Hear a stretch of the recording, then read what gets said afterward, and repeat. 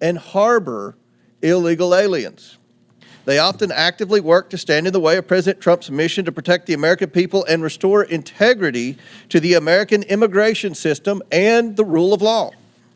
Sanctuary cities forbid their officials, including those in law enforcement and public safety roles, from sharing information about illegal aliens in their cities with the federal government or turning over criminals in their custody to ICE. As a result, sanctuary cities release illegal aliens back onto the streets, where they often go on to commit more crimes. In Chicago, for example, an illegal alien who was recently arrested for killing a 63-year-old man had previously been arrested in Chicago for trying to lure a child. ICE lodged a detainer against the criminal alien, but Chicago authorities released him back onto the street because of the city's reckless sanctuary policy. And now an innocent man is dead because of Chicago's refusal to follow the law. These reckless sanctuary policies also force federal immigration officers to go into local communities to apprehend criminal illegal aliens. If sanctuary cities were to simply communicate and work with federal immigration authorities, then federal agents could arrest criminal illegal aliens in a secure environment like a state or local jail. Instead, they have to risk their own safety and public safety by having to go into uncertain, dangerous circumstances just to make arrests. Sanctuary cities make us all less safe and are a public safety nightmare. That is why I launched an investigation into sanctuary cities and why these mayors are here today.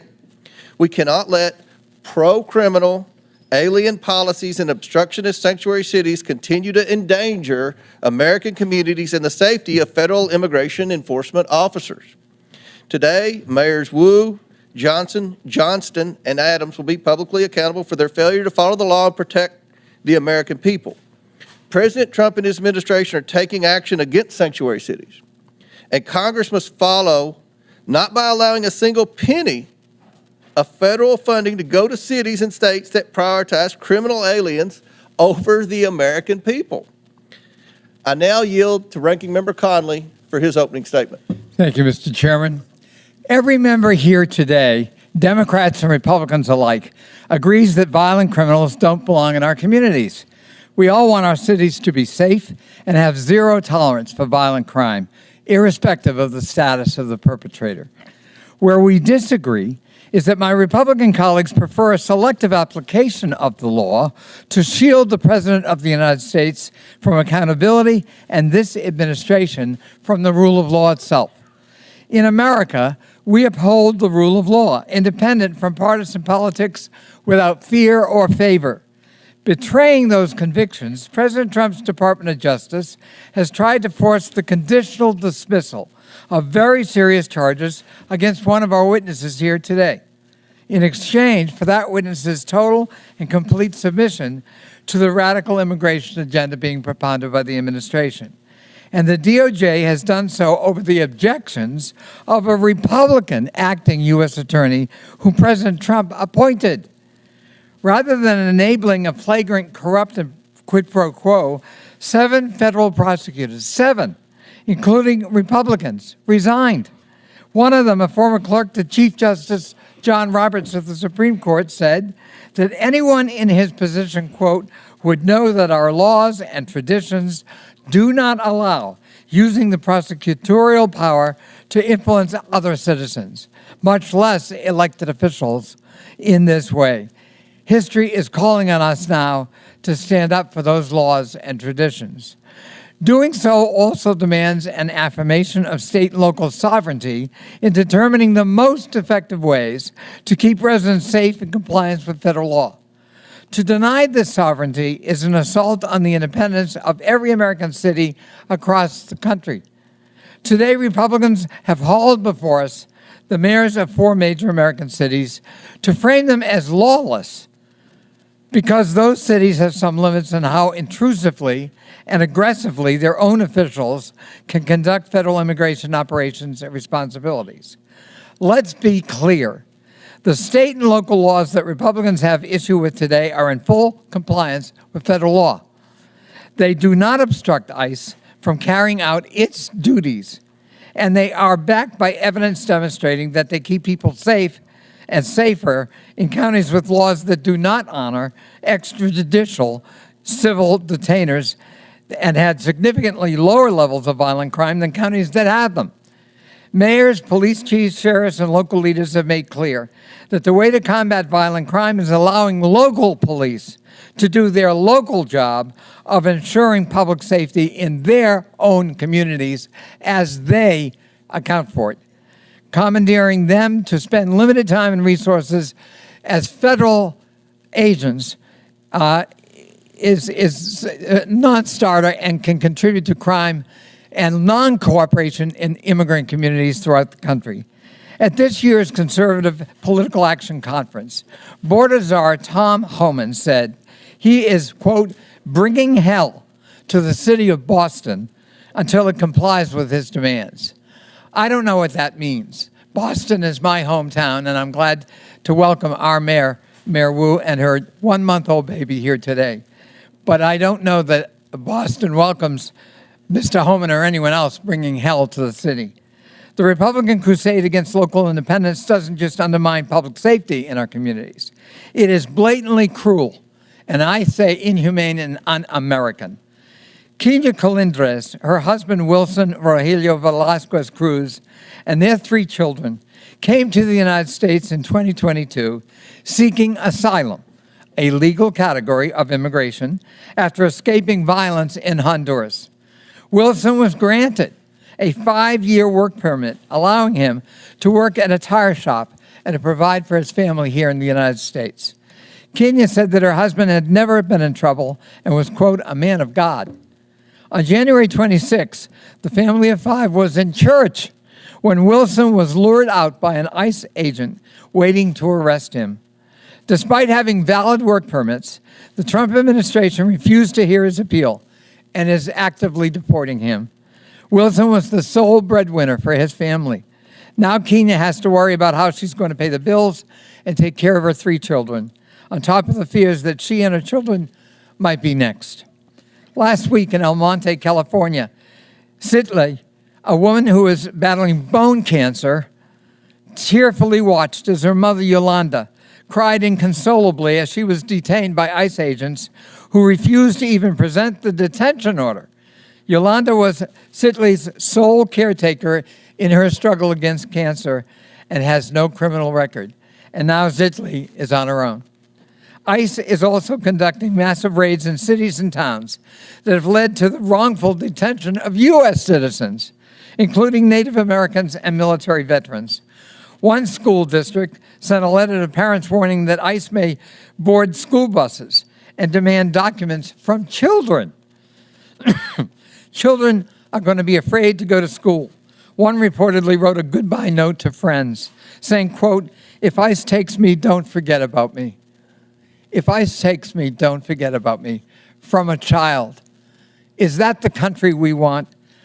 America needs immigration policies that keep everyone safe and make the country stronger and allow us to grow and fill in the skill sets we don't have. If President Trump was serious about delivering those solutions, he would not be attacking the Constitution's guarantee of citizenship to children born in the United States. To see our country through this period of darkness, we need leaders who will stand up for the rule of law and will champion public safety at the local level. And American families, whether they're immigrant families or native-born families, deserve due process, deserve respect, and deserve that Statue of Liberty that welcomes all comers. I yield back. Ranking member yields back. I request unanimous consent that Representatives LaHood of Illinois, LaLota of New York, Crank of Colorado, Malatakis of New York, Hurd of Colorado, Evans of Colorado, Van Dyne of Texas, Ocasio-Cortez of New York, Gillen of New York, and Davis of Illinois be waived onto today's hearing for the purpose of asking questions. Without objection, so ordered. And now, before we introduce the witnesses, I recognize Mr. Higgins from Louisiana for 20 seconds. Thank you, Mr. Chairman. I thank the ranking member as well. Just to briefly, respectfully recognize the presence of the family of Wesley Haynes, a constituent. I'll speak to his case in my time, Mr. Chairman, but his parents, Patrick and Kathy, his wife, Olivia, his little brother Brady are present today, and they have a hard exit soon. Their 4-month-old daughter, Anne Marie, is waiting at home for Olivia to care for. And I just respectfully acknowledge their presence, Mr. Chairman and Mr. Ranking Member. We will discuss the details of their case. They tragically lost Wesley Haynes last year. Thank you, Mr. Chairman, for allowing me to recognize this beautiful American family. Thank you, Mr. Higgins. I'm very pleased today to welcome our outstanding witness panel, the mayors of 4 major American cities. First, we have Mayor Eric Adams, who's the outstanding mayor of New York City. He was sworn into office on January 1st, 2022. We have Mayor Mike Johnston, who's the mayor of the city and county of Denver. He was sworn into office on July 17th, 2023. I now recognize Representative Krista Morte from Illinois for 1 minute to introduce our next witness.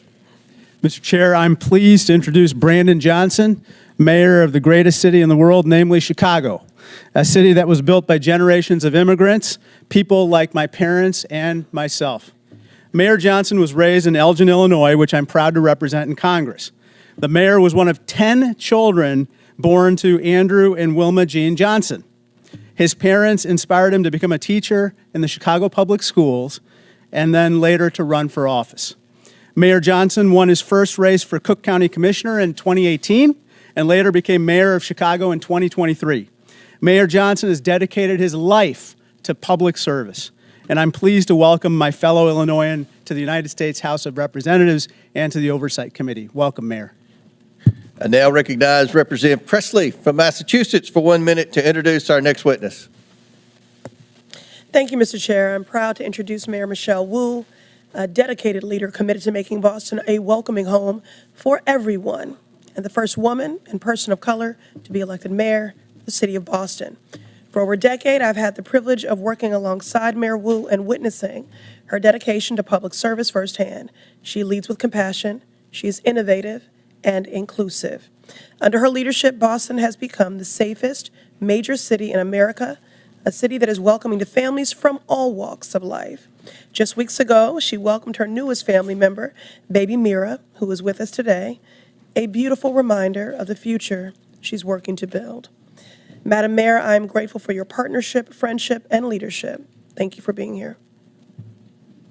Gentlelady yields back. And finally, we're also joined by Mr. David Bier, who is the Director of Immigration Studies at the Cato Institute. Mr. Bier is the minority witness here today. I want to thank you all again for joining us, and I look forward to our discussion this afternoon. Pursuant to Committee Rule 9G, the witnesses will please stand and raise their right hand.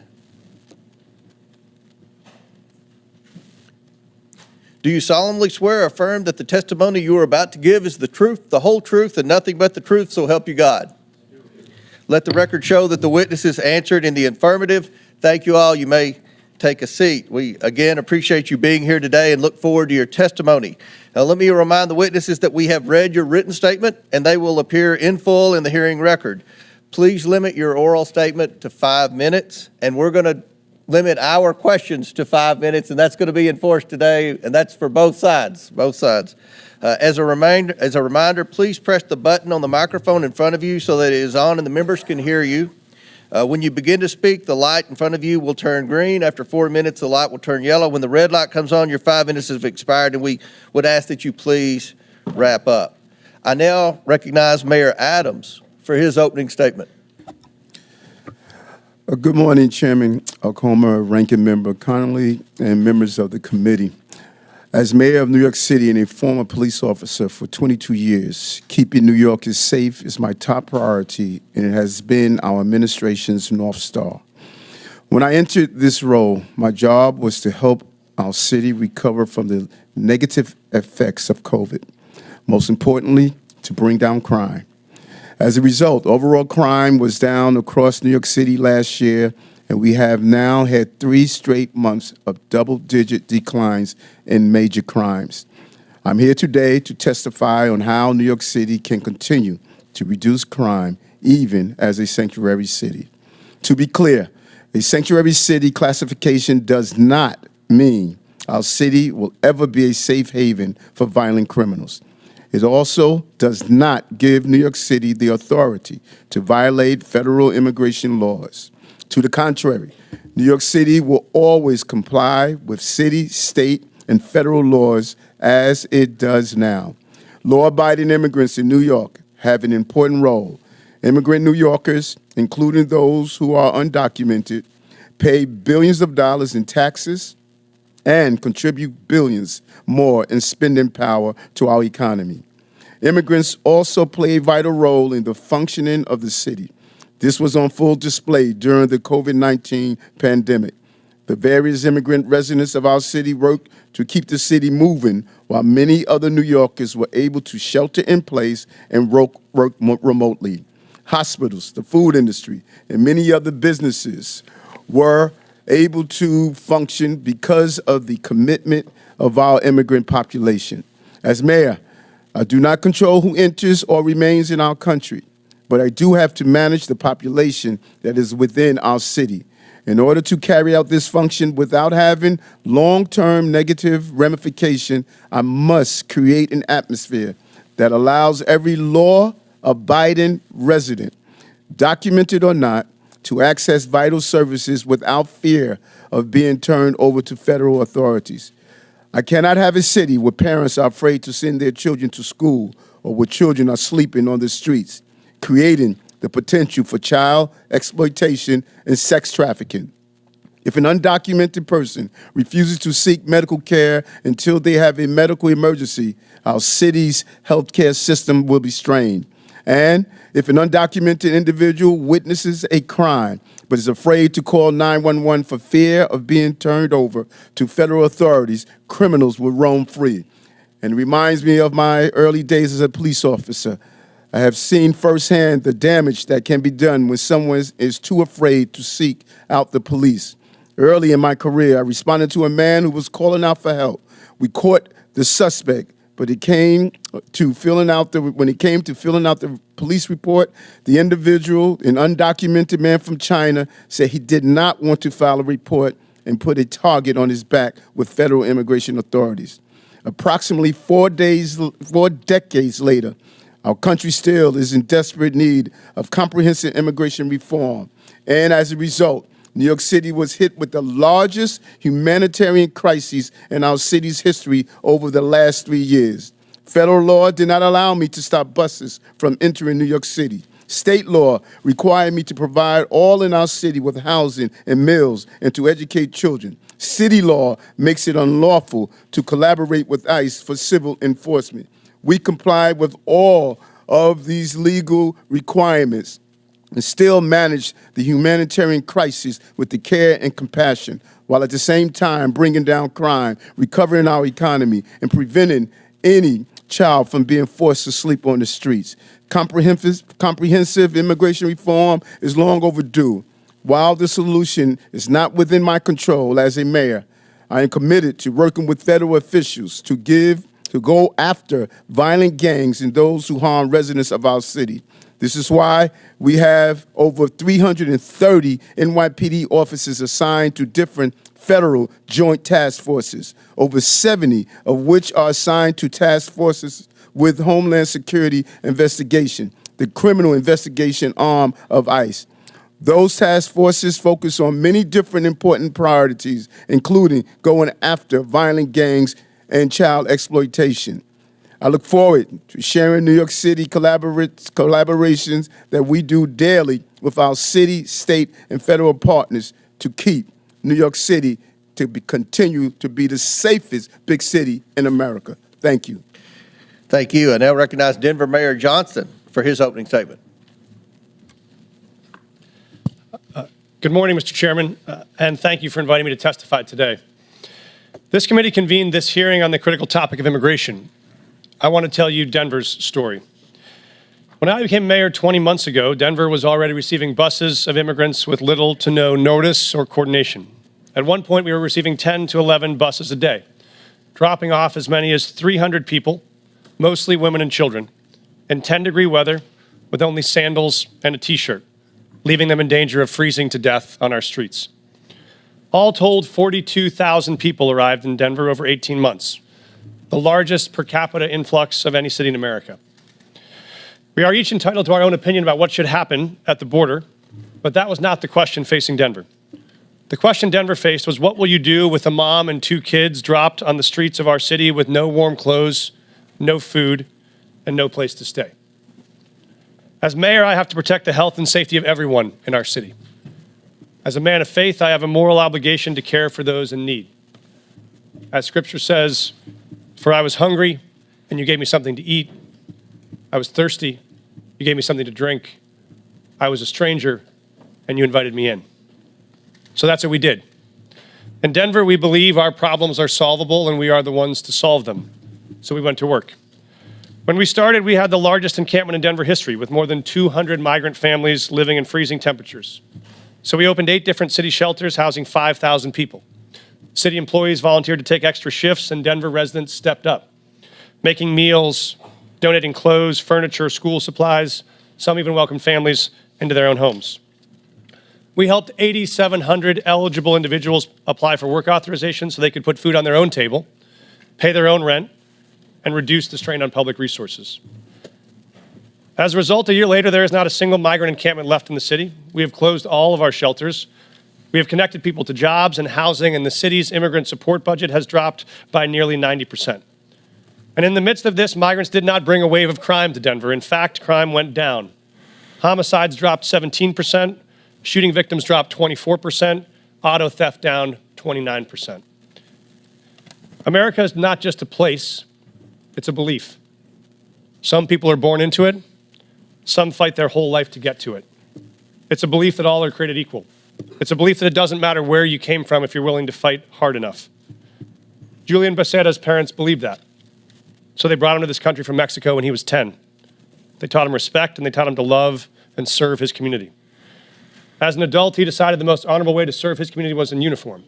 So he enlisted in the Air Force. Then he served as a sheriff, then finally as a police officer, where he served with distinction until one day he was pursuing a criminal on a dangerous bridge and fell to his death.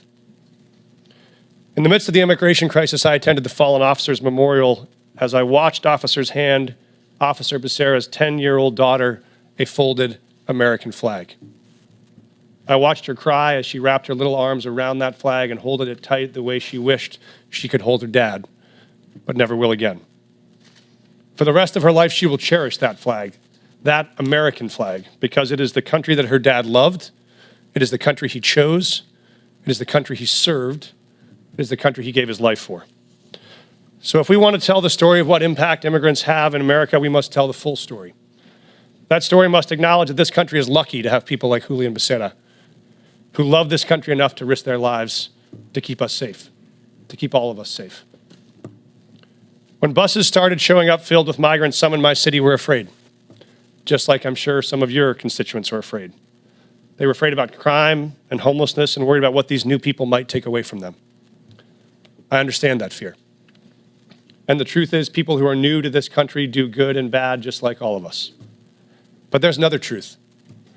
When those buses kept on coming, Denver made a choice as a city, not to hate each other, but to help each other.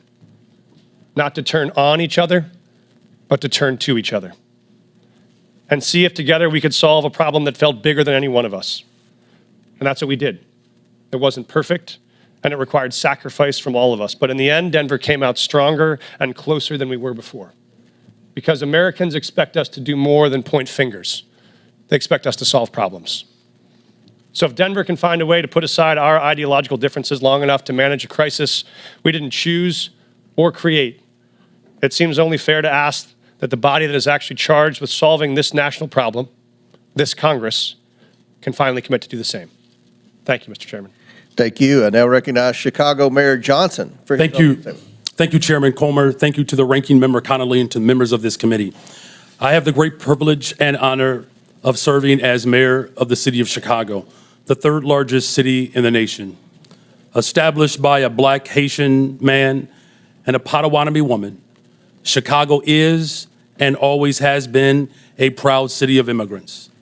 Generations of new arrivals, including the descendants of the enslaved during the Great Migration, created a vibrant city where 1 in 5 residents is foreign born.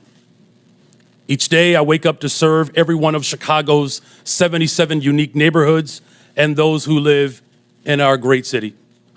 As mayor of Chicago, nothing is more important to me than the safety and well-being of all residents. And since I was elected, my administration has been laser focused on creating and implementing public safety initiatives that protect all Chicagoans.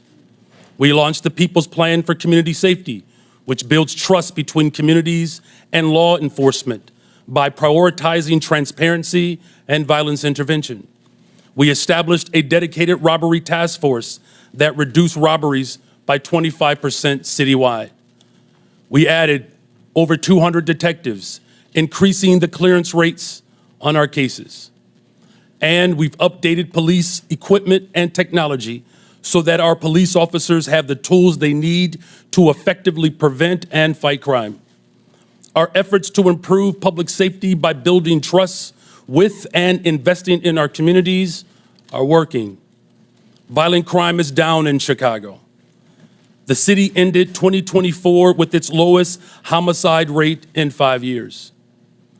The city is also safer because of our Welcoming City Ordinance. That law makes sure that the city's police resources are focused on our local priorities. In fact, the 40 years of Chicago's leaders have recognized that our policies toward civil immigration matters help to prevent and solve crimes.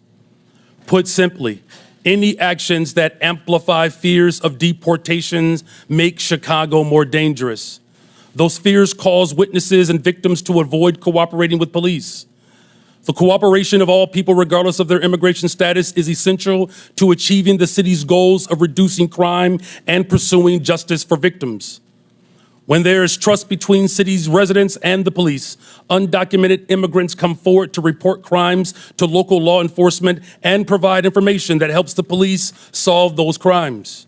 And now, I know there are myths about these laws, but we must not let mischaracterizations and fear-mongering obscure the reality that Chicago's crime rates are trending down. We still have a long way to go, but sensationalizing tragedy in the name of political expediency is not governing, it's grandstanding.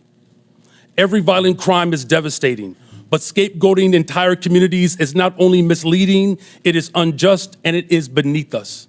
So let me be clear. Chicago's Welcoming City Ordinance and our other laws and policies do not lead to more crime. They do not prevent cooperation with federal law enforcement on criminal matters. And we do not harbor criminals. We arrest them, often because of laws that allow residents to feel safe helping the police.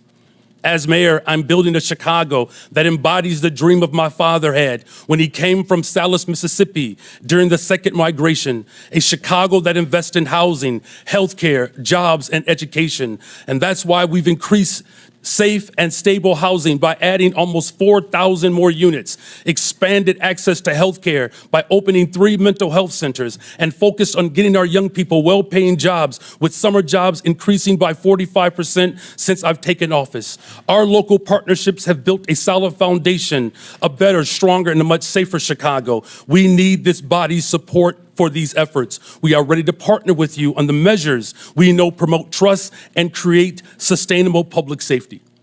And to the people of Chicago and all hardworking people across this great nation, these values are our North Star, the drinking gourd we follow to a better future. We will not live in fear. It is not our portion. We will not go back. I do look forward to answering the questions of this committee. Thank you. Thank you. I now recognize Boston Mayor Wu for her opening statement. Thank you. Chairman Comer, Ranking Member Connolly, and members of the committee, my name is Michelle Wu. I am the daughter of immigrants, and since November of 2021, I have had the honor of serving as mayor of Boston.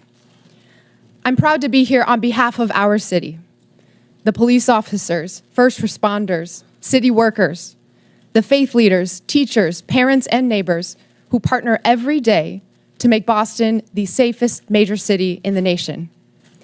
And I'm proud every day to work alongside the greatest police commissioner in the nation, Commissioner Michael Cox. Every year since I took office, we've set a new record low for gun violence in Boston. Last year, Boston saw the fewest homicides on record in the last 70 years. Those are the facts. And behind these record lows are historic highs. The most ever young people working paid summer jobs, the most pre-K seats at no cost to families, the most affordable housing built in a generation. We have invested in the kinds of opportunities that cultivate prosperity and eradicate crime.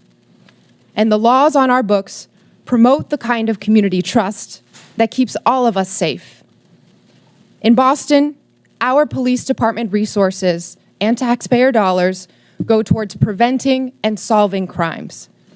And when it comes to criminal matters, the Boston Police partner every day with state and federal law enforcement. But Massachusetts state law and the Boston Trust Act make clear that immigration is federal law enforcement's responsibility.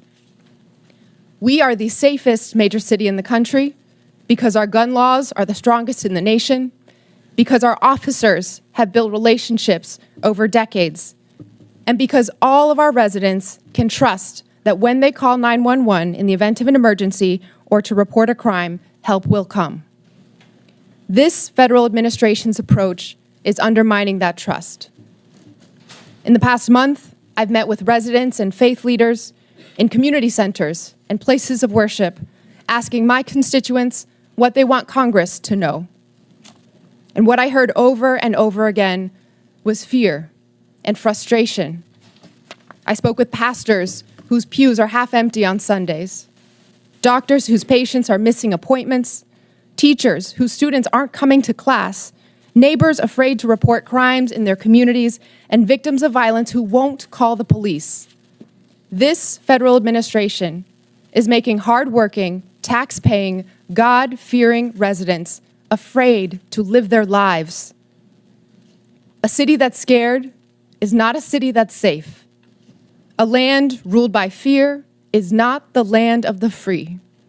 Next month, Boston will celebrate 250 years of our nation's freedom. And in every one of those years, Boston has welcomed the world to our shores. From the English immigrants fleeing religious persecution, to the Irish forced out by famine, to the families from Haiti, the Dominican Republic, Cabo Verde, Vietnam, and so many more who call Boston home today. We are the safest major city in the nation. We are home to the greatest healthcare, the greatest colleges and universities, the most advanced innovators, and the 2024 world champion Boston Celtics. We are the cradle of democracy and the city of champions. We are all of these things not in spite of our immigrants, but because of them. 1 in 7 signers of the Declaration of Independence were immigrants. On the last 4 Red Sox rosters to win a World Series, 1 in 5 were immigrants. Of all the faculty at Boston University to have earned a Nobel Prize, all but 1 were immigrants. Today, 1 in 4 Boston residents were born somewhere else. Most have jobs, many have kids. All of them chose this country as their home because, like my mom and dad, they believe that here, where you've been doesn't limit where you're going.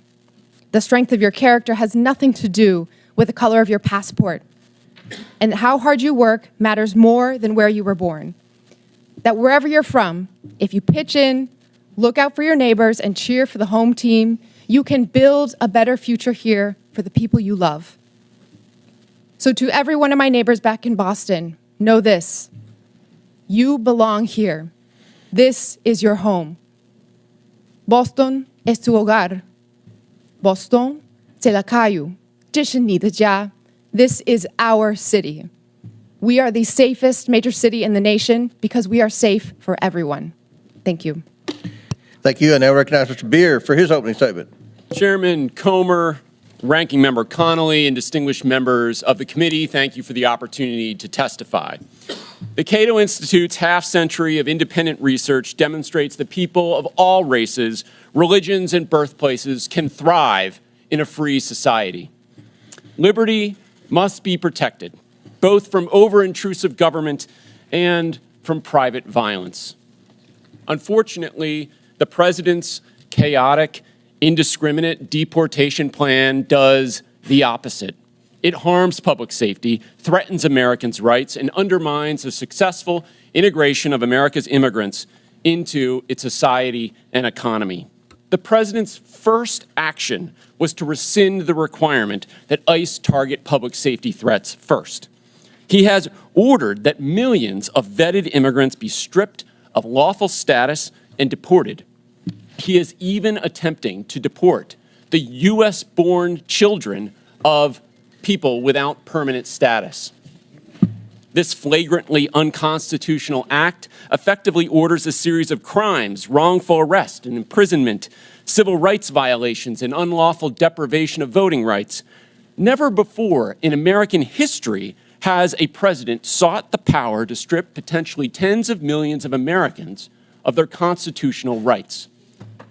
The president is also explicitly asserting the authority to ignore any law passed by you, Congress, that provides due process for people accused of being in the country illegally. The administration has repeatedly misled you and the public about who it is targeting, stating it would focus on public safety threats, that only the worst of the worst would be sent to Guantanamo Bay, and that every person it had arrested had a criminal record. We now know that most ICE arrests since the inauguration have been of people without a criminal record. Indeed, he is arresting people who entered legally, never violated any law, and sending them to Guantanamo Bay prison.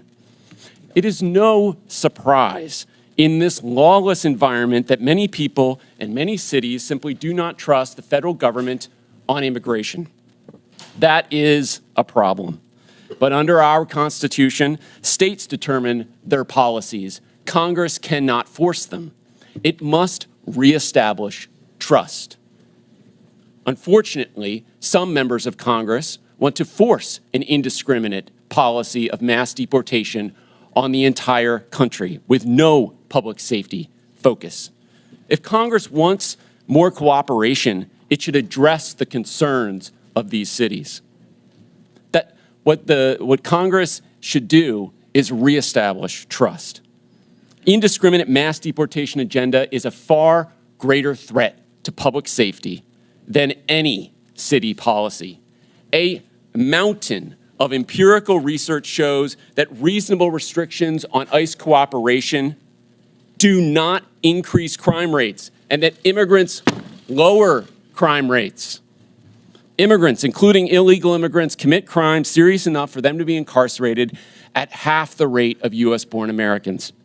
Data from Texas shows that illegal immigrants are 36% less likely to commit and be convicted of murder.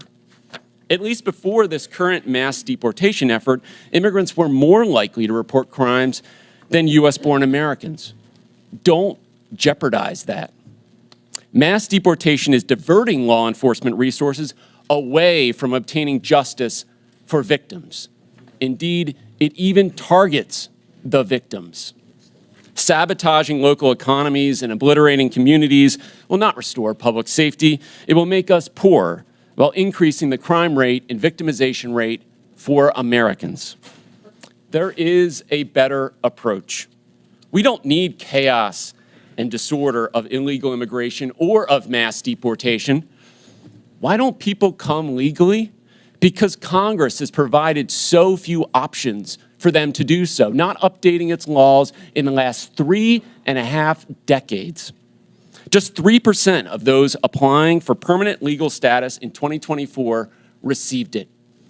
That's the failed policy. Let peaceful immigrants pay to get vetted, work, and contribute legally, and let law enforcement at all levels focus on keeping Americans safe. Thank you. All right, our witnesses have concluded their opening statements. We're going to begin with questions from members, and I want to remind the members, we have 60 members today that are going to ask questions. So I'm going to strictly enforce the 5 minutes. I'll hit the gavel if anyone's still talking, and we'll allow the witnesses to answer the question. But let's please be mindful. We have a lot of questioners today for this very important hearing, and again, we thank the witnesses. I'll recognize myself. to begin questions for 5 minutes, and I have limited time, so I want to start with a simple yes or no question, and I'm going to hold you all to that because after the first question, then we'll allow for a little more time. But Mayor Johnston, in 2017, Denver prohibited city officials, including corrections officers, from assisting and cooperating with any investigation, detention, or arrest procedures related to federal immigration laws. The city also stated that federal immigration authorities shall not be granted access or allowed to use the secure areas of any city or county jail. Mayor Johnston, is Denver a sanctuary city? A lot of folks use that term. Yes or no? Sorry, Mr. Chairman. Folks use that term differently. I can tell you what Denver does. We do not. Okay, I take that as a yes. Mayor Johnson, no, yes or no? I take that as a yes. Mayor Johnson, on March 10th, 2023, you posted on X that Chicago must lead and live by the promise to be a sanctuary city. Is Chicago a sanctuary city? A 40-year policy of being a welcoming city. Yes. A 40-year policy of a welcoming city. Mayor Wu, in November 2024, you gave an interview noting that you served on the city council a decade ago when the Boston Trust Act was first passed. You said in that interview that in terms of Boston's policy, there is a prohibition on resources and personnel going to enforce civil immigration detainers, meaning Boston police and other departments cannot cooperate with ICE when it comes to detaining on civil warrants. Mayor, is Boston a sanctuary city? Boston is a safe city. I take that as a yes.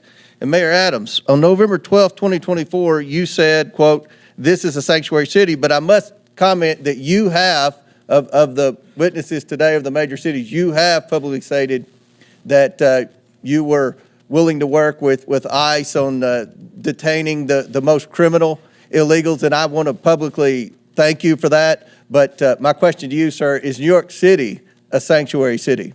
Based on our classification, yes.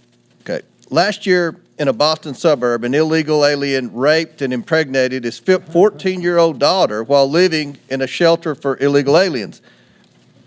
Mayor Wu, under Boston law, would you turn this criminal over to ICE on a detainer? Whenever there's a criminal warrant, Boston police enforce that and hold people accountable. So would you turn that criminal over to ICE? This happened outside the city of Boston, but I can tell you in the city, whenever someone commits a crime, whenever there's a criminal warrant, we hold them accountable. If ICE deems that they are dangerous enough to obtain a criminal warrant, and the Boston police will enforce it. Will you turn that criminal over to ICE? We follow the laws, and we that make as a no. sure that everyone. In Chicago, an illegal alien who is a suspected member of a violent foreign gang who was brought into custody for his potential involvement in a murder. He was released when Cook County declined to press charges. This illegal alien is also facing charges for kidnapping and sexually assaulting his former girlfriend last year. Now he's on the streets. Mayor Johnson, under Chicago law, would you turn this criminal over to ICE on a detainer? Our local law enforcement works hard every day to get criminals off the streets of Chicago. Would you turn that criminal over to ICE? That's the problem. That's one of the topics of this conversation. That's one of the problems we've heard from Tom Hammond and from the Homeland Security is that in your cities, when someone's apprehended for a crime and ICE is now with this new federal policy wanting to come in and deport the criminal alien, that you will not cooperate with ICE. Will you turn that criminal over to ICE? And we do not harbor criminals. Our local police department works hard every single day to ensure that the city of Chicago is yes safe. or no? Will you turn the criminal over to ICE? With a criminal warrant from the federal government, our local law enforcement repeatedly collaborates with federal agents. So you're saying publicly today, you will turn that alien over to ICE in a safe place like a jail and not turn him out on the street and say, here you go, ICE, good luck. You will turn that criminal over to ICE. With a criminal warrant, as we have done for 40 years. Should that criminal be turned over to ICE? With a criminal warrant, they are subject to the federal laws, and that includes deportation. my time has expired, but again, the point that we've got to iron out today is that we have to have cooperation. It is federal law to turn over those illegal criminals to ICE. And we have heard reports, and many of you have said publicly, that you are going to obstruct that. That is against the law, and we're going to hear more about that today. Now, I recognize the ranking member, Connolly, for his 5 minutes. Thank you. Mayor Wu, I quoted Tom Homan, the so-called border czar, saying that he wanted to bring hell. He was bringing hell to the city of Boston. What did you understand him to mean by that? Let's talk about Tom Homan. Shame on him for lying about my city, for having the nerve to insult our police commissioner who has overseen the safest Boston's been in anyone's lifetime. Bring him here under oath, and let's ask him some questions. I am here to make sure that the city of Boston is safe. Others may want to bring hell. We are here to bring peace to cities everywhere. Mayor Johnston of Denver, what would your reaction be if Tom Homan wants to bring hell to your city, Denver? We think that we have folks in Denver who are working hard, playing by the rules, paying taxes. There is no one that is seeking hell to come to Denver. What people are looking for is opportunity and hope. And for the That's not record, available. he can do whatever he wants to do, I guess. But the fact of the matter is you absorbed on a per capita basis the largest immigration a year or two ago, and you indicated that your crime rate actually fell. It didn't increase. Is that correct? That is correct. Crime is down in Denver. We have homicides down 17%. Violent shootings are down 24%. And in Auto theft Boston, down. I'm sorry, I've got limited time. Mayor Wu, same thing in Boston. The Boston crime rate has been falling, correct? We had 24 homicides last year, 24 too many, but that represented a tremendous reduction, one of the biggest drops anywhere in the country. Thank you. So the correlation between immigration and crime is false, as you point out, Mr. Bier. Perhaps you can elaborate that. I find it ironic that you characterized correctly, in my view, President Trump and Tom Homan's approach to immigration as lawless when they're invoking law and order and crime as the rationale for their lawlessness. Could you expand on the lawlessness and the irony of the fact that, as you point out in your testimony, the crime rate among immigrants is half that of the native population? That's right. I have a table in my written testimony that you can look at. Top 20 cities for immigration court filings over the last 4 years. 19 of those cities saw a decline in their homicide rate. If you look at all of the major cities, there is a negative correlation between increasing numbers of immigrants and the homicide rate. So that means more immigrants, lower homicide rates. That holds true across the United States. So I think the correlation that's trying to be made is more immigrants, more illegal immigrants, more chaos, more crime. That does not hold. What we do see under this administration is an increasing willingness to ignore the laws. He has, as I mentioned, signed an executive order that says he can ignore due process rights for people who are accused of being in the country illegally. This is an incredibly dangerous assertion of authority and should be investigated by Congress. And is it a reasonable proposition for a local leader? I know I was chairman of my county, which is like being mayor of a large county, and you know, we focused on local law enforcement. You know, we tried to help the feds when we could. We were cooperative where we could be. But our job was local law enforcement. And there is a clash when ICE behaves this way, and I described some horrible incidents. It instills fear in the immigrant community, and it fosters non-cooperation rather than cooperation, which is the mandate of each of these leaders, is it not? Absolutely. We want cooperation. Many of these cities are the reason why immigrants are more likely to cooperate and report crimes to the police than the U.S.-born population is. So there are good reasons to limit this mass deportation of people in their communities. I would just argue that the premise of this hearing is false. We have local law enforcement cooperating with the local political leadership, and it's working. It's bringing down crime rates. And the proposition that immigrants cause crime is false. In fact, patently false, as your testimony, I think, would demonstrate, Mr. Bier. And The idea that these are sanctuary cities that need to be punished is simply a war on urban America. And I'm proud of the mayors who are in front of us here today, and I thank them for their testimony, and I thank them for their service to their local communities. I relate to it, and I think it's a noble calling. I yield back. Gentleman yields back. Chair recognizes Ms. Boebert from Colorado. Thank you, Mr. Chairman. Mayor Mike Johnston, I hope we can start off on a level field of agreement here. So in your testimony, you said that locals were asking Denver, what will you do? When they saw 10 to 11 buses coming in a day and 42,000 illegal aliens entering their city. Denver, what will you do? And in a Fox 31 interview in January, you blamed state law for not allowing the city of Denver to coordinate with ICE, resulting in Denver being a sanctuary city, saying, quote, the whole state is bound by our state law in this, which is pretty consistent in some of these practices, like everywhere in the state. We don't honor ICE detainers, end quote. I've demanded Governor Jared Polis and the Colorado State Legislature to repeal them. Douglas County has led on a lawsuit to get those laws repealed.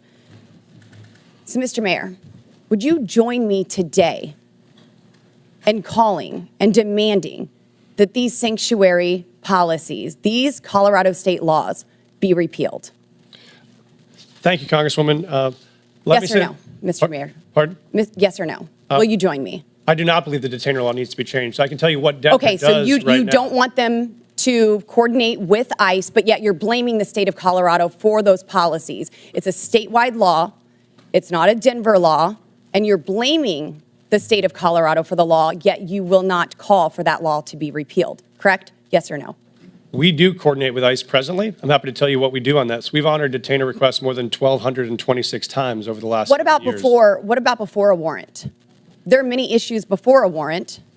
So what happens is if ICE sends us a detainer request, Well, you have local law enforcement officers, Mr. Mayor, who are unable to coordinate with ICE to even get the initial warrant. They aren't allowed to tell them that they are illegal aliens. So unfortunately, you won't join me in asking for this law, demanding that this law be repealed. So let's keep going. In 2017, Denver passed an ordinance that ensured any city employee who spoke with federal immigration authorities would be fired, among other policies that have led to local and national media outlets to call Denver a sanctuary city. So now let me ask you, would a city employee be fired for communicating with anyone from the EPA? Right now, Congresswoman, our policy is we don't ask people's status. when Would they come any into city contact employee with be any- fired for communicating and coordinating, talking with an agent from the EPA, a federal employee? Not to my knowledge, Congresswoman. What about Health and Human Services? Would they get fired for talking with someone from Health and Human Services? Not to my knowledge, Congresswoman. So they would only be fired for talking to federal law enforcement officers. No, that's incorrect, Congresswoman. This is an Our ordinance city employees do, in Denver fact, passed in 2017, Mr. Mayor. our city employees do, in fact, communicate with ICE. We do coordinate on multiple things with ICE. For instance, if there is a violent criminal warrant in the city, we No, pursue that we're warrant talking together. before the warrants, Mr. Mayor. There are issues happening before warrants are issued, and local law enforcement officers are unable to coordinate because there is no warrant. And your ordinance says that a city employee would be fired for communicating with federal law enforcement. So you've been mayor for 600 days. Have you ever called for that ordinance to be repealed? We are not unable to coordinate with ICE right now. We are in communication with ICE right now. Only if there is a warrant, but I'm talking prior to the warrant. We wouldn't have a reason to coordinate. Because you prior don't know to if they're warrant. illegal, because you are unable to coordinate until there's a warrant. So that's why this ordinance needs to be repealed. So now the 600 days, there's been no time to ask for this to be repealed. You did have a newcomer's playbook, 25 pages. You had time to put that together. And you had time to agree with the city council to authorize up to $2 million to pay Joe Biden's former lawyer, his law firm, to help cover your ass for Denver's sanctuary city policies for this hearing, correct? Thank you, Congresswoman. We have counsel. Did you authorize that spending? We have counsel to support this committee's investigation into any documents you may have. That is a year-long contract for the 13,000 city employees. And your budget you may is request documents from. seriously declining. Denver Magazine reported that Denver has spent $7.5 million on shipping illegal aliens to other destinations. Mayor Adams, did Mayor Johnston ever coordinate with you and tell you that he was shipping illegal aliens to your city? We coordinated in communication around the entire asylum seeker issue in our cities. So I've heard that Denver crime went down. Well, Aurora's crime went up because you were also shipping them to Aurora. And we have documentation that I don't have time to discuss here in this hearing that proves you were shipping illegal aliens to Aurora. Their crime was increasing while you were hiding under laws that you will not demand be repealed, ordinance from your city. And then crime was going up from Tren de Aragua gangs vandalizing apartment owners. Thank you, Mr. Chairman, and I hope that we can get this We have a resolved in 5-minute Colorado. rule, Mr. Chairman. Chair, gentlelady's time's expired. Chair recognizes Ms. Norton from Washington, D.C.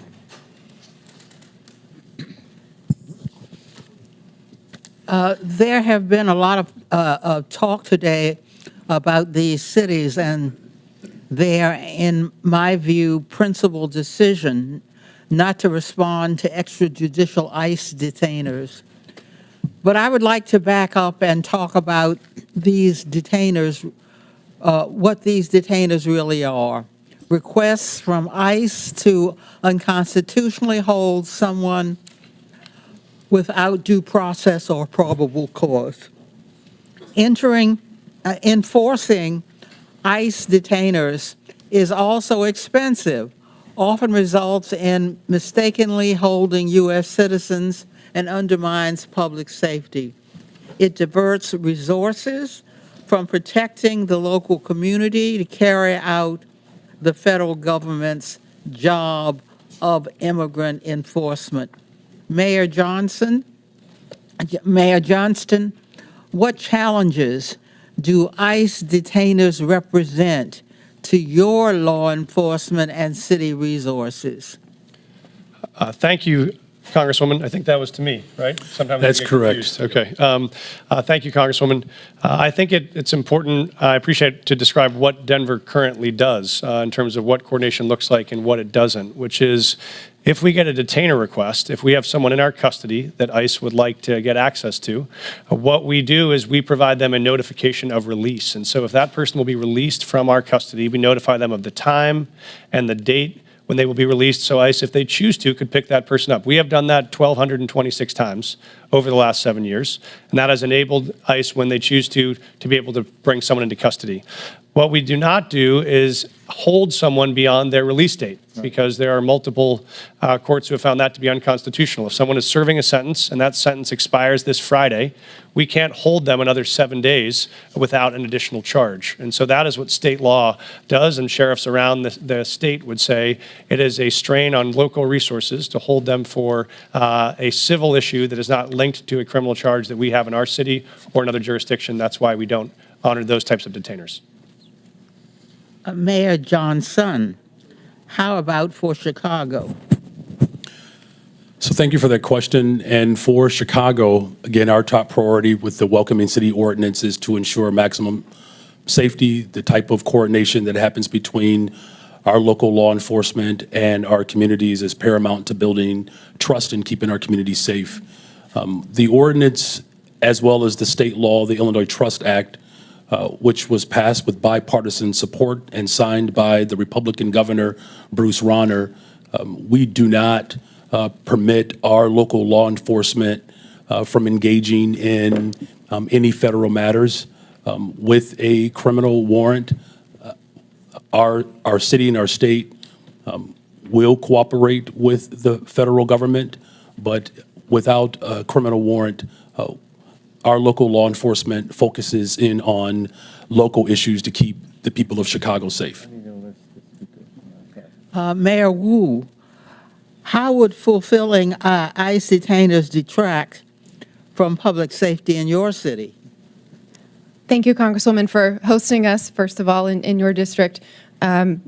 We hear every day from Boston residents, a city that is 28% people who were born in another country, that the trust and feeling that they know they can call 911 when they need help, or if they have information to solve a crime and police need that help, that they feel comfortable in doing so. And so our policy in Boston is that regardless of your background or immigration status, you have access to our libraries. We want you to take your kids to school. We want you to be part of our community. And also, regardless of immigration status, if you commit a crime, if you do harm in the community, you will be held accountable. It is critical to the safety of Americans that cities have the ability to decide what is in the best interest of their people. Mayors and local enforcement know their cities best. I would yield any time remaining to the ranking member. I just want to underscore what the gentlelady has said. Local government knows best how local enforcement, law enforcement works. And cooperating with ICE is part of that, but they can't be a substitute for ICE doing its own job, which is a federal responsibility. Thank you for yielding. Before I recognize Mr. Jordan, I believe Ms. Boebert has a unanimous consent. Yes, Mr. Chairman, I'd like to ask unanimous consent to submit to the record multiple local news articles referencing Denver's sanctuary policies, including the Newcomers Playbook written by Mayor Adams and the budget, which shows millions and millions of dollars of the Denver city budget cut. Without objection, so ordered. Chair now recognizes Mr. Jordan from Ohio. Thank you, Mr. Chairman. Mayor Johnston, who's Abraham Gonzalez? Thank you, Congressman. He is a individual that was released from the county jail on Friday in the city and county of Denver. That's all you know about him? I do know that he was facing charges that the Venezuelan gang member arrested by Border Patrol on September 20th, 2023, released into the country by the Biden administration. A few months later, he's arrested in your city, charged with aggravated assault. On March 11th, 2024, he's charged with motor vehicle theft, stole a car, and then on March 20th, 2024, Mr. Gonzalez is charged with felony menacing. 6 days after that last charge, I send you a detainer, which includes an administrative warrant. Basically, it says if you're going to release this bad guy, this gang member who allegedly stole a car, menaced people, and assaulted people, give us a 48-hour heads up. Is that right? That refresh your memory? I do know about the detainer request. I do know that we provided a notification of release. What kind of notice did you give ICE when you released him? We gave him notification. I'm not sure how long in advance it was. 1 hour. I do know that. 1 hour. I do know that there were 1 hour notice, and you released him 5 days ago, right? Why not give him more heads up? Actually, let's put the slide up. Let's see what it says here. Let's put the slide up. This is what the Denver Sheriff's Department, it's kind of hard to see, so I'll read it. It says, Denver Sheriff Department, ICE notification being released to the streets. I simply said, just release him to us. You release him to the streets. Why not release him to ICE? Thank you. What we've done, and we do this regularly, we've done 1,226 of these, is we notify I'm asking about one. I'm not asking about the 1,200. I'm asking about Mr. Abraham Gonzalez, who's a gang member from Venezuela, stole a car, assaulted someone. You had him in your custody for how long? I know that we released him. 345 days you had him in custody. And I said, hey, can you give us 48 hours heads up? I don't know. You gave him 1 hour notice. Mr. Congressman, we notified them of release. There were 6 ICE agents present when he was released, so they had enough time to respond and to be present. Respond where? To the jail where we released him from. So we released him we notified them of the release time. When we notify them of release, they come to the jail facility to pick them up. Why didn't you say that's not what you said.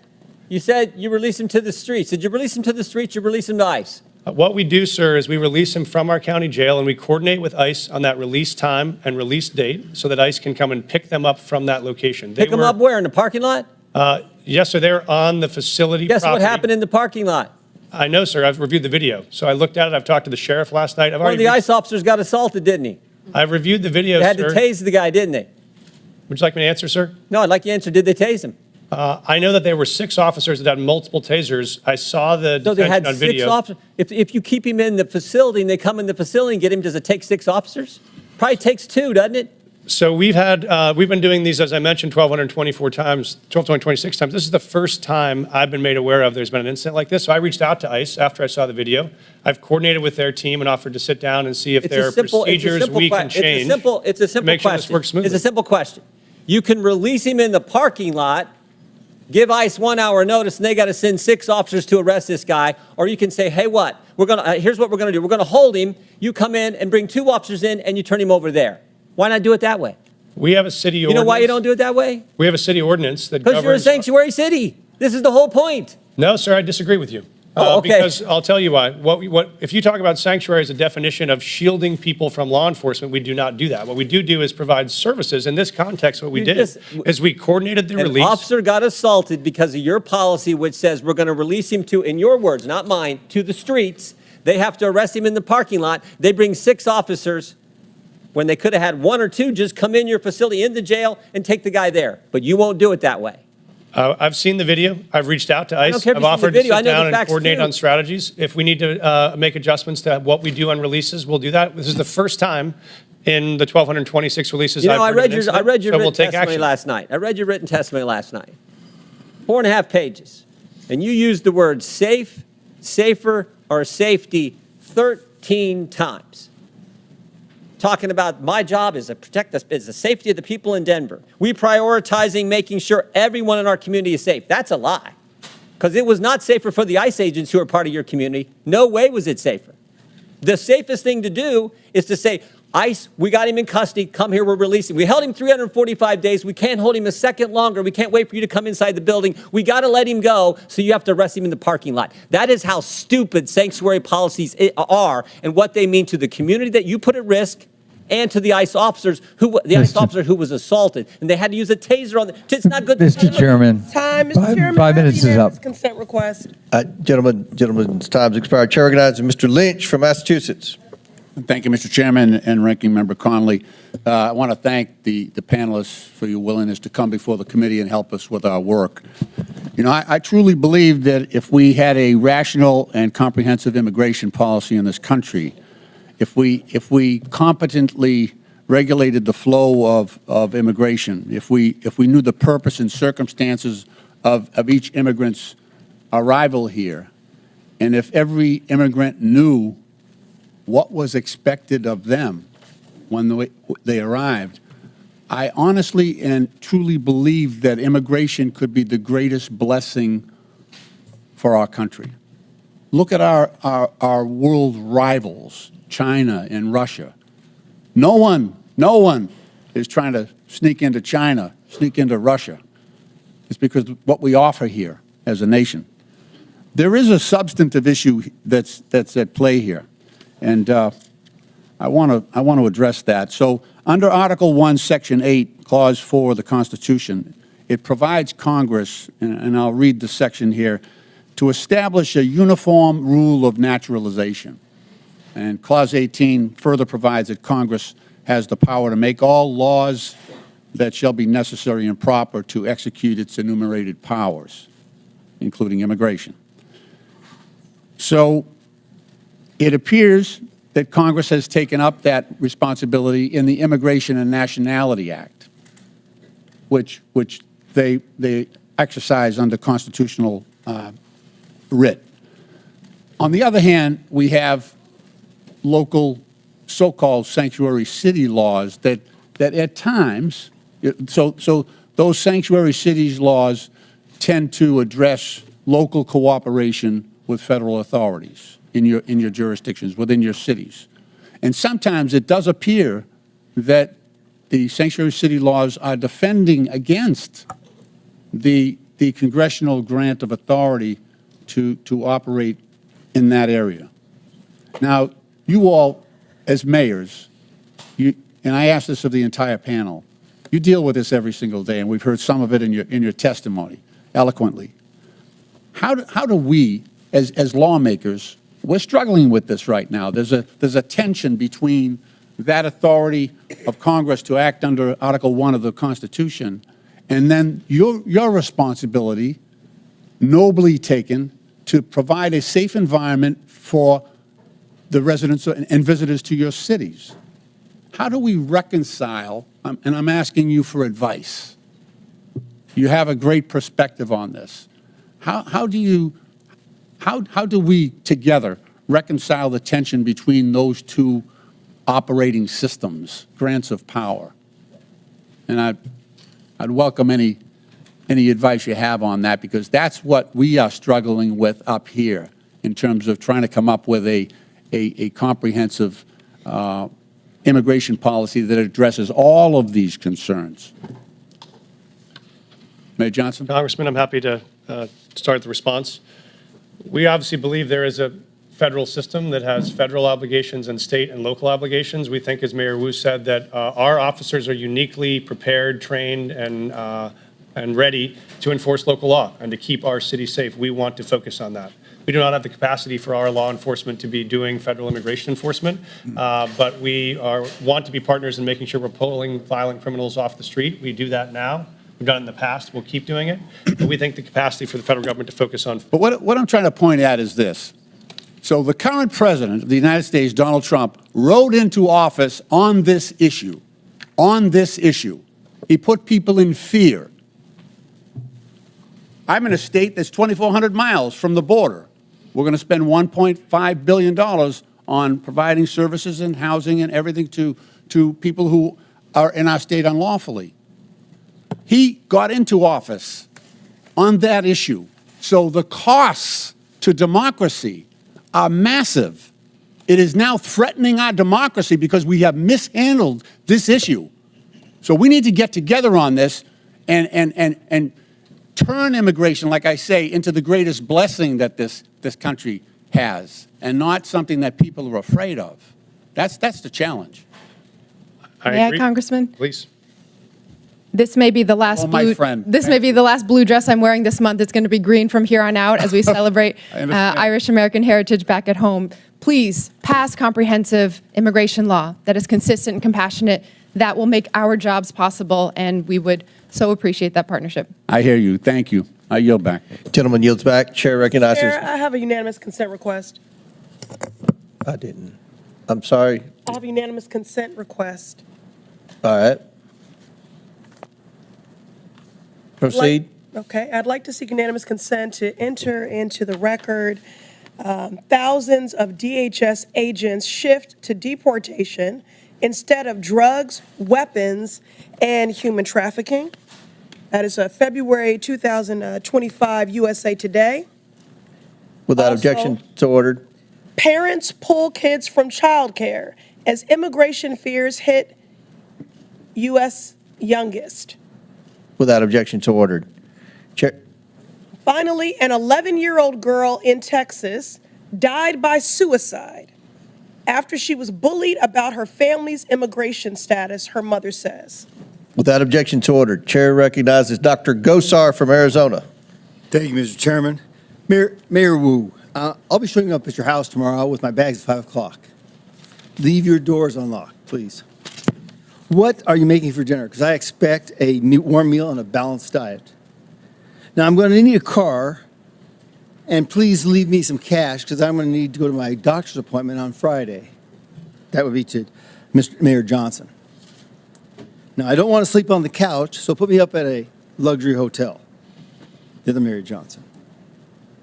Obviously, you wouldn't like this because you don't know me, right? You know nothing about me. You might not like that. Sanctuary cities offer this kind of hope, this false hope, to illegal aliens by saying that very thing. Stay with me. We don't tell anybody that you break our laws. Now, thank you.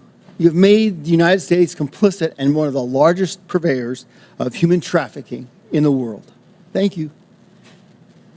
You're disgracing the legal immigration system that came here, and the immigrants that came here the right way, through Ellis Island at the time, now through going through our process. And I want to talk about that process because I've always been told, and it's never been really challenged, is that good process builds good policy, builds good politics.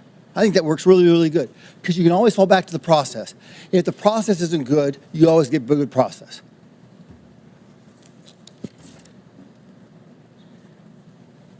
Now, you heard the word establishing trust, okay?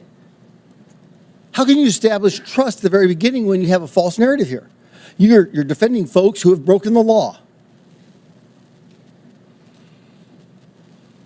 The definition I've always looked at is trust is a series of promises kept. What kind of trust are you supporting here? What is a trust with an illegal alien? It's a false hope. It's a false trust. Welcome. We're bringing you in. It's disorganized process.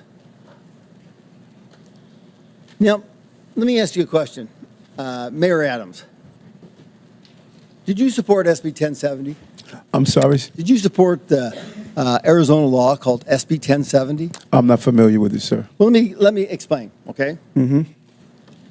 SB 1070 challenged the federal government on its supremacy clause. Because we, in Arizona, wanted, the government wasn't doing anything, so we thought, we'll do this.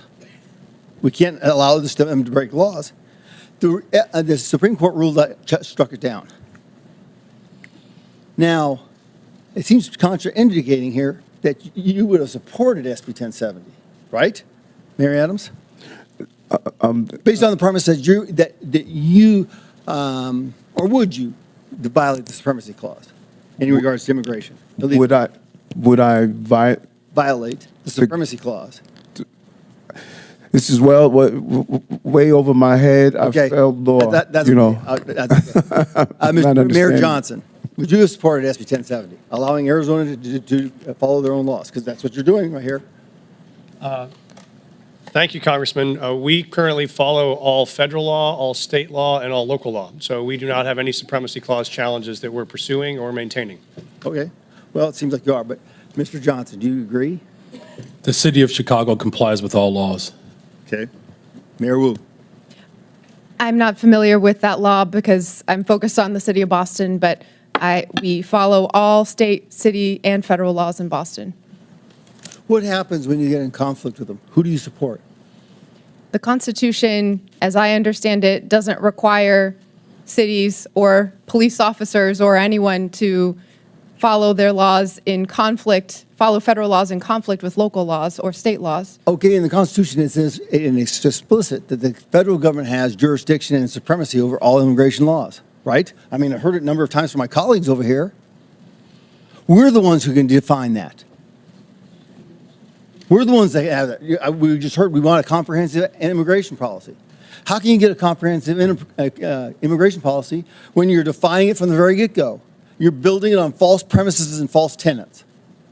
Respectfully, Congressman, you could pass bipartisan legislation, and that would be comprehensive immigration law. The false narrative is that immigrants in general are criminals, or immigrants in general cause all sorts of danger and harm. That is actually what is undermining safety in our communities.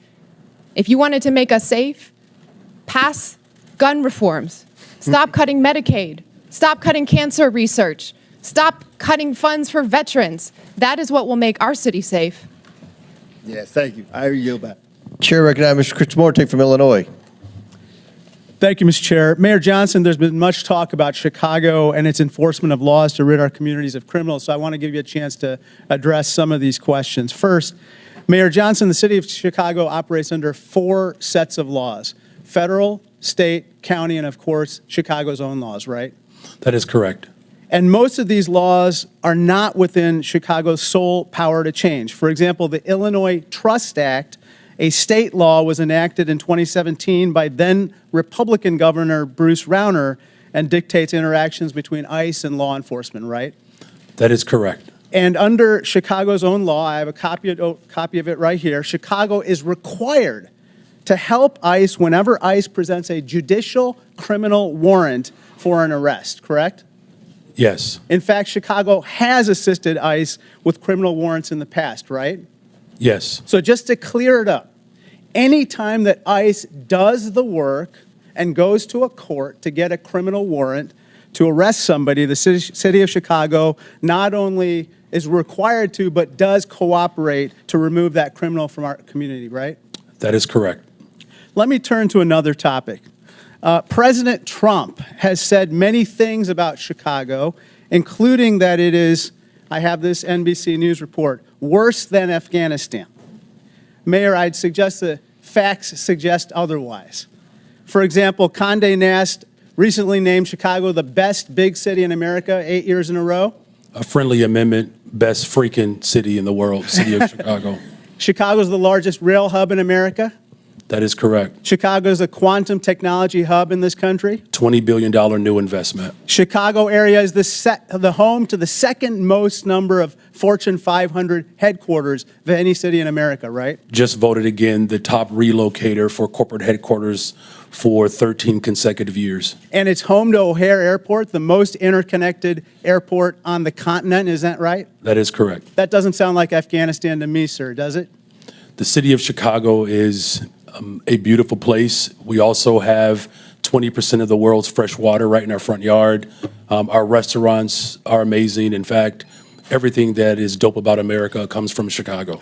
A Republican named Lincoln was nominated for president in Chicago, and a Democrat named Obama called Chicago home too. It's the city of big shoulders, the heart of the heartland, the home to the world's best pizza. And we're not going to take any slander from Donald Trump or anyone else lying down. Is that right?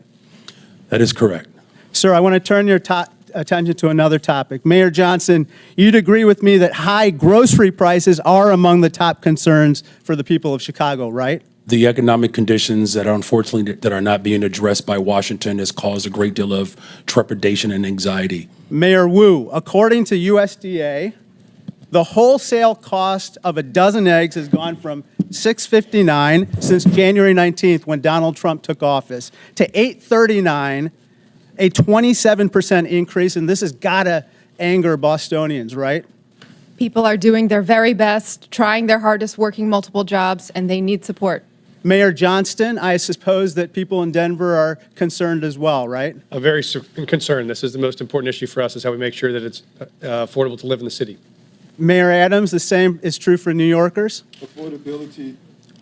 Affordability is an issue that's impacting our city, and that's why we're doing best we can to put $30 billion back in the pockets of working class people. President Trump, if you're watching this hearing, I respectfully ask, when will egg costs be high enough for you to issue one executive order on bird flu? $10 a carton, $15 a carton? It'll soon be cheaper to buy a magazine for an AK-47 than to buy breakfast. This is flat out wrong. Turn to my last topic. Interestingly, last night in a record-long address, the president did not mention the word Medicaid once, which is top of mind for everyone. Mayor Johnston, you don't dispute that 1.6 million people in Cook County are enrolled in Medicaid, right? I do not dispute that. In fact, in most of our safety net hospitals, 70% of the individuals that are being serviced are being serviced through Medicaid. I recently received outreach from Lurie Children's, a preeminent children's hospital located in Chicago. They said, quote, slashing Medicaid will put access to care for all children in our state at risk.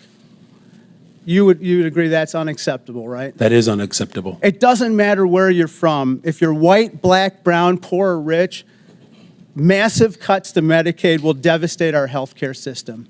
Thank you, and I yield back. Gentleman yields back. Chair now recognize Mr. Perry from Pennsylvania. Thanks, Mr. Chairman. Mayors, thanks for being here, leaving your cities to come to Washington, D.C. today. By either definition or by claim, each of you, I think, could justifiably say represent what's considered a sanctuary city. If you could describe it, what would you, sanctuary from what? Anybody? Mayor Johnston, you want to start? Mayor Johnston? Thank you, Congressman. I welcome that because I wanted to clarify. We do not shield people from federal law. I just asked you what, so you don't consider yourself a sanctuary city? We provide services and supports. Do you consider yourself a sanctuary city? That's just. We do not under that definition. You don't use the definition, you're not a sanctuary. We call ourselves a welcoming city. Okay, so what are you welcoming and who are you not welcoming? Well, we're welcoming everybody. Okay. We don't keep folks. So you're welcoming criminals that you don't have any idea what their crime background is, and you're good with that? No, we aggressively pursue. How do you do that? Anyway. No. How do you vet the people that you welcome in your sanctuary city? Sir, we don't vet folks that arrive from Illinois or California with a background check when they come into the Denver airport any more than someone from another location. So you're welcoming any illegal immigrant or illegal alien to your city without question? Well, folks that make the decision to come to Denver, they arrive, and then we expect But them to you get a call job, them, you pay welcome taxes. them. You welcome them. You call them to your city and say, if you come here, you will be safe from what? Thank you, sir. We don't call anyone to our city. Folks that arrive in our city, we offer same access to services they may need to be successful. And if they break the law, we hold them accountable, we charge them, we prosecute them. What about if they've already broken the law? Well, if they've already broken the law and there is another jurisdiction that has a warrant for that person, they let us know and we would cooperate to transfer them to that jurisdiction. I think we saw in Mr. Jordan's conversation with you that you really don't do that. Mayor Johnston, how about you? How many, according to my records, you have welcomed 51,648 illegal aliens to your sanctuary city. So I'd ask you, sanctuary from what? If you're referring to the number of individuals that were bused from Governor Abbott without any coordination, the 52,000 individuals that were seeking asylum, those individuals were bused to us. I passed a bus ordinance to work to coordinate with the governor of Texas. He refused to do that. But that transfer of individuals was the result of the governor of Texas, not the result of a welcoming city ordinance. Welcoming city ordinance. So you're not welcoming these people that came here illegally? The individuals that were bused to us from the border. They were not welcome in Chicago? You didn't welcome them? You didn't provide them sanctuary? So the welcoming city ordinance is pretty straightforward.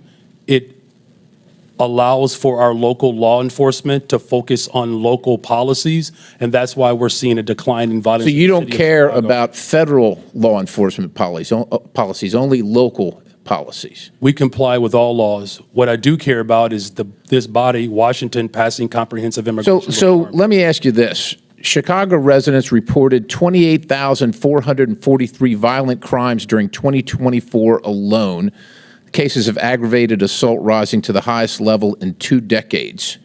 Now, also, state funds, $160 million, were issued to illegal alien job assistance shelters in Chicago. You're the mayor of Chicago. Do you think that your residents or the residents of your state should be paying for that more than they should be paying for their own needs, their own roads, their own public safety?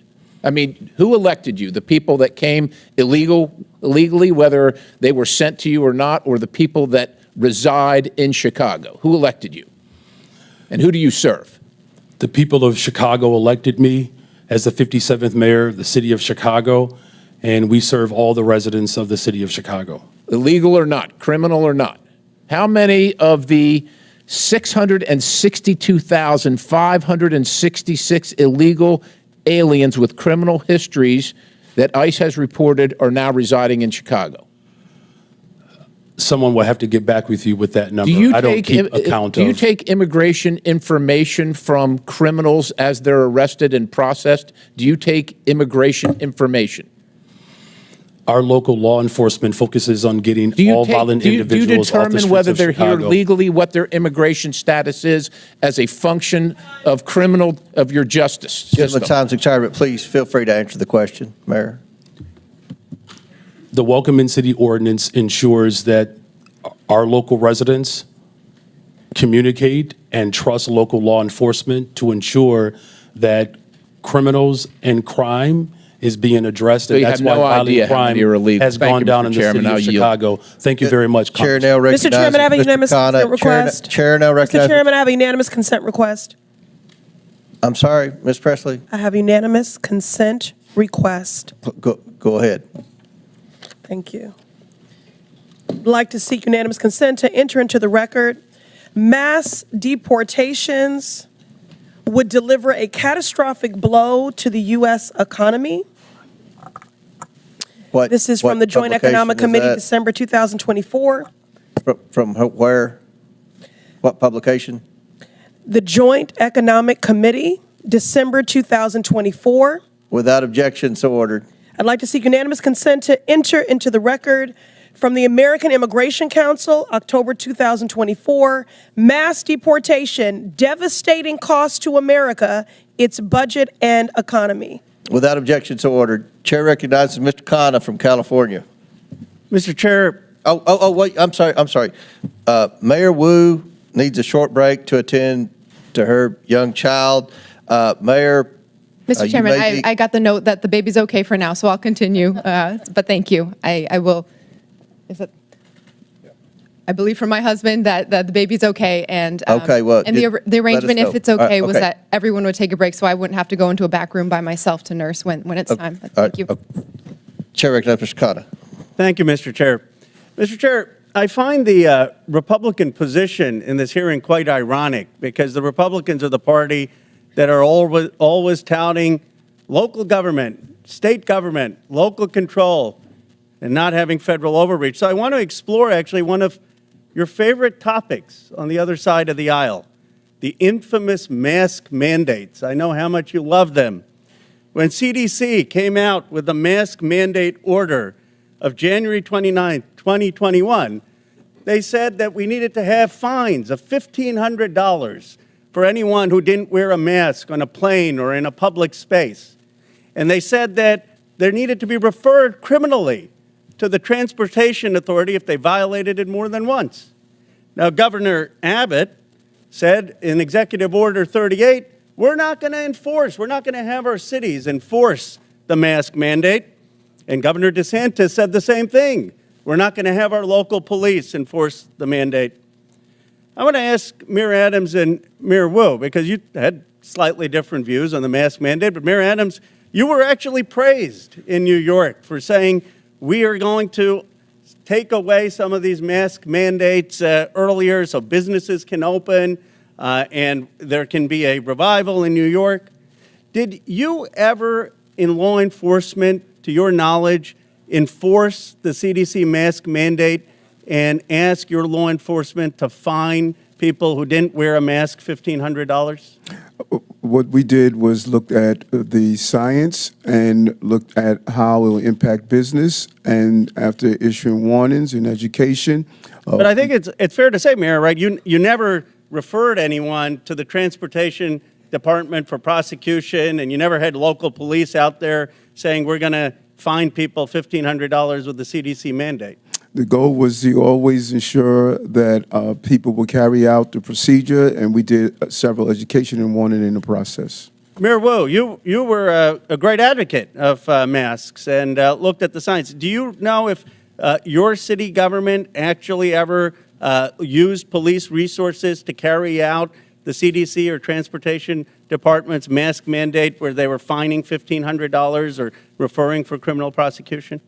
I am not aware of any incidents of someone in Boston having been fined or prosecuted for any mask-related issues. We certainly prioritize public health and saving lives, and so our role as a city was to provide positive communication, outreach, make sure there were signs and different community organizations that could go and remind people to stay safe and do their best to take care of each other and their families. As much of an advocate as you were for masks, and I was an advocate for masks, would you have been hesitant to order your law enforcement, your local police, to say if someone was violating those mask mandates that we need to cooperate and turn them over to the Transportation Department for prosecution? Would that have given you some pause if the federal government were saying use your police departments to fine people $1,500 and give us their records for criminal prosecution? Yes, it would have. And so I guess I'm trying to understand, you know, if we set this precedent that we want cities to be enforcing every federal mandate, then what happens when there's a new Democratic president that comes and says, we want a mask mandate that the Republicans may not want? And when there are conservatives like Governor DeSantis or Governor Abbott saying we don't want our cities to enforce that. Do you see, Mayor Wu, any difference between a federal government asking you to enforce laws that ICE is doing versus a federal government asking you to enforce a mask mandate, or frankly, to enforce gun laws that may not be what your local city department is focused on? It does seem that local authority is part of our democracy and part of our system of government. Isn't the real issue here not one of immigration, but of federalism? Isn't the question, I mean, everyone agrees that there needs to be, if there's someone who's convicted of a crime, that ICE has the right to enforce those laws. The question is just, are you going to have local governments in this country be beholden to every new president's directives and armed for enforcing that? My view is that we ought to have local governments be able to use their police officers for their priorities. That, in its essence, is federalism, and it actually used to be the conservative Republican position. Gentleman's time's expired. Chair recognizes Dr. Fox from North Carolina. Thank you, Mr. Chairman. Mayor Johnston, in the last 4 years, how much has Chicago spent on care for illegal aliens? Thank you for that question, Congresswoman. So since 2022, since the governor of Texas began Just shipping... tell me a number. I don't need a speech. Just tell me a number. So since 2022, since the governor of Texas was shipping individuals to cities across this country, the city's budget, roughly 1% of the city's budget over the course of 4 years. Mayor Johnston, the same question, and I don't need a speech, just a number. Thank you, Dr. Congresswoman. Thank you, Congresswoman. It's $79 million over the last 2.5 years. Mayor Adams, same question. How much has New York spent to care for illegal aliens? Approximately $6.9 billion went out of our taxpayers' funds. Mayor Wu, same question. How much has Boston spent to care for illegal aliens in the last 4 years? We do not ask about immigration status and giving city services and providing that access, so we do not have a number. Taxpayers have been bearing the brunt of the massive wave of illegal aliens who've entered the United States. The Biden administration seemingly declared taxpayers and hardworking Americans collateral damage in the pursuit of open borders. Again, Mayor Johnston, are NGOs providing services to illegal aliens in Chicago? In accordance with the Welcoming City Ordinance, our sister agencies or city departments, we do not seek the status of any individual that is seeking service. Mayor Johnston, are NGOs providing services to illegal aliens in Denver? Thank you, ma'am. When folks arrive on the streets without food or resources or shelter, we do provide food or shelter regardless of where folks arrive from. Mayor Adams, same question. Yes, in combination of city agencies and nonprofits, we responded to the migrant asylum seekers humanitarian crisis that hit our city. And Mayor Wu, I assume you don't know their status, but do you know if there are NGOs are providing services to people arriving in your city without any kind of documentation? There are community organizations, many of them in Boston, who seek to serve all of our Boston residents. Congress must provide oversight and ensure accountability for taxpayer funds going to NGOs. Agents from Customs and Border Protection have been outspoken in opposition to allowing NGOs to assist illegal aliens in subversion of law and order. When asked if NGOs are working at cross purposes to the mission of Border Patrol agents, the chief of the National Border Patrol Council said, quote, "Most definitely, and they should not be allowed, but our government allows it," end quote. NGOs receiving taxpayer funding through grants pay for everything from food, shelter, and transportation to legal services that help the migrants traverse Mexico. That is why I introduced H.R. 245, the Grant Integrity and Border Security Act. This bill would require all NGOs who apply for a federal grant to certify as part of their application that they have not, will not, and are not engaging in acts that violate federal immigration law. If NGOs continue violating our immigration laws, then my bill would ensure that no federal funds can ever go to the violators. It's time to pass this bill, ensure accountability, and secure our cities and the border. And with that, Mr. Chairman, I yield back. Gentlelady yields back. Chair recognizes Ms. Brown from Ohio. Thank you, Mr. Chairman. Today, we've heard my colleagues on the other side of the aisle demean and dehumanize immigrants, choosing fear-mongering and political theater over real solutions. So let's take a moment to set the record straight. The best chance for comprehensive immigration reform came in 2013, when a bipartisan Senate majority passed a bill strengthening border security and providing a path to citizenship for longtime residents. But House Republicans killed it. Fast forward a decade later to last year, the Senate crafted another bipartisan deal, one that would have enhanced border security and tackled the fentanyl crisis with better technology and more agents. But Donald Trump torpedoed it, preferring anti-immigration rhetoric to real solutions. So this isn't about fixing the problem, it's about exploiting it. And let's not forget, the president wasn't complaining about this when he was employing undocumented immigrants at his resort. We all remember President Trump's tired old tactics from his first term, the harmful Muslim ban, referring to black and brown countries as quote unquote shithole countries, and the cruel images of kids in cages. This time around is no different. President Trump signed multiple executive orders before even attempting to work with Congress. Mind you, a Republican-controlled Congress. So this isn't about policy, it's about fear. For the last decade, Trump has pushed menacing messages portraying all immigrants as criminals. But it isn't just coming from Trump. It's being amplified by right-wing media. A recent Ipsos polls found that people who watch Fox News are twice as likely to believe myths about immigration, including the false idea that immigrants commit more crimes than native-born Americans. This is objectively false, yet 2 in 3 Fox viewers believe it is true. This serves a purpose: fueling outrage, distracting from real solutions, and keeping the conversation stuck in a cycle of fear instead of facts. And Trump's latest immigration crackdown reinforces these misperceptions.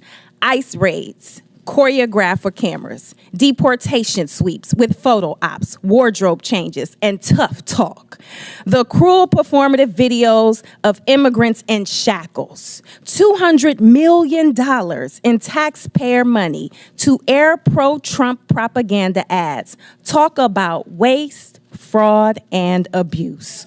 All spectacle, no substance, all performance, no plan. On the campaign trail, J.D. Vance and Donald Trump promoted vile and xenophobic lies about Haitian immigrants in my state of Ohio. And now the Trump administration has moved to strip protections from 500,000 Haitians. These are people who have lived, worked, and contributed to this country for years. And they came here the right way, the legal way. But instead of recognizing their contributions, we are forcing them back to a country plagued by violence, instability, and humanitarian crisis. All so Trump can claim 500,000 more deportations. The cruelty isn't just the point, it's their pleasure. So let's be honest about what's really going on here. Mayor Johnston of Chicago, what sort of an impact will the Trump administration's decision to allow arrests at sensitive locations like hospitals, preschools, churches, and courts have on your city? Thank you for that question. As a welcoming city space, it's important that the trust between the community and law enforcement is strong. That's ultimately how we have built a safer city. Just this year alone, violent crime is down 20%. Any type of threat to the civility and to the humanity of people is a threat to the evolution of our democracy. And so it's incumbent upon Washington to ensure that we are funding our education system, that we are funding our transportation system, our healthcare system, creating more jobs. Just since I've been in office, we've increased youth employment, summer jobs by over 40%. Making sure that our young people see their purpose is the value of this democracy. And so I call on this body to continue to invest in the city of Chicago that sends billions of dollars to Washington. Thank you. Fear and cruelty are not the solution. It's distinctly un-American and a dangerous distraction from the Congress's responsibility to actually deliver progress on this challenging facing our country. And with that, I yield back. Gentlelady yields back. Chair recognizes Mr. Groffman from Wisconsin. Yeah, just a couple comments first. As far as the idea who's committing crimes, we have no idea how many illegal immigrants in this country are committing crimes because nobody keeps track. Okay, if I go to a prison or a jail in Wisconsin with, I don't know, 1,500 inmates, and I ask how many of these people are here illegally or how many are citizens of another country, nobody will know the answer to that question. So that's why we don't have hard facts on how many crimes people committed. The other thing I like to point out is every year in this country, about 850,000 new people from other countries are sworn in as American citizens. I don't know of Donald Trump ever talking about reducing that number. Maybe he should reduce that number, but I've never heard him talk about reducing that number. Our concern here was illegal immigration, and I would hope the vast majority of Americans think we ought to have an immigration law that the 850,000 new citizens every year go through. But if we're going to have an immigration law, it means we have to do something with the people who try to become permanent residents without going through the proper structure. Now, I think part of our problem here is we have a lot of people who don't understand why we have an immigration law at all. And I want to ask all four of you as I go down, we go down the row here, do you believe the United States should have an immigration law, or do you believe that just anybody should be able to show up and come in? And we'll start with Mayor Adams there. I strongly believe we need to have an immigration law. I strongly believe we need to secure our borders. We witnessed a 90% decrease, and we're seeing that play out in our city. So we should have a strong immigration law. Good. And I'll ask this question then. If you believe we should have an immigration law, and then we'll get all four of you here, if you believe that, do you believe people who ignore the law, whatever that law is, should be allowed in the country? I think that all of us must be held accountable to the law, and if we secure our borders to make sure before they come in that is done correctly, it is not going to impact cities to carry that burden. Like I said, close to $7 billion in tax dollars. Mr. Johnston, do you believe we ought to have an immigration law in this country, or do you believe everybody should just be able to walk in here and set up shop? Thank you, sir. I do believe we should have an immigration law. I do believe we should have secure borders. I do believe we should fix our asylum process. I do believe we should let dreamers get access to permanent citizenship. Okay, then the question is, if somebody ignores that law and comes in this country, do you believe whoever, ICE or Border Patrol or anybody, should spin them around and send them out? Or can they just ignore the law and because they, however, cross the Rio Grande, overstating a visa, whatever, are here? Do you believe that we ought to do something to the people who are ignoring the law? Thank you, sir. In the case of the folks we're seeing, they are coming here because they are claiming asylum. When they claim asylum, they then have a right to a day in court to see if that asylum claim is valid. The question is, though, if I come in this country and stay here and I have not gone through any formal process to become a citizen or to be a visa, legal visa or whatever, should we kick that person out? The folks that we're serving, sir, are trying very hard to navigate that legal process. It's often a 7-year wait for a court date when they arrive to this country. So part of it is the backlogged administrative need at the border. Every month under President Biden, at least the statistics I have, 30 to 40,000 people, what are called gotaways, came across the southern border, didn't ask for asylum, didn't ask for anything. Do you believe that people who just come across that way should be escorted out of the country, or do you believe just because they ran between the designated checkpoints that they, as the result, get to stay here forever? And so we're serving folks who are seeking asylum or have status, Well, of course, like temporary you protective you status. wouldn't even know that. Or CBP-1. Okay, next, Mayor Johnston, buddy from Chicago. What do you think? Should we have an immigration law in this country, or should anybody who comes here just be able to stay here? I do support the bipartisan legislation that was passed out of the Senate for comprehensive immigration Well, reform. no, that's not answering the question. Right now, people are breaking the law. Do you believe the United States should have an immigration law? As far as I know, every country in the world has an immigration law. Maybe there's one outlier or something. And we have laws in the United States. Do you believe if people come here and break the law that they should be escorted out, or do you believe they just get to stay here forever? Our immigration system is broken. We have not had comprehensive immigration reform since 1986. May I answer fully? Yeah, his time's expired, but Okay. feel free to answer. Do you want Mayor Wu to answer your question, or are you finished? Okay, yeah, go ahead. Yes, thank you, Congressman. Yes, I do believe we need, cities everywhere clearly need an immigration law that has secure borders, comprehensive and consistent, compassionate pathways to residency and citizenship, resources to adjudicate the complexities of the law. And at the same time, I do not support mass deportation. That would be devastating for our economy, and there are millions of people who are running our small businesses, going to our schools. Okay. Thank you. Chair recognizes, and I must add, I don't think anyone's calling for mass deportation, but Chair recognizes Mr. Garcia. Wait, what? From California. Thank you. Well, thanks, Mr. Chairman. I want to thank all of our witnesses for being here today. Before I came to Congress, I was the mayor of Long Beach, California for 8 years. It's a diverse city of about 500,000 people, so I appreciate the work that mayors do. As mayor, I signed the Long Beach Values Act to protect all of our residents, including immigrants and undocumented residents. We set up justice funds to support people that were facing deportation, defending immigrants in court. These are policies that are strongly supported by my residents back home because they are good for all the community and make Long Beach safer.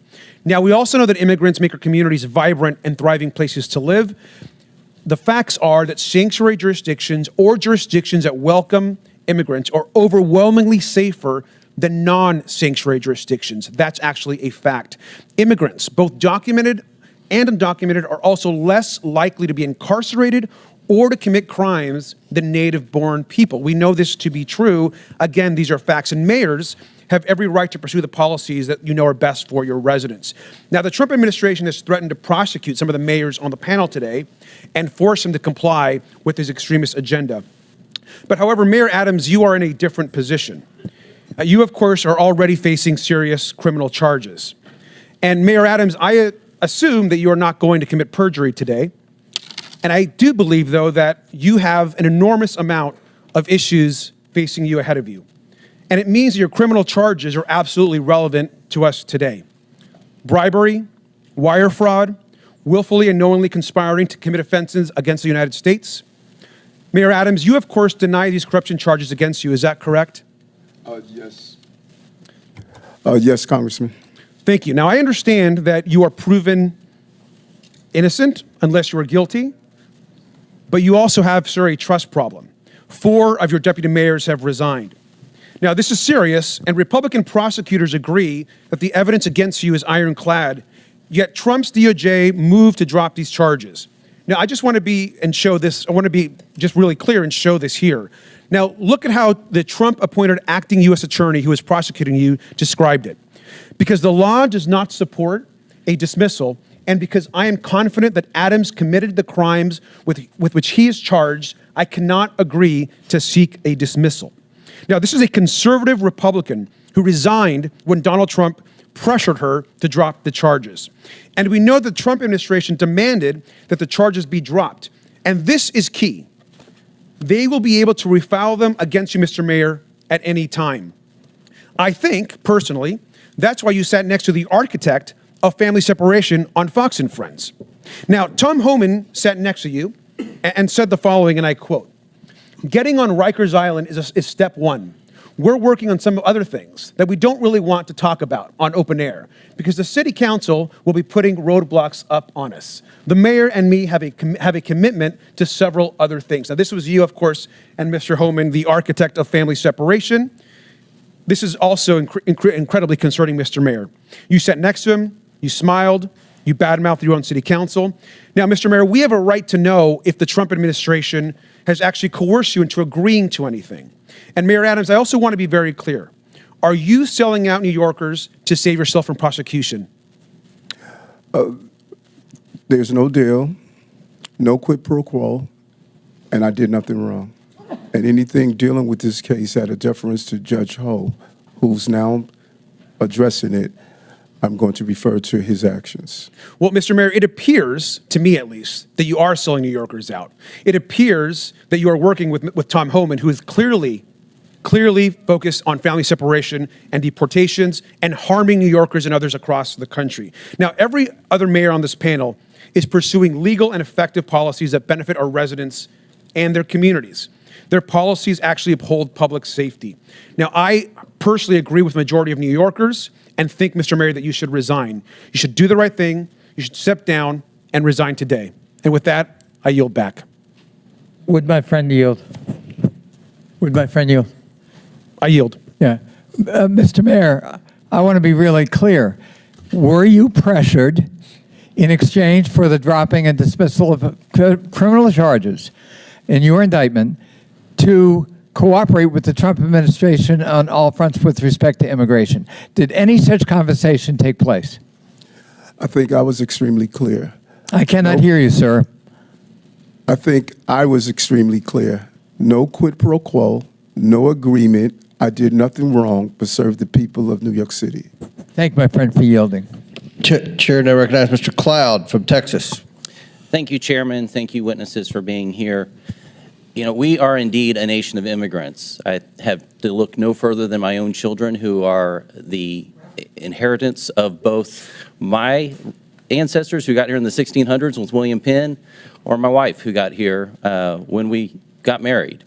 I think that's really what this nation is about. But you are not here today because of legal immigration. You are here because of illegal migrants who have been sent to our country. In your opening statements, there was a deft linguistic shell game that you played to try to conflate legal immigration with people who are coming here illegally. And we're savvy to that. You are here because each of you, with the exception of Mr. Adams, have said in some form or fashion that you will not honor ICE detainers. In other words, that when you have people in custody and ICE says, we need to come arrest that person because they're here illegally, that we will not honor that.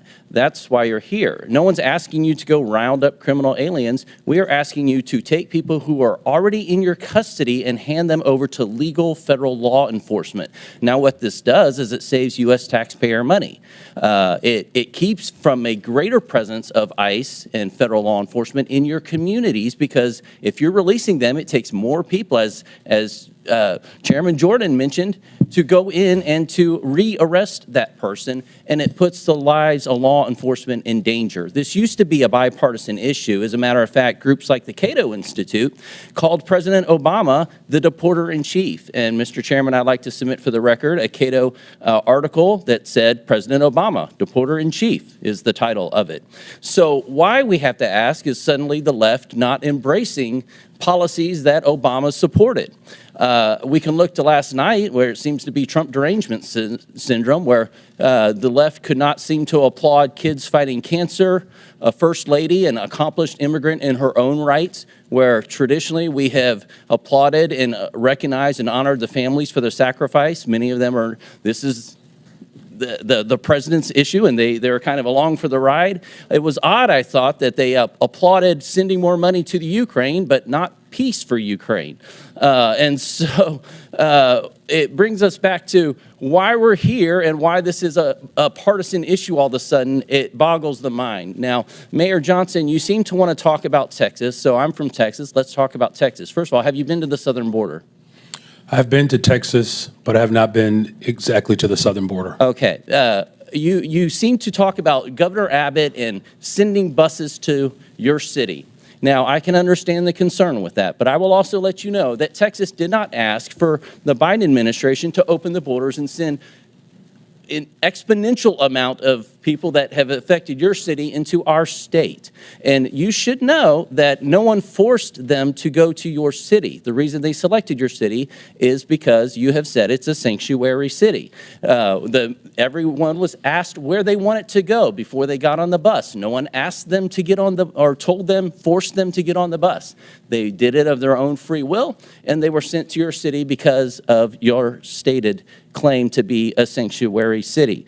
Now, one thing I could tell you, having toured the facilities, is that I've been to those facilities under the Biden administration where there was a map on the wall, and you could see the migrants kind of pointing out which city they wanted to go to. And I can also tell you, from having been through the immigration process with my wife, there's a difference between people coming here legally and then people who are, when I've been at the ceremony where the people are crying with tears as they take the oath of citizenship to come to this country, is far different than people coming across our border, waving the flags, not trying to assimilate into the United States culture, and sometimes bringing crime into our communities. This is an issue. Now, each mayor, I want to ask you, one of the issues recently is how much FEMA dollars have gone to support migrants and hotel rooms in your communities. Mayor Adams, do you know how many FEMA dollars have spent in your city? $80 million, and I've been to the border, and I saw those maps pointing to New York. Thank you. Mayor Johnston? Thank you, Congressman. I know we do have some federal dollars that have to get back to in the exact amount. It's roughly 32 million, Mayor, 38 million. Mayor Johnson? I don't have the exact numbers. It's 32 million. I don't have the number. I'd love to know. 29 million. So understandably, citizens are concerned about that, their taxpayer dollars that are supposed to be going to disaster relief for them and their communities going to illegal aliens. Do you agree, each of you, yes or no question, I only have a couple seconds, do you recognize that it is against the law to harbor criminal aliens? Gentlemen, time's expired, but please answer the question, Mayor Adams. Yes, reading federal law, correct. I do recognize that, and we do not do that. The city of Chicago does not harbor criminals. Yes, we follow the laws. Mr. Chairman, I have a unanimous consent request. Proceed. I would ask to enter into the record two articles. One, talking about President Trump putting mass deportations to the heart of his campaign during the campaign. And just last night, Trump vows to use U.S. military for mass deportations. Without objection, so ordered. Thank the chair. Chair recognizes Mr. Frost from Florida. Thank you, Mr. Chair. So the year is 1969. My abuela, Zenaida, my grandma, Yaya, gets a call. And her, my mother, Maritza, my aunt, Sandra, and my grandpa, Pepe, have to go to a plane within 24 hours because they've been approved to come to the United States. They came here as refugees in 1969 during the freedom flights from Cuba for their new life in accordance with the promise of this nation. ICE arrested hundreds of U.S. citizens during Trump's first term. Again, in the last few weeks, ICE has detained Native Americans, a teenage girl from Nicaragua, Puerto Ricans, a Puerto Rican military veteran, all legal residents, but all who fit the description. I bet someone like my grandma would have fit the description too. Maybe even myself. Trump's border czar went on TV and raged about Americans studying up on their constitutional rights during interactions with ICE agents. It was one of the most despicable things I've seen. And the question is, why is he so upset that people know their constitutional rights? To the point where this administration has moved to try to intimidate members of Congress for trying to educate their constituents to know their rights. Why don't they want people to know their rights? Well, because if we know what our rights are, we'll also know when Trump tries to take them away. Mr. Bier, why are such outbursts from this administration alarming as threats to our rights and liberties? Well, you think about what we've heard about detainer requests. I have documented over 155 U.S. citizens who've been targeted by detainer requests. And they want to say, we're going to just take the discretion away from state and local governments over detainer requests, even in the case where someone is clearly a U.S. citizen. Here's my birth certificate.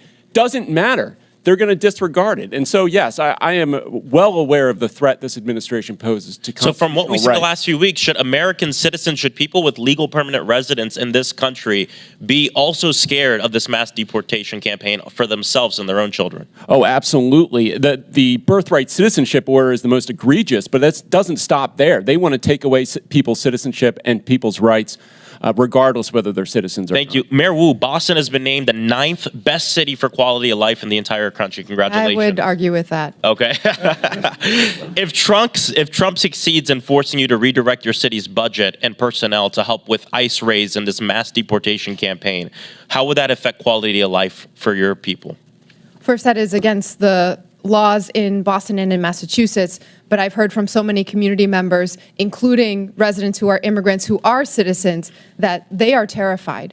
And that means when people don't feel comfortable reaching out to call 911 when they need help, when survivors of domestic violence don't feel comfortable reporting or giving information, it makes all of us less safe, even those who aren't immigrants. This culture of fear is bad for the safety of our people. Donald Trump's immigration raids are also traumatizing and destabilizing, of course, all Americans, but especially children and kids.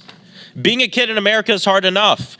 Making good grades, going through more school shooter drills and fire drills. And now Trump wants to send armed ICE agents into their classrooms to rip children from the school desk as they're trying to learn. Mayor Johnston, my colleagues are laughing about that. I don't find that funny. What would a school day be like for a kid in your city when ICE suddenly bangs down on the door and abruptly grabs their teacher or one of their friends? Thank you, sir. I was a teacher and I was a school principal before I did this job, so I knew that our school was often the safest place that kids came, and they knew there they could learn, they could get support, they get access to services. And many of our kids come from mixed status families. They don't know their status, they don't know their mom's status or their dad's status. So I've had families before who have pulled their kids out of school, kids who were citizens, because they were worried that somehow their kids were in danger because they didn't know who was being taken. And so for us, the fastest way to make a city unsafe is to have kids not feel safe in their own schools. See, they want everybody to live in fear of undocumented people. That is what they want to do. But I'll tell you, when I'm in my district and I do roundtables, I've done them with kids in elementary school, and I ask them what they want us to do. They want us to ban assault weapons. They say what they're actually scared of is being shot to death and dying in their schools. And because of actions that the Democratic administration took, the Biden administration with Congress, gun violence has gone down in Denver, 24%, 25% Chicago, 40% down homicides in Boston. This works. Gun violence went up 45% under Trump. So when they're in charge, more people die. When they're in charge, we are actually less safe. And I think that's an important thing that we all have to keep in mind as they try to scare us in terms of immigrants who are living in this country. Thank you, and I yield back. Chair recognizes Mr. Palmer from Alabama. Thank you, Mr. Chairman. I thank the witnesses for being here. I just want to respond about crimes committed by people here illegally. Every crime committed by someone in the United States illegally is a crime that would not have been committed. Lincoln Riley, Ruby Garcia, Rachel Morin, Joycelyn Nungaray, the woman set on fire in the New York subway. These are all assaults, rapes, murders, and other crimes that would not have taken the lives of these people if those people were not here illegally.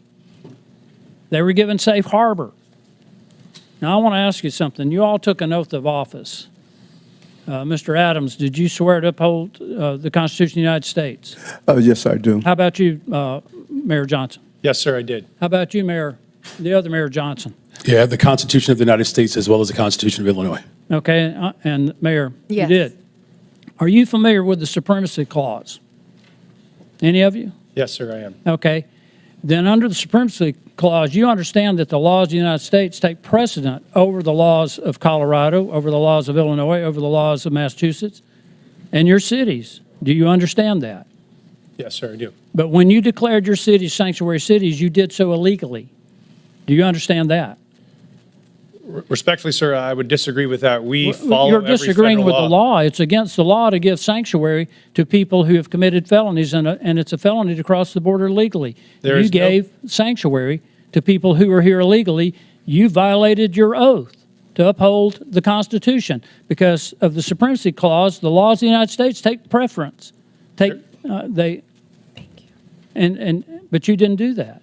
There is, thank you, sir. There's no part of our city law that violates federal law, no part of the practices or services we provided that violate federal law. Did you personally violate the law then by giving sanctuary? Somebody gave these people sanctuary. You declared your city, city of Boston was declared a sanctuary city by you, Mayor. Being a sanctuary city as you describe it, or being a city as we describe it, that's home for everyone, does not, it means that if you commit a crime, you are held accountable to people who are regardless here of immigration illegally, status. and when you interfere with the officers of the law who are there to even remove people that you know have committed crimes, you have violated your oath of office. You've committed a crime. Mr. Chairman, I don't understand why we haven't been discussing obstruction of justice. I mean, get real about this. We have a problem in the country with the people who have come here illegally. And I just gave you a few names of people who have been raped and murdered. There are numerous others. There's a whole organization established called Remembrance to remember the people who have been assaulted, raped, murdered in this country, because certain cities, certain officials decided to give sanctuary to people who came here illegally and committed these crimes. It goes all the way back to Kate Steinle, San Francisco, shot by someone who was here illegally. She would still be alive today. She died in the arms of her father. So again, I want to know if you understand the supremacy clause, that the laws of the United States are supreme over whatever your opinions might be of what the laws are. Sir, I do recognize that. We do follow that. I want to clarify that we actively, aggressively pursue any known criminal in the city, and we actually partner with federal government to do that. If there is someone with a criminal warrant, we're searching for them. We have federal task forces we're partners of to break up gang activity. We do that for drug trafficking. We do that on armed robberies. So we are in partnership with the federal government on many issues around. Mayor Adams is being attacked because he's agreed to cooperate with federal officials to uphold the laws of the United States. I haven't heard any of you in defense of that. We are absolutely upholding the laws of the United States. We do it every day, and we will continue to do it. I just think we need to do a deeper dive into this, Mr. Chairman. If it were up to me, I mean, I'd be considering referring charges. I think we've got a problem here when we decide that there's some laws that we will obey and some laws that we won't. I don't care who it is, Republican, Democrat, I don't care what office you hold. We need to abide by the laws passed by. Will the gentleman yield? No, I will not yield. Mr. Chairman, I thank you for the time. I yield back. Gentleman yields back. We're gonna have two more. We're gonna have two more questioners. Then we're gonna have to take a break at the request of the witnesses. A 15-minute break, maybe 20 if we need that. But Chair recognizes Mr. Kassar, and after him, then Mr. Higgins, and we'll proceed with the break. But Chair recognizes Mr. Kassar. Good morning. Good morning. Good morning. Mayor Wu, can you tell us a little bit, just maybe 20 seconds, about how your administration has helped address unemployment, especially amongst youth in your city, which we know is a risk when we have high levels of young people unemployed? We made a commitment, our mayor's guarantee, that any young person in the Boston Public Schools who wanted a paid summer job would get one, and we fulfilled that with the partnership of businesses and companies and organizations throughout the city. Record numbers participating. Thank you, Mayor Wu. Mayor Johnston, can you tell us a little bit about measures your office have implemented to address the root causes of violence in Chicago? Thank you for that question. Yes, so first of all, it's great to report that violence is down in the city of Chicago, and it has gone down since I've been in office as a result of a couple of measures. One, we've reopened 3 mental health clinics because we do know that mental health issues, and we are in a very severe mental health crisis. We've also increased the number of youth employment. We have hired almost 28,000 young people for last summer. This year, we have an opportunity to hire up to 29,000 young people. We've also built more homes. Just last year, we've appropriated $11 billion, 37,000 construction jobs in the works for almost 10,000 more affordable units, and we have promoted and hired 200 detectives to increase trust between community and law enforcement to solve the crimes that do occur in our city. Thank you so much. Mayors, I want to thank you for the hard work you're doing every single day. Just in 40 seconds, you have described building tens of thousands of homes for people that need them, hiring detectives to solve cold cases, building community trust to reduce violence, hiring people to do incredible mental health work and reducing the youth unemployment rate. That is so much more than what the Republican majority can ever describe having ideas about. And that's why they've dragged you before us today. They want to point the finger at you because they have no plan on how to address housing, no plan on how to reduce costs, no plan on how to actually reduce violence in our communities. In fact, maybe some of the only plans they have would be to make those issues worse. And I know that you all as mayors are doing one of the hardest jobs in this country every single day. You're serving your communities honorably. And they don't want the American people to hear about how Boston has drastically dropped your unemployment rate. They don't want the American people to hear about how Chicago is dropping the rate of violence in the city. But our job is to make sure the American people actually hear the truth. And the truth is that you are pairing a law enforcement response along with a mental health response and a housing response and a jobs response to what's going on in your cities. And that is so critical. Republicans, on the other hand, here are going back to the same old tactic, which is to say, find a vulnerable group of people and let's blame them for everything that we can. Anything bad that happens, let's go try to point the finger at our political opponents or at a vulnerable person or at a person of color from a faraway place. And that doesn't actually solve real issues for the American people. Republicans and their big boss donors blame immigrants for low wages because they don't want the American people to see the Republican plan to dismantle the NLRB, to dismantle unions, and to never pass a bill raising wages for American workers. They blame immigrants for housing costs because the Republicans are dismantling the Department of Housing and Urban Development and stripping affordable housing funding from this country. They want to distract from the $8 million a day that people like Elon Musk get in federal contracts while they attack hardworking immigrants and while they attack officials that are actually just trying to do their jobs. Mayor Johnston, you have a limited number, I suppose, of jail cells in Cook County and a limited number of law enforcement resources. Is that correct? That is correct, and I do not have jurisdiction over Cook County jails. And you want to make sure that when somebody in the city of Chicago calls 911, that they get an appropriate response. Is that correct? That is correct. And so what I have been hearing all morning from my Republican colleagues is they want the federal government to go tell the city of Denver or the city of Boston or the city of Chicago. No, they want the federal government to be able to call you and take over your police resources or take over your county's jail resources, and you don't even represent the county, for whatever case they might come up with, whether the person is dangerous or not. Instead of having cities determine if somebody is dangerous and needs to be held, instead of having cities say, we want to make sure if you have an emergency that we get somebody to you and don't just send out our police to a call that may not be a priority just because somebody in the federal government wants to go after somebody with no criminal background and that isn't a threat. And so with that, Mr. Chairman, right before I yield back, I just want to thank people that are involved in local government, city council members, neighborhood associations, mayors, the people who keep our cities running. You deserve our support in making your cities more safe. You deserve our support. Gentlemen, time's expired. housing, Chair recognizes instead of Mr. hearing like Higgins this. from Louisiana. Thank you, Mr. Chairman. Let's clarify for America. Mayor Adams, Mayor Johnson, Mayor Johnson, and Mayor Wu, are you here today under the advice of council, and do you have council present? Yes or no? I want to understand the question. Are you here today under the advice of council, and do you have council present? do have council present. I'm here because we were requested to appear. Did you consult with, did you have counsel prior to your appearance? Yes, we did. Thank you. This is not a trap question. We just want to clarify. Okay. Here under the advice of council, do you have counsel present? Yes, sir.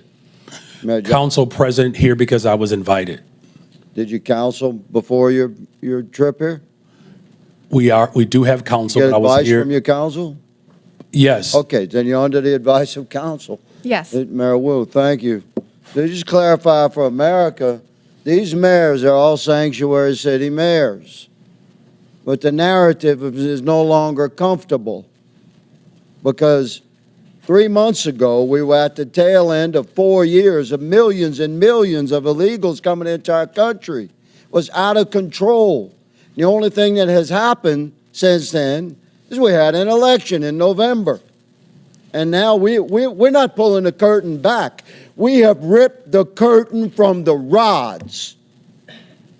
We have revealed to America just how fast we could have secured our border if you had an executive that was willing to enforce the law. So now we're paying attention to our municipalities. And every one of them is lawyered up. They've changed their narrative. We got example after example. The mayor of Chicago, we must lead with and live by the promise of Sanctuary City. The mayor of Denver, willing to go to jail in defense of Sanctuary City policy. The list goes on. But the policies of these mayors and our previous president have consequences, real life consequences. I have a family here today, Mr. Chairman, who lost their beautiful loved one. This young man was killed by an illegal immigrant in Texas that never should have been in our country. He'll never be here to raise his daughter, Anne Marie, to love and cherish and honor and uphold his beautiful wife, Olivia. And you mayors have responsibility, not just to your communities and the citizens you just want to serve, but by extension to the entire republic. And let me clarify, I was a cop for a long time. To honor the jurisdictional authority of another law enforcement agency, you do it every day in your city.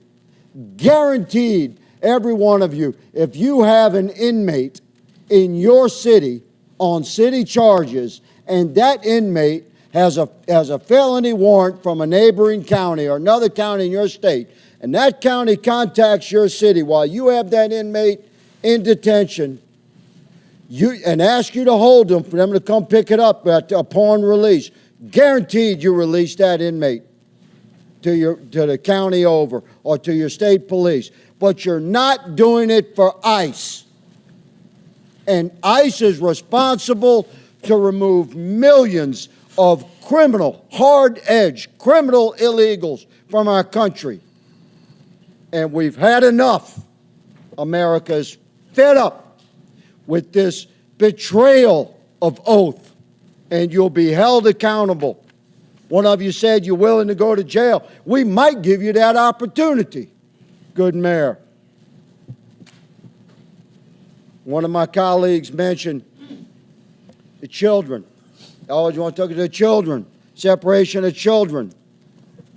At any given time in America, there's 750 to 850,000 American citizen parents of minor children incarcerated in our country. If you commit a felony in America, you get arrested and prosecuted and convicted and incarcerated, you can expect to be separated from your children. But let me say, there's a sunset to that separation, because when you do your time, you'll be released. You can return to your family. This young man will never return to his family, and he should have never been removed from his family. If we had a president and heads of our municipalities that were willing to uphold the federal law that exists. America is moving into a new era of enforcement of our own laws. Welcome to it. Mr. Chairman, I yield. Very good. Mr. Chair, I have unanimous consent. This is an article from Wired. It is February 18th of 2025. U.S. funding cuts are helping criminals get away with child abuse and human trafficking. Services supporting victims of online child exploitation. Without and objection, trafficking. so ordered. Thank you so much. At the request of the witnesses, the committee will take a 20-minute break pursuant to the previous order. The chair declares the committee in recess for 20 minutes. Play.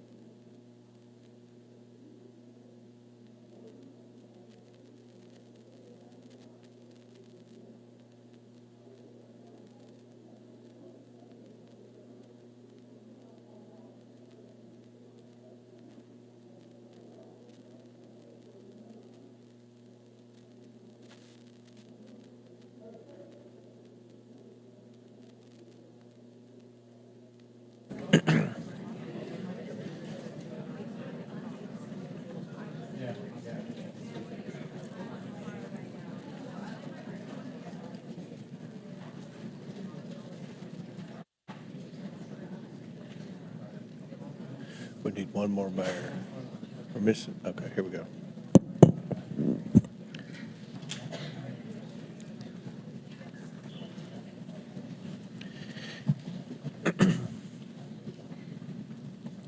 The committee will come back to order. Chair recognizes Ms. Lee from Pennsylvania for 5 minutes. Thank you, Mr. Chair. So we've heard a lot of accusations and sensationalism thrown around here today, which is not new for this committee. But I do think we need to be clear about what we're really talking about today and what the so-called sanctuary city policies actually mean. What Republicans are calling sanctuary cities, it simply means that a city or a state is not going to do the job of ICE for them. That's it. Republicans are acting like there's like a mythical barrier that keeps ICE completely out of cities. If you're listening to Fox News, they make it seem like they're police at the borders of Chicago keeping ICE agents out. And that's simply not the case. Republicans want every town, city, state to dedicate their limited resources to entering what's called a 287G agreement with ICE to either do their enforcement work on the ground or hold people in custody for an additional 48 hours on detainers. That's 48 hours beyond the lawful detention. To be clear, that is illegal. In more than 700 counties in at least 9 states, there are policies or court decisions limiting these ICE detainers, as it is such a blatant violation of the Fourth Amendment. And when people's Fourth Amendment rights are violated, it's the cities, not ICE, who face civil lawsuits. As a reminder to Republicans, the Fourth Amendment is the one against unlawful searches and seizures. Just last year, New York City's Department of Corrections had to pay $92.5 million in a settlement to those they unlawfully detained for ICE. Republicans are putting these mayors between a rock and a hard place. And the reason that they're doing this is because Trump is trying to get them to do illegal things. If they work for ICE, they risk violating their own residents' constitutional rights and opening themselves up to costly litigation. But if they don't do Trump's bidding, they're being threatened with losing federal funding. Today's hearing is nothing more than a shakedown against the mayors of some of our nation's biggest cities and a part of Trump's ongoing anti-city crusade. In Trump's America, if you disagree with his priorities, then you lose federal dollars. Just last week, Donald Trump actually called city leaders who oppose his cruel policies sick politicians. Just a few days before that, his border czar, Tom Homan, threatened that he would be bringing hell on the city of Boston. Mayor Wu, what do you think about these threats against Boston and their attempts to force you to enact policies that are against the very things your constituents voted for? The laws are most important and the safety of our residents are most important. And what I hear from all of our residents across every one of our neighborhoods is that, in fact, undermining the trust is what would make our city less safe. And so we need everyone to feel secure in their communities, like they can reach out, they can call 911 when they need help. And in our city, those laws actually help Boston police solve crimes. Thank you. Mr. Bier, a question for you. I'd always thought that my Republican colleagues were strong supporters of state and local sovereignty and were against intrusion from the federal government. Do you think this lawsuit seems consistent with that position? Oh, absolutely not. If you look at the Supreme Court precedent on this, it came from a gun control law that said that state and local governments had to cooperate with the federal government on gun control. The Supreme Court said that's unconstitutional. Not a single member on this side, I believe, would be against that Supreme Court decision. Mm-hmm. There is nothing illegal about protecting people's constitutional rights and due process, education, and equal treatment under the law. But it is illegal for the federal government to withhold federal dollars that these cities' taxpayer dollars have gone towards. Mayor Johnston, Chicago ranks as one of the largest cities in the U.S. and has the third largest metropolitan economy, boasting a GDP of $860 million. This makes it one of the most economically diverse cities in the nation, correct? That is correct. Would it be fair to say that your city generates billions in taxpayer revenue and that the average taxpayer in Chicago and Illinois contributes more than around $20,000 in federal income taxes, which is more than $1,310 above the national average? That is absolutely So correct. can we conclude that Chicago residents pay significantly more in taxes than they receive in return, contributing at least $5 in taxes for every $1 they get back in federal support? More than our fair share. Thank you. Only 9 states have taxpayers that contribute more to the federal government than they receive. All 4 of our mayors are from states on that list. Yet Republicans are saying that they should lose that money because they don't agree with their dear leader. Trump and Republicans are attempting to take money from blue cities and blue states and give them to their red states. Republicans too often demonize blue areas and cities that are the very areas that are keeping the economy going. The attacks we've heard on mayors today are not only shameful, they're dangerous capitulations to the impulses of this president who is trying to expand executive power in nearly every direction. I'd like to thank our mayors, Wu, Johnson, and Johnston for coming in today, having the strength of courage to stand up to this administration. Thank you. I yield back. Chair recognizes the gentleman from Arizona, Mr. Biggs. Thank you, Mr. Chairman. So, Mayor Adams, you've agreed today. Sorry, over here. You've agreed today that New York City is a sanctuary city. Is that right? Based on the definition, and there doesn't seem, Congressman, there's now a uniform definition of that. But yes, right.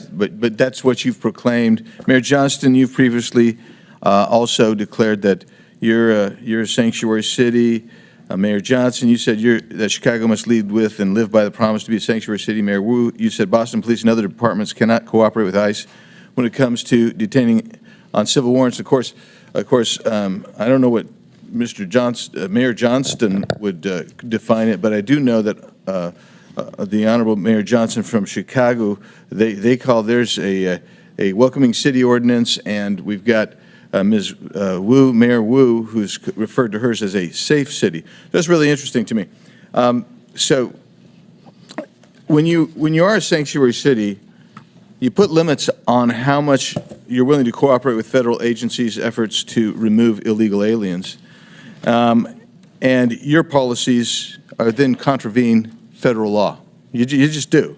Under Title VIII of the U.S. Code, it says a federal, state, or local government entity or official may not prohibit or in any way restrict any government entity or official from sending to or receiving from the Immigration Naturalization Service any information regarding the citizenship or immigration status of any individual.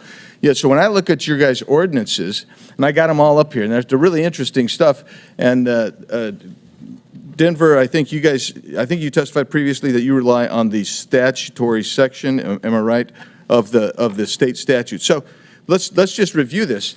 There is a distinction, and some of you have made that. Mayor Johnson of Chicago made this repeatedly, and Mayor Wu of Boston did. There's a distinction between criminal warrant, and you say we cooperate on criminal warrant, but there's 2 levels of cooperation at least. There's a communication level, and there's a passing the person off. That's one level with the criminal. But the civil level, this is what I want to talk about for a second, because all of these ordinances proscribe communication and transfer of someone where there's a civil warrant. Now, I know that all of you understand that a removal order is a civil order. And that means none of you and none of your agencies within your municipalities are communicating or passing over someone where there's an ICE removal detainer. So I don't care how many times, 1,226 or whatever it was in 7 years, I don't care how many times you do it, but if you're not doing it for civil orders, then you're allowing people who have a removal order, who've had due process, because that's how you get a removal order. You're allowing them to stay in the country. You're in violation of this law right here. You are. You're in violation of that law right there. And you've got to start realizing what your criminal culpability is on that. And that's really what we're talking about here. So you don't think that's harboring, perhaps? But let's take a look at that next statute, please. That next federal statute. In conducting investigations and hearings, immigration officers and administrative law judges shall have reasonable access to examine evidence of any person or entity being investigated.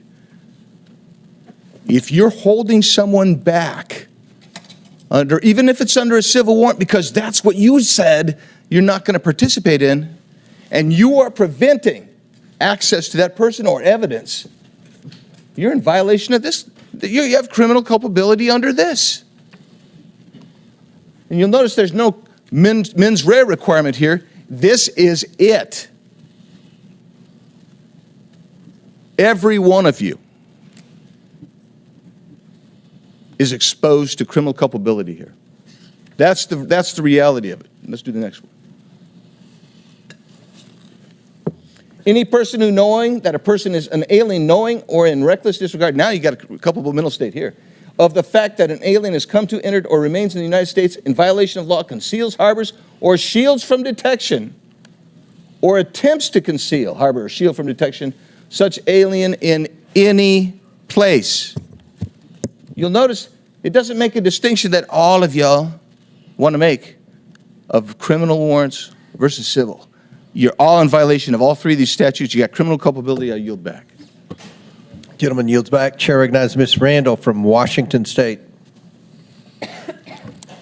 Thank you, Mr. Chair, and thank you to our witnesses for taking the time to be here today. I represent the northwest corner of the country, though I did happily live in Boston for 10 years safely.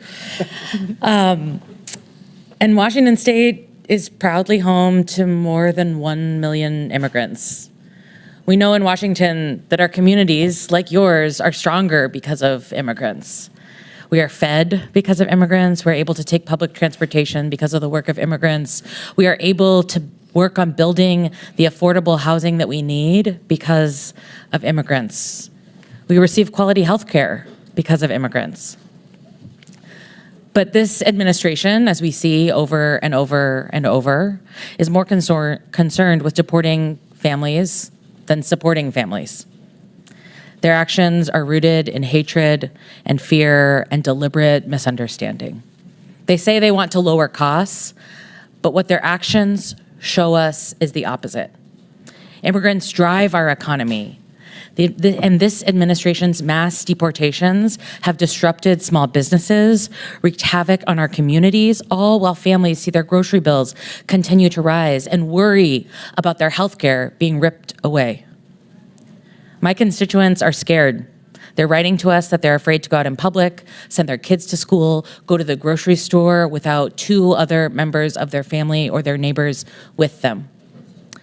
There are dozens of families making emergency plans to make sure someone is legally designated to take care of their children if they're detained or deported. And in fact, our governor had to create additional policy to ensure that kids are not left alone when their parents disappear.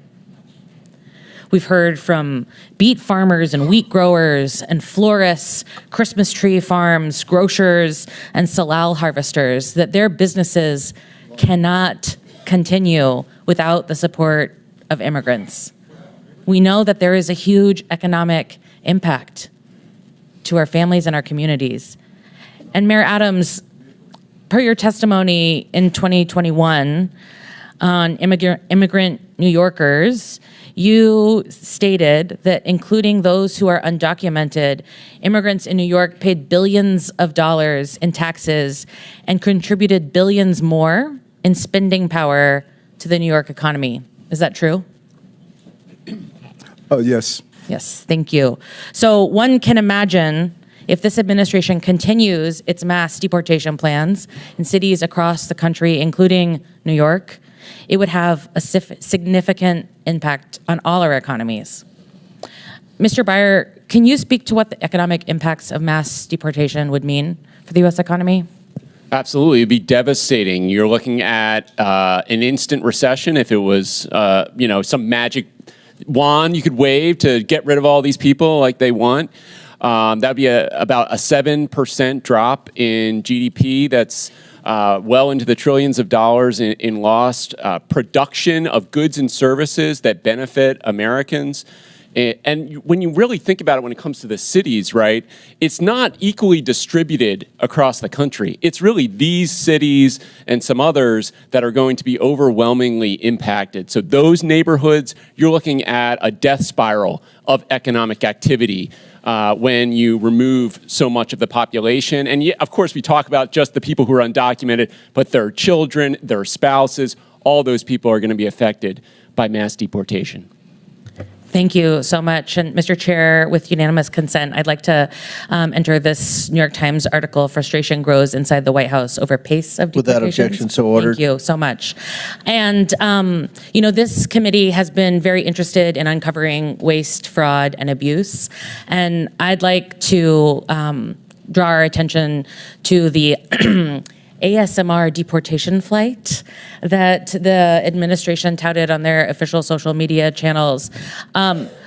While previous flights, deportation flights, cost for about 10.5 hours, $47,000. This military flight that was commandeered from its mission of national security to take folks who were in detention centers already to a stopover in Guantanamo cost us $299,250 for the same flight.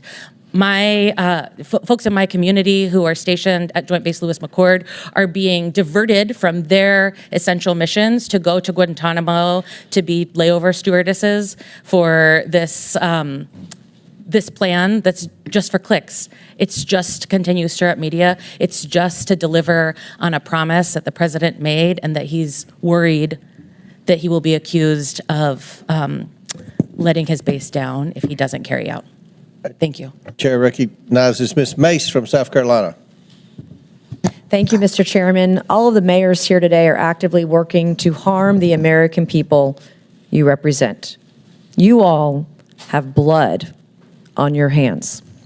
I'm going to ask a series of yes or no questions today, and I would like to remind all of you, you are under oath. I only want a yes or a no to my questions. My first question, do you acknowledge breaking into our country as a crime? Mayor Adams, yes or no? Do you acknowledge breaking into our country as a crime? I acknowledge. Yes or no? I acknowledge. Okay, Honorable Johnson, he's not going to answer the question. Yes or no? Is breaking into our country against the law? Yes or no? Depends how you cross the border. Okay, Some folks Mayor have Johnston, status. yes or no? Comprehensive immigration that's not an reform answer. policies Mayor are what's Wu? necessary in Mayor this Wu, moment. do you have a better answer than these gentlemen before you? Yes or no? Yes. Okay, do you believe it's acceptable for illegals who commit heinous crimes be released back into the public instead of being detained and deported? Mayor Adams, yes or no? Anyone break a crime? Yes or no? This is not hard. Yes or no? Anyone that break a crime should be detained. Okay, Mayor, yes or no? They should be deported. Okay, Mayor. Any individual that Yes or no? causes harm Yes or and no? breaks Okay, the law Mayor Wu? should be held accountable. This is why you have 6% approval rating, because you suck at answering questions. Mayor Wu? Yes or no? Anyone who's a public safety threat should be prosecuted. All right, I have my next question. When an illegal alien rapes a woman, do you believe you're on the right side of history? Mayor Adams, yes or no? Tell me, say that question again. Okay, Mayor Johnston. When an illegal alien rapes a woman, do you believe you're on the right side of history? Yes or no? I will charge and prosecute them. Yes or no? Okay, well, okay. You said you would go to jail, didn't you? I will For charge harboring and illegal prosecute them. aliens or something, Mayor Johnson? Could you repeat your question, please? When an illegal alien rapes a woman, do you believe you're on the right side of history? Could you clarify that question? Okay, Mayor Wu, yes or no? No, rape is obviously Then horrible. why are you letting rapists back out onto the streets of Boston? That is not true. That is Okay. not what's happening in when Boston. an illegal alien molests a kid, molests an underage kid, do you pat yourself on the back for being compassionate? Mayor Adams?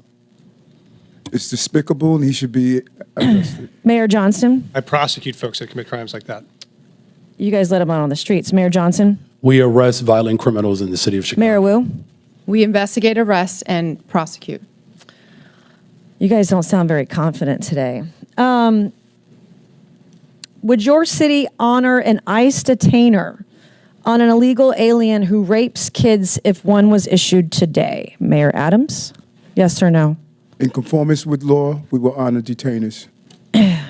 Mayor Johnston? If there's a criminal warrant, we'll help them pick them up. If there's no criminal warrant, we'll honor a notification request. Mayor Johnson? Criminal warrants, we always cooperate with federal agents with a criminal warrant. Mayor Wu? Get a criminal warrant, we will enforce. A criminal warrant. I'm talking about an ICE detainer on an individual who's here illegally who rapes kids. Do you all hate Donald Trump more than you love your country? Mayor Adams? I respect my president. I respect my Yes country. or no? and I You're having the respect hardest time my today. Senate. Mayor Johnston? I love my country. Yes or no? I love my country. Mayor Johnson? As the son of a pastor, I love everyone and this country. Mayor Will? I love my country and my city. Do you all, are you all willing to go to jail for violating federal law? Mayor Adams? I'm not going to violate federal law, so I don't have to worry about that. Mayor Johnston? We don't violate federal law either. You don't violate federal law. We do not violate federal law. Is it violating federal law if you don't honor detainer requests from ICE? Absolutely not. In fact, the statute Congressman Biggs shared, we explicitly follow. The statute says you cannot prohibit city employees from sharing information about someone's status with the government. We do not prohibit that. Do you love illegal aliens more than you love your fellow countrymen? I love all the residents of the city and county. Mayor Johnston, are you willing to go to jail for violating federal law? The city of Chicago complies with all laws. Oh, I highly doubt that. Mayor Wu? We are not violating federal law. Mayor Wu, I have a last couple questions for you. Do you believe that ICE arresting a child rapist, quote, threatens everyone's safety, end quote? Yes or no? No. Does ICE arresting a murderous MS-13 gang member threaten everyone's safety? Yes or no? No. I would like to hold up this quote of you where you say, ICE's efforts actually threaten the safety of everyone, end quote, Boston Mayor Michelle Wu. You're a hypocrite. Thank you, Mr. Chairman, and I yield back. Chair recognizes Mr. Chairman, I have unanimous consent Subramaniam. request. Mr. Chairman, I have unanimous consent request. Proceed. I'd like to seek unanimous consent to enter into the record this article, and I'll do this as a survivor of sexual violence myself. This is from Courts, March 2018. Without objection, so ordered. Data from Texas shows that U.S.-born Without objection, so ordered. We've put it in the record. I haven't entered it. You have what? Mr. Chair, can I have several articles. I need to enter them. Let me just go ahead with what the articles are, what they speak to. What's the next article? Let me proceed.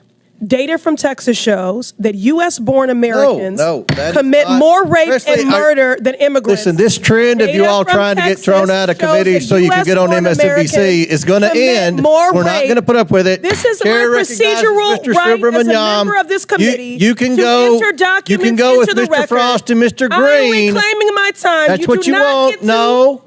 dictate Ms. Presley, how I've been I very. recite the I have articles been very for the accommodating record. to you, Mr. Subramaniam. And I Start take the particular clock. umbrage Start as a the clock. survivor No, I of don't. sexual violence. Go. I will enter into Order. the record. This is my right. Thank you. No. It is Mr. Subramaniam. Mr. Chair. No, you know the process of unanimous consent. You are not I recognized. have several articles to enter into the record. Mr. Subramaniam, if you don't go, we're going to recognize Mr. Timmons. Thank you, Mr. Chair.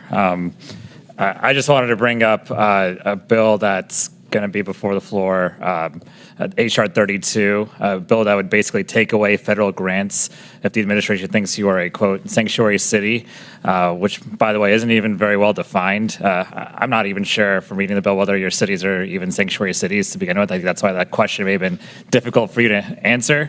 But I think what's been very interesting to hear is how well you've been able to integrate and welcome immigrants into your communities, into your city's economies, and making the best out of a difficult situation. I find that very impressive. And but I wonder to the mayors here, Mr. Johnston, if you took away federal grants, how would that affect public safety of your city? Would that improve? Would that make your city more safe or less safe if we took away federal grants from your city? It would dramatically weaken public safety. I mean, we wouldn't be able to repair bridges that are falling apart. It means we wouldn't be able to put kids in preschool or give veterans medical care. It would be catastrophic. Thank you. Mr. Johnston, the same question. Mayor Johnston, the same question. It would certainly undermine all of the investments that we've made thus far. Since I've been mayor, we've provided $20 billion of new investments that contribute to the overall safety of the city of Chicago. Mayor Wu, same question. Would this make your city of Boston more safe or less safe? Withdrawing federal funds would make us less safe. Education makes us more safe. Housing makes us more safe, and we rely on those funds.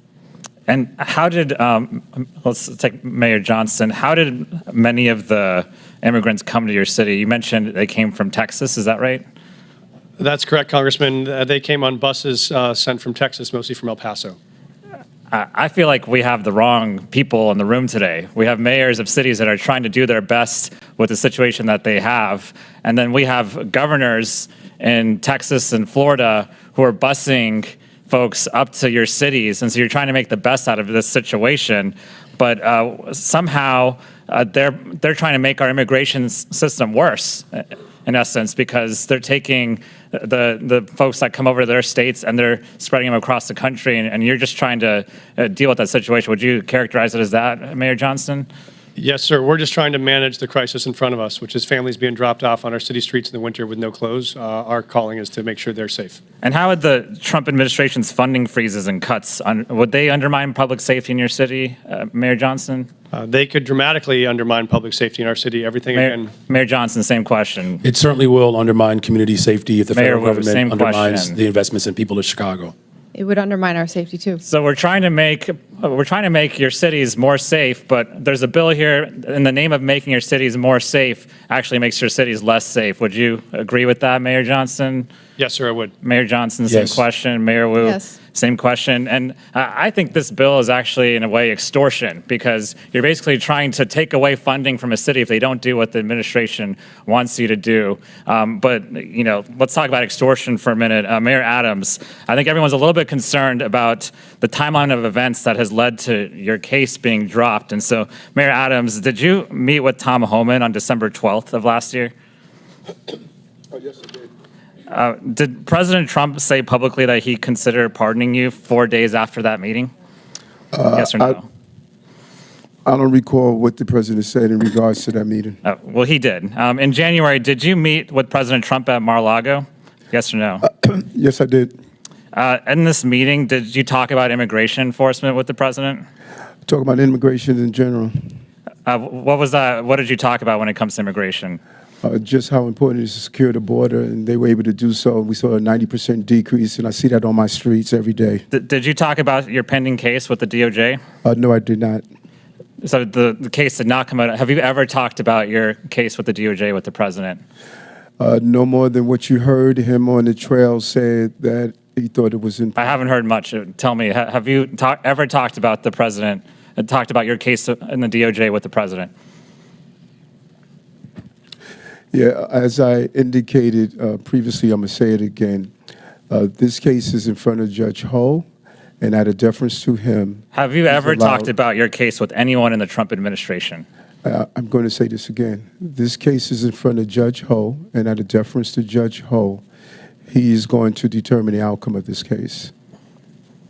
That's not answering the question. I'm going to ask you one more time. Have you ever talked about this case with anyone in the Trump administration? This case is in front of Judge Ho, and out of deference to Judge Ho is going to decide the outcome of this case. I think Mayor Adams is not answering the question because he probably has. And I think there's a pretty clear timeline here that indicates that a case is being dropped in the name of trying to appease the president, who seems to be okay with what's going on. And so look, we can talk about the policy, but I think there's a bigger problem here of public extortion and almost an endorsement of this extortion. And it's becoming the norm for this administration. I yield back. Chair recognizes Mr. Timmons from South Carolina. Mr. Chairman, before you do, I have a unanimous consent request, please. Mr. Spansbury, you recognize. Thank you, Mr. Chairman. I have 4 articles I would like to enter into the record titled "The Mythical Tie Between Immigration and Crime: Undocumented Immigrants Half as Likely to be Arrested for Violent Crimes, Immigrants Significantly Less Likely to Commit Crimes," and one titled "Showing Data About U.S.-Born Citizens More Likely to Commit Murder." And Mr. Chairman, I do ask that you do respect my colleagues on this side of the aisle, parliamentary. Without objection, so ordered. Your unanimous consents are put into the record, and only titles are required. She was And once you start filibustering, you become out of order. I am not filibustering. I'm just saying the last member on your side was filibustering. She was not. She had Yes, she more was. articles. And now you're filibustering. Chair recognizes Mr. Timmons from South Carolina. Thank you, Mr. Chairman. I just want to speak directly to all 4 of the mayors. Y'all did the best you could with bad situations. You did. The former president let in, I don't even know what number to use. Some places use 8 million, some people use 16, 20, whatever the number is. And so each of you had an influx of illegal immigrants into your cities, and you have federal, state, and local statutes that you have to deal with, and an untenable situation was created. I want to go one by one. Mayor Adams, how many illegal immigrants were present in New York City in the last 4 years? How many people did you have to deal with?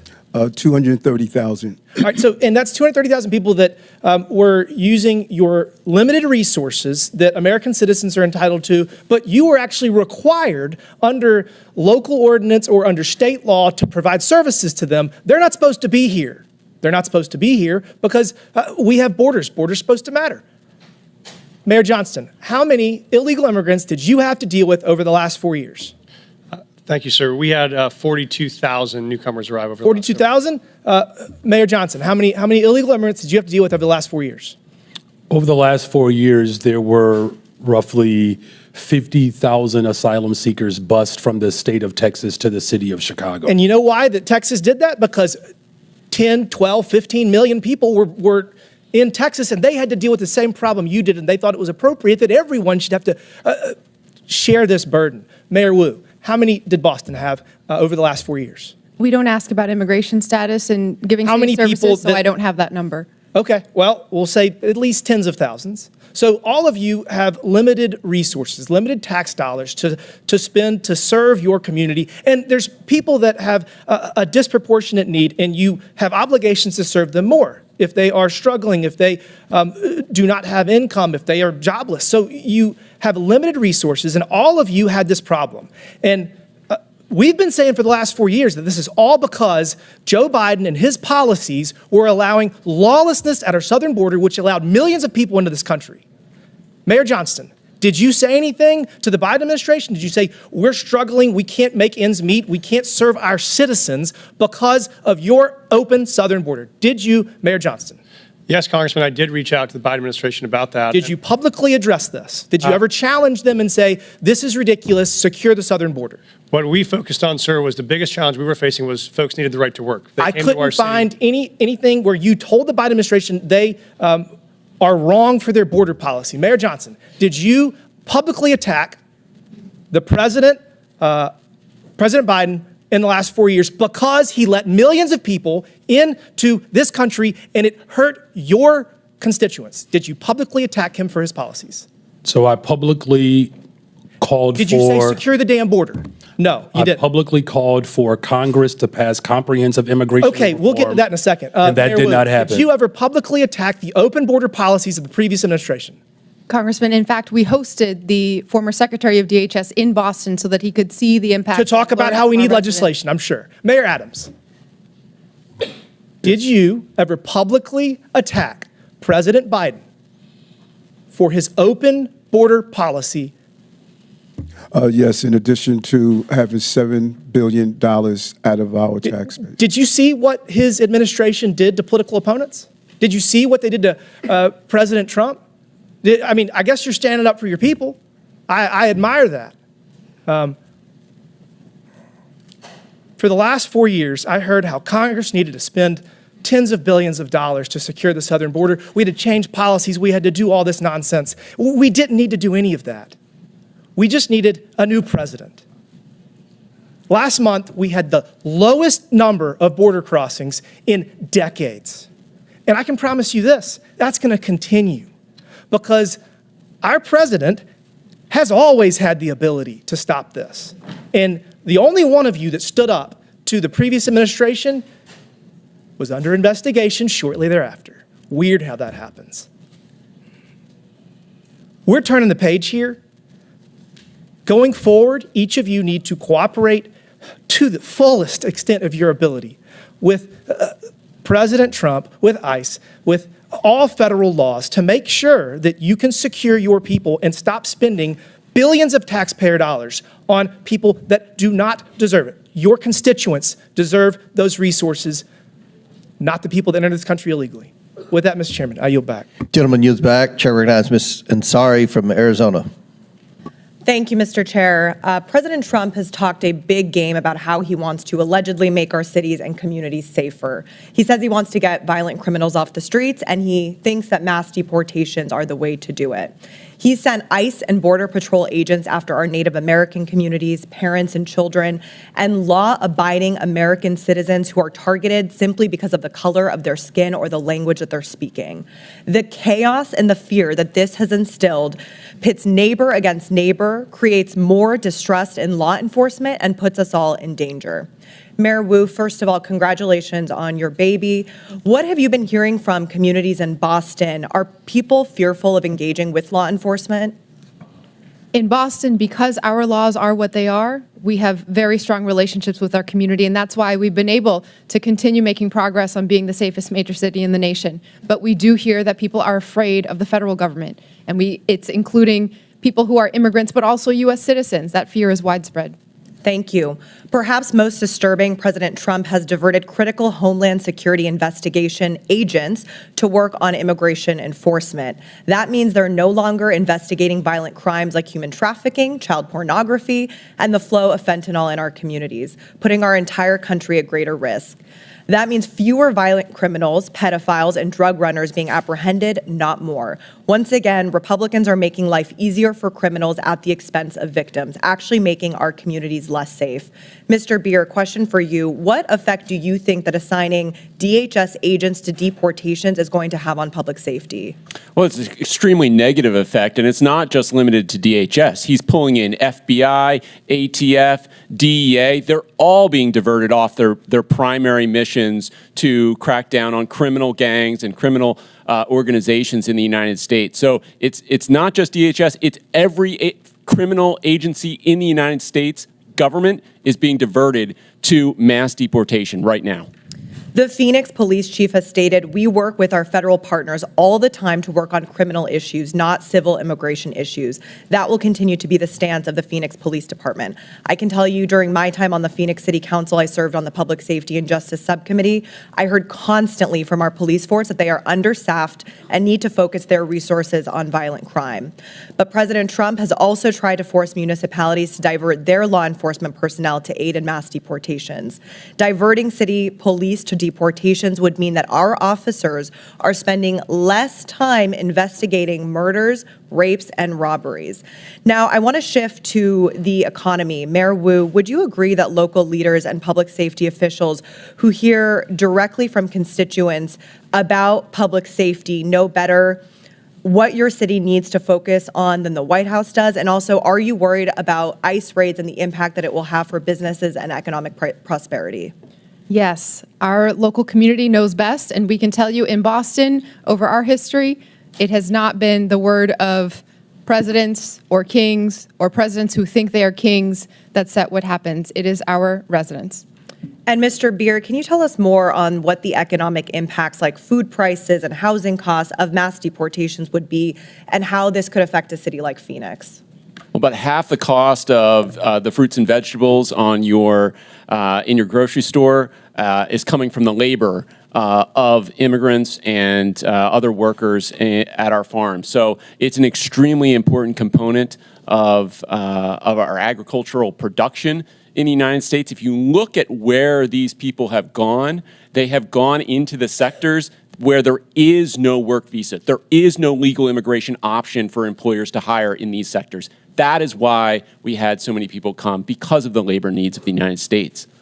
Thank you so much. I truly want to thank the mayors for being here and taking on these ridiculous attacks on our local officials. You know what is best for your communities and the people that you represent. You know better than Donald Trump. You know better than Tom Homan. You know better than Stephen Miller. So thank you so much. And finally, I'd like to request unanimous consent to enter into the record, first, a report published by the American Immigration Council titled Mass Deportation, Devastating Cost to America, Its Budget, and the Economy, and second, a Center for American Progress report titled Trump's Rash Immigration Actions, Place Cruelty and Spectacle Above Security. Without objection, so ordered. Thank you. I yield back to the ranking member. Chair recognizes Mr. Donalds from Florida. Thank you, Chairman. This is my third term on the Oversight Committee. We've been talking about illegal immigration and oversight the entire time. I remember we had a group of this committee that went down to the El Paso section of the border. This was back in February, March of 2021. And during that time period, we were at one of the holding centers, and there were these buses that were coming to the detention facility, and they were picking up 30 kids, 50 kids at random, walking out of the facility. And when I went over to question the bus driver that was transporting these kids, border agents told me, as a member of Congress, that you're not allowed to question the bus driver. And of course, people knowing me, I didn't take no for an answer, and I repeated the question. And I was told that this bus of children was leaving El Paso and going to San Diego. And so what was occurring under the Biden administration is that they were busing unaccompanied minors all across the United States for one reason and one reason only. And that was because they did not want the press to see the pictures of kids in cages. They did not want to see our borders being overrun. They wanted to disperse that problem all through the United States. That is the reckless history of illegal immigration under Joe Biden and the Democrat Party. Mayor Johnston of Denver, you lamented earlier that there were 10 to 11 buses coming per day to your city. Did you ever talk to Joe Biden about why this was happening to your community? Thank you, Congressman. I both reached out to Governor Abbott from Texas. He didn't respond, and I did. Why would you reach out to Governor Abbott of Texas when it is Joe Biden, the former commander-in-chief, that opened up our borders? Why didn't you talk to him? Well, our buses directly were being sent from Governor Abbott in Texas, so that was why we reached out to say we're happy to collaborate on a coordinated entry system. We understand no one state or no one city should bear the entire brunt of this, but let's collaborate. But I did. So I'm glad you said that, because that brings me to my next point. Governor Abbott and Governor DeSantis, when they started moving illegal aliens out of their states who were bearing the brunt of what Joe Biden and Kamala Harris were doing, and they've sent them to Denver, they sent them to Chicago, they sent them to New York, they sent them to Martha's Vineyard. The reason why they did that is because you four could hide behind the realities of illegal immigration on border towns all through our country and on cities and states who did not want to see illegal immigration, but did not have the political representation to go to the White House. And only when it showed up on your doorstep did you get upset. Mayor Johnston, coming back to you, how much did your city spend on illegal immigration? Do you have a round number? Over the last couple of years on all newcomers, whatever their status was, it's around $79 million since 2022. $79 million. Mayor Johnson, Chicago. How much has the city of Chicago spent on illegal immigration? If you're referring to the 2022 up to 2024 of the buses coming from Texas, roughly the same percentage of the state of Texas, about 1% of our overall budget. What is that? Because we don't have the city's budget in front of me. Numbers. It's 1%, and if you want the actual calculation, we can make sure someone... You're the mayor. You don't have the math in front of you. It's 1% of the overall budget over the last 4 years. That's why you're a failing mayor. Which is Mayor the same Adams, number that how was much did sent the city from us of New from York the actually state spend of on Texas. illegal immigration?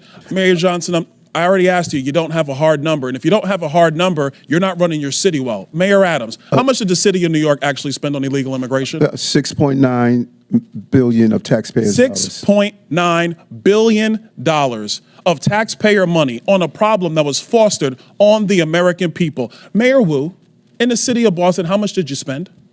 We don't ask about immigration status and delivering city You don't services, ask so about we how don't much have money that the city number. of Boston has spent on illegal immigration? We Are don't you out of your distinguish mind? between immigration status. Do you as manage part your of our budget city or not, policies. Mayor That Wu? is how we keep Mayor our city Wu, safe. do you manage your budget or We have the not? numbers to prove it. I manage my budget. I have a AAA bond rating dating back 10 years. So to for the city of budget. Boston, just understand that your mayor does not care how much of your resources she has spent on people who are not citizens The city of Boston is sick of having I'm reclaiming people my outside time. Boston Mr. telling Bier, us what Mr. we Bier, I have need. a question for you because I understand Cato's perspective when it comes to illegal immigration.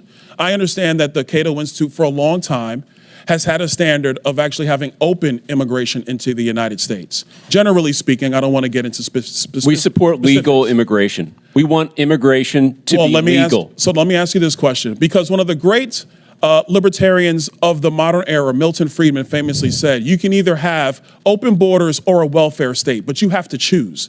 Mr. Bier, what do you choose? Milton Friedman said he wanted to allow illegal immigration to continue. I disagree with Milton Friedman's position on that. We should have legal immigration and build a wall around the welfare state, not around the country. That's in the best interest of taxpayers. And I would argue that under the current system where you have sanctuary cities popping up, it is not possible to build that wall. So America can. has to Absolutely you choose, can. Mr. Bier, you're done. America has to choose between securing our nation or protecting the taxpayer. I choose secure the nation. I yield back.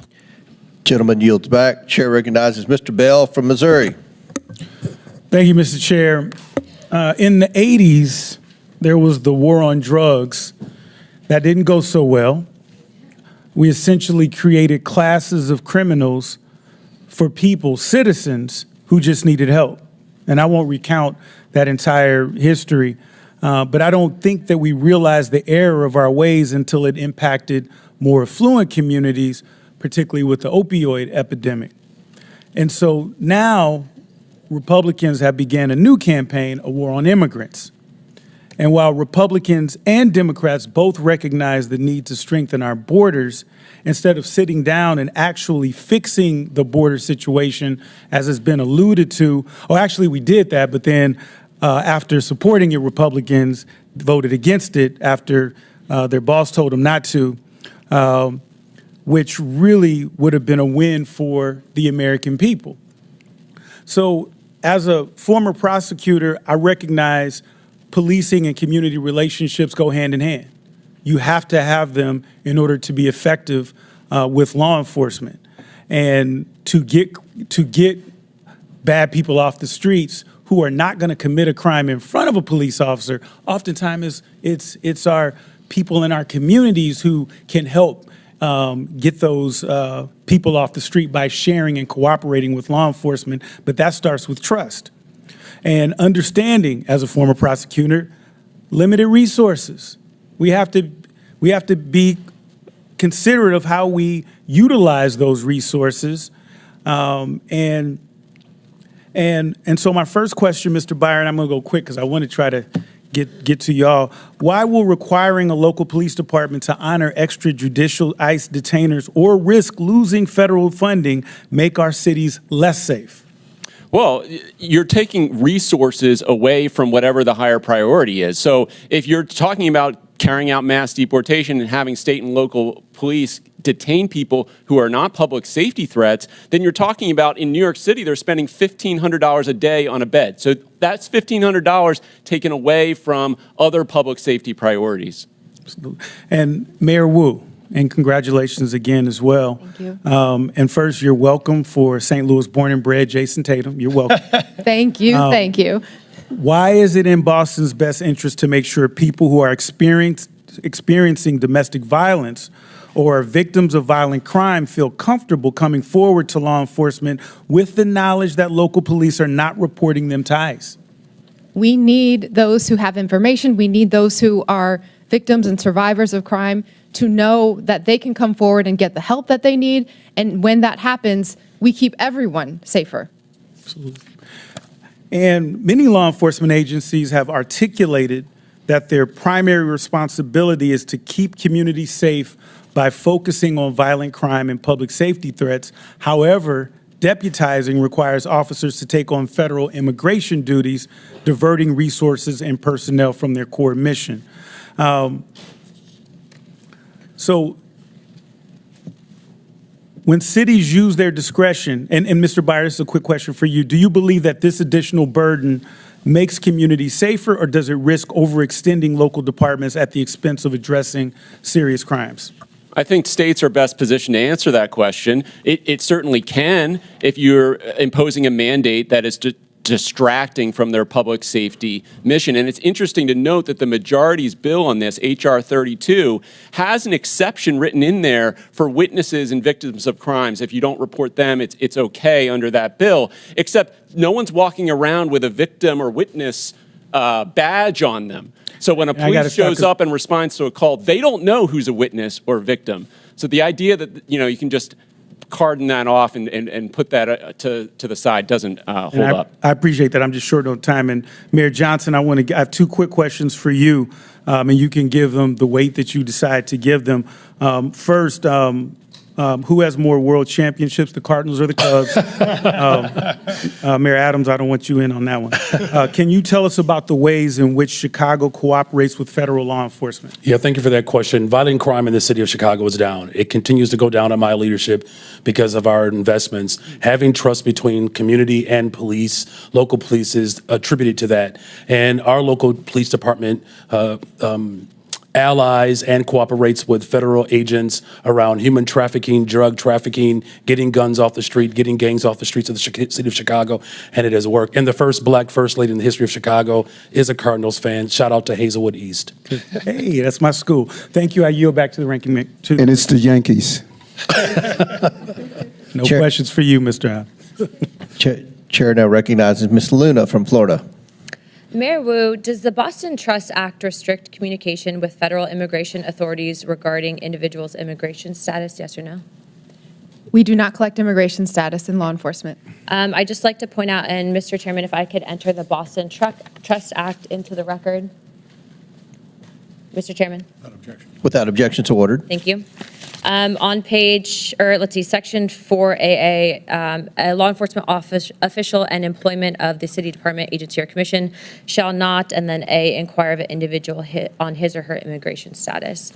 Under Title 8, U.S. Code subsection 1373 stipulates that local governments cannot prohibit or restrict communication with federal immigration authorities regarding individuals' immigration status, so your enforcement of this act is in direct violation of that statute. Can you please confirm? That is not Thank the you, ma'am. truth. That's a U.S. code. I don't know about you, but U.S. code does not lie. We do not ask about Mayor immigration Johnston, I'm not status, and that talking is to you what anymore. makes us Next safe as a question, city. Mayor Johnston, you said in your testimony that the first step you took after illegal aliens arrived was to provide them with housing. Is that correct, yes or no? Folks that were on the streets freezing to death, we gave access to shelter. Yes, we did. Thank you. Not to be rude here, but you have a good understanding of what the definition of harboring is, correct? I do. Okay. For those that might not, harboring means to knowingly or recklessly provide shelter or place to stay for an illegal alien. And according to Title 8 of U.S. Code subsection 1324, that is also a federal crime. Just to be clear, did you also say that you would be willing to go to jail to stop deportation efforts? I did say that I'd be willing to stand up for all of our residents, and the context was that was the point at which the administration was threatening to deploy the U.S. military to streets of our cities to Okay. pull kids out of schools and churches, Thank so we you. were worried about that. Thank you, Mr. Johnston. Mr. Chairman, I'd like to enter into the record an article from CBS. Without objection, so ordered. Thank you. In this, it says, Johnston said earlier this week that he's willing to use civil disobedience and, if necessary, going to jail to stop deportations. My final question would be for you, Mr. Mayor Johnston. Do you believe that Chicago's welcoming city ordinance encourages illegal aliens to enter the United States, specifically into Chicago, yes or no? No. Okay. So you don't believe that banning the transfer of individuals into ICE custody for the purpose of civil immigration enforcement encourages illegal immigration into Chicago? Or how about agencies, sorry, one second, or agents not being able to stop, arrest, or detain individuals based solely on their immigration status or administrative warrant? So we comply with all laws, local, state, and federal.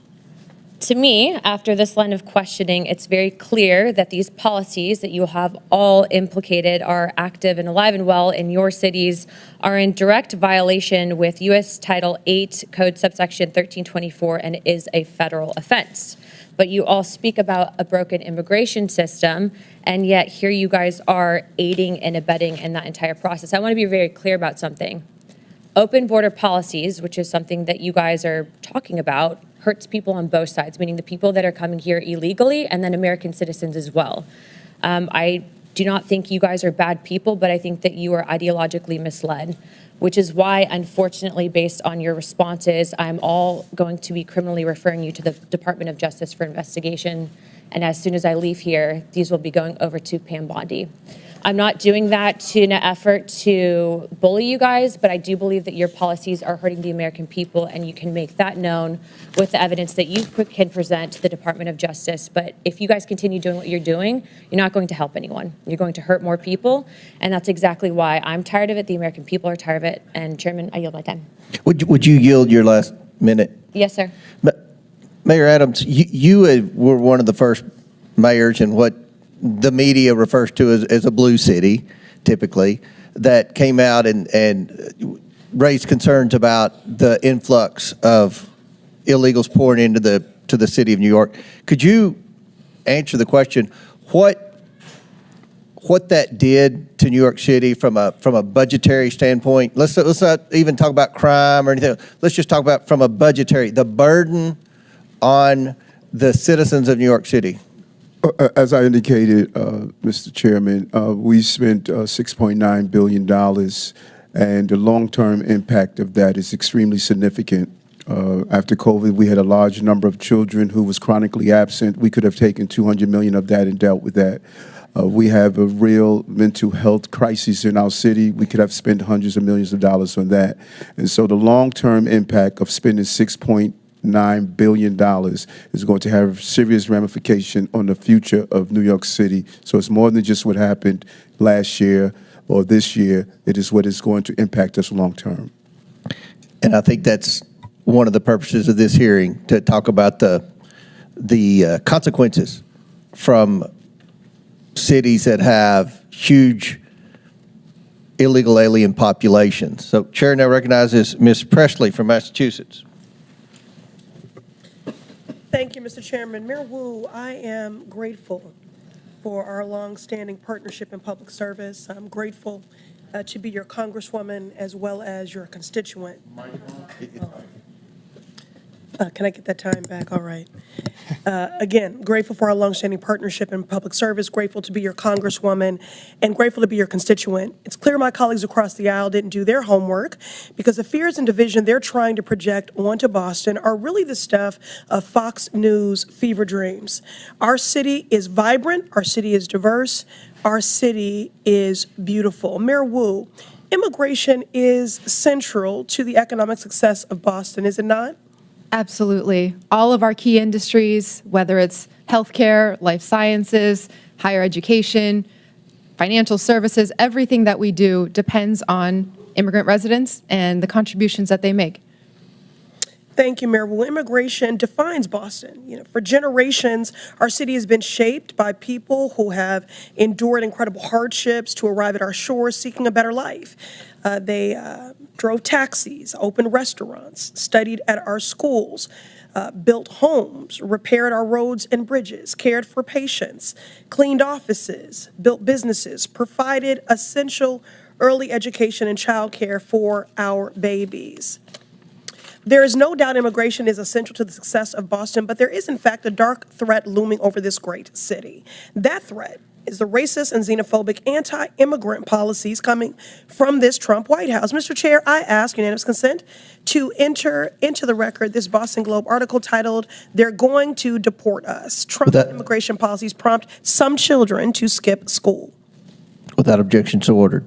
Mayor Wu, I've been speaking to principals and educators in Boston at various roundtables and town halls that I've convened, and the stories are heartbreaking. Elementary school children are crying in their teachers' arms, fearful that they're going to lose their parents to cruel and unjust deportation raids. Mayor Wu, last week I met with an esteemed doctor from a local Boston hospital who reported that follow-up appointments in her clinic have seen a 200% spike in no-shows and cancellations. Her assessment, her patients are missing critical care like dialysis, prenatal care, and chemotherapy because of a fear of immigration raids in our hospitals and healthcare settings. Mayor Wu, do you agree with this healthcare provider? Absolutely. We hear it from our shared constituents. People are afraid, and that is having huge impact on their daily lives when they're just trying to do right and be a good example for their kids as they pursue the American dream. Mr. Chair, I ask unanimous consent to enter into the record this article titled "Fearful Amid ICE Crackdown, Some Immigrants Are Skipping Health Care." Without objection, so ordered. So here we have a man who thinks he is king, screaming anti-immigrant slurs from the Oval Office and what it has done to make Boston safer. Nothing, not a thing. But it has traumatized our kids, cost our elders their dialysis, delayed cancer patients' chemotherapy, and struck fear into the heart of hardworking people who not only contribute immensely to our city and our community, but whose labor and contributions are also essential to the very functions of daily life in our great city. The members of this committee would be well served by learning from our esteemed mayor, but a teach-in is not the charge of this committee. Remind my colleagues, this committee's purpose is oversight. The only person who has something to answer for is Donald Trump. He is single-handedly decimating decades of economic progress, vilifying our immigrant neighbors, and disregarding the Constitution and basic decency daily. This man points to our most vulnerable, scapegoats them for every hardship, while he himself is actually the source of the hardship that the American people are experiencing. My colleagues don't really care about criminality. If you really cared about criminality, you would do something about Elon Musk's power grab, stealing our data. You would do something about efforts to defund the National Institutes of Health cancer research. If you really cared about criminality, you would do something about people that want to rob our babies of food. Make it make sense. My Republican colleagues across the aisle believe a 6-year-old from El Salvador who wants to go to school and a mom who fled violence in Haiti are the reason that the cost of eggs are too damn high.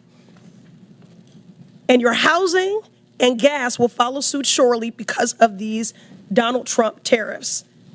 The shameful Republican ripoff slashing away at basic government services to line the pockets of Donald Trump's buddies so they can buy toy yachts and rocket ships. It is a shame and a sham. America has a problem, and it is Donald Trump. And if my colleagues really cared about criminality, they would do something about him. I'm grateful that the people of Boston and my mayor stand with their neighbors from every walk of life. I yield back. Chair recognizes Mr. Gill from Texas. Thank you, Mr. Chairman, for holding this hearing on such an important topic. Mayor Johnston, I want to start with you. One of your first actions as mayor was establishing a deputy mayor for immigrant, migrant, and refugee rights. I want to ask you a series of questions. If you could answer with a yes or no answer, that'd be great. First of all, do you support allowing illegal aliens to obtain driver's licenses? Just yes or no. So the city of Chicago has been a welcoming city for over 40 years. I'll take that as a yes. Next question. And that's the policy that we will hold to. Do you support tax dollars subsidizing or paying for the health care of illegal aliens? I support investments in all residents of the people of Chicago, and that's what I do. That's a yes as well. Do you support free or reduced college for illegal aliens? Again, I support the investments of all residents of the people of Chicago. Take that as a yes. Next question. Do you support allowing non-citizens to vote in local elections? Again, I'm not over the jurisdiction of that type of law, but again, I'm committed to investing in all residents of the people of Chicago. I'll take that as a yes. I've got an article from the Chicago Sun-Times, and I'll quote here briefly. Johnston proposed, among other things, that all residents, regardless of citizenship status, be able to vote for Chicago Board of Education members. Next question. Your website states, and this is your campaign website, quote, "I will not stop fighting until abortion access is completely secure for people all over the country," end quote. Yes or yes or no, do you support taxpayer-funded abortions for illegal aliens? I support the reproductive rights of all people, all women. That is a yes as well. Your mayoral transition website mentioned support for creating a Chicago Board of Education non-citizen advisory board. Again, yes or no, do you support appointing non-citizens to government advisory boards? I was invited here today to discuss welcoming cities. Yes or no? I was invited here to discuss welcoming This cities. is a yes or no If you're question. interested in asking me You're not questions gonna about the filibuster. welcoming I'll city, take that as a I'm yes. happy to We're gonna answer move those on. questions. No, we're going to move on.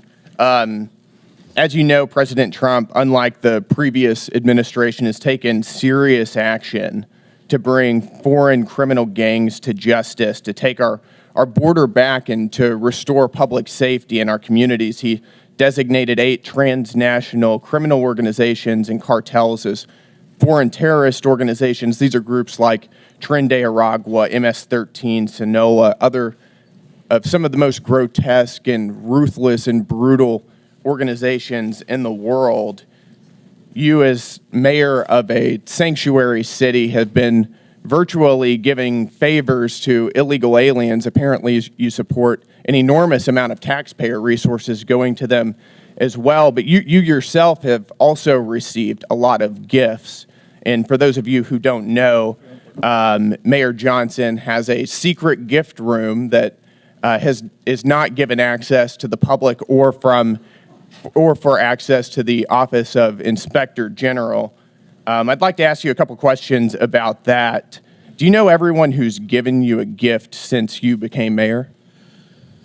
The city of Chicago has had a policy for That's 40 a years yes or no question. where there are individuals that would like to give gifts to I'm the city of reclaiming my Chicago, time. I'm going to take that as and we no. do not accept those When gifts. did you We become receive mayor? them on No, I'm behalf going to reclaim my of time the city here. of Chicago. You're not going to filibuster here. When did you become mayor? I was elected mayor of the city of Chicago in April of 2023, and I was sworn in May good. 15th On June of 12th 2023. On June 12th, 2023, you received Hugo Boss cufflinks and a personalized Mont Blanc pin. Do you know who gave you those? So I did not receive those personally. The city of Chicago You received those them. on behalf and of the that's city of right, on behalf of the city of Chicago, I every understand mayor the difference. in the You know history who- of Chicago who has Do you know who provided gave those gifts to the city of Chicago? Do you know who gave those to the city of Chicago? So again, on behalf of the city of Chicago, there It's are a yes gifts or no that are question. received, Do but I you? do not Do you- accept. Those are not So you my don't- personal so you gifts. don't know. Those are the gifts of the city of On March Chicago, 18th, and that's why you are aware 2024, that they exist because they are reclaim within the my law. time here, sir. On March 18th, 2024, you received a Gucci tote bag. Do you know who gave you that? Gave the city of Chicago that? Ken, I was here and I was invited. I'll also to take that as respond no. to the On March questions 19th, around 2024, welcoming the city. And I'm city of happy to answer Chicago any of those received questions. A Givenchy bag, a Kate Spade purse, and Carucci shoes. Do you know who gave the city of Chicago those? Again, I was brought. I'll take that as my a no. energy I'm here reclaiming my time to respond here, sir. I am on behalf of the reclaiming city my of Chicago time. of This what a welcoming raises city serious ordinance is. ethical concerns. You are providing an enormous amount of aid to illegal aliens, aiding and abetting criminals who have come into our country illegally. And you yourself are receiving an enormous amount of gifts, and you won't even tell us who they're coming from. That Chairman, raises time is up. serious ethical We have concerns. a 5-minute rule. Gentleman's time's Mr. Chairman, I'd like to ask for unanimous consent to enter into the record the City of Chicago Office of Inspector General advisory concerning gifts accepted on behalf of the city. Without objection, so ordered. Thank you. Chair now recognizes Ms. Tlaib for 5 minutes. Thank you, Mr. Chair. Mayor Adams, since we're on this conversation around oversight and some misclaims here about corruption, I mean, do you agree, Mr. Mayor Adams?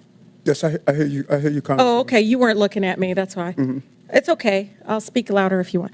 Do you agree to a quid pro quo deal to enforce the Trump administration's cruel immigration policy in exchange for protection from the federal corruption charges against you? And you are under oath, just as a reminder. Congresswoman, there was no agreement. There was no quid pro quo, and I've done nothing. Help me out here, though. So the Trump official, Tom Homan, we all know who he is. He said, quote, I'm quoting him, "If he doesn't come through, I'll be in his office, up his butt," sorry, Chairman, saying where the hell is the agreement we came to, end of quote. You're accusing the Trump administration for lying? Or, did they lie? What agreement did they're lying then? Mr. Homeland and I both agree we will fight dangerous criminals, and we've never had any conversation about my case. Okay.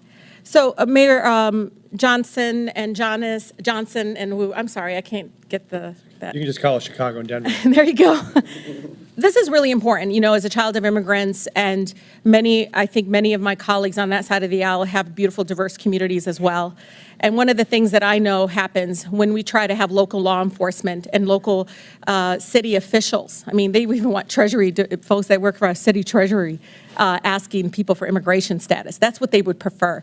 See if he's ready. You know, is that racial profiling? I mean, what do you do? Like, you wait for somebody to come, they have an accent, maybe they wear hijab, maybe they look a certain way. That's what they want you to do.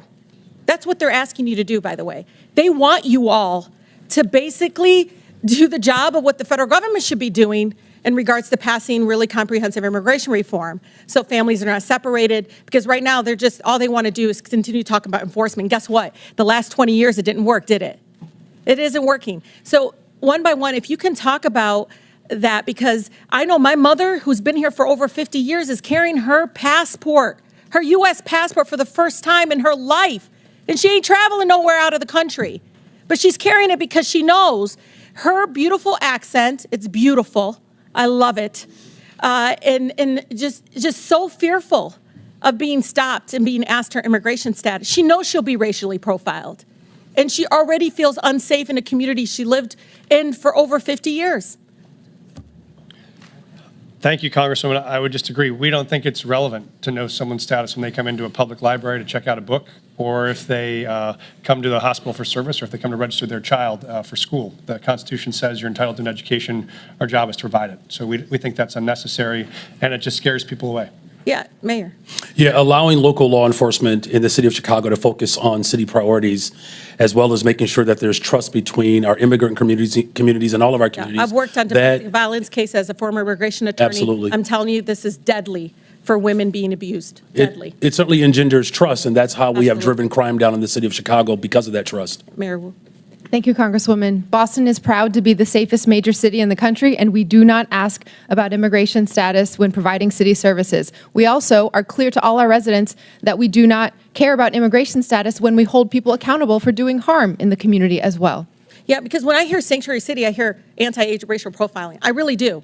I hear like, okay, we're not here in the business of trying to enforce broken immigration laws that are inhumane, completely immoral right now. That's what I hear. And as a former immigration attorney, when I hear the story in Denver, and trust me, ICE is there waiting to pick them up. They sent 6 of them, and they couldn't handle 6 of them couldn't take this guy that they're supposed to pick up. Doesn't make any sense to me, because they're there. They're pretending they don't know that as a fact. But one of the things that bothers me about all of this is the executive order of rescinding the sensitive locations. Why this is important. They basically want to do immigration enforcement and racial profiling, and immigration enforcement that's race-based, because I'm at the Canadian border in Detroit. Do you know the majority of people coming down undocumented is Canadian? But guess what? It's still the brown folks that are overwhelming. ACLU did a study, is overwhelming the ones being targeted, detained, and deported.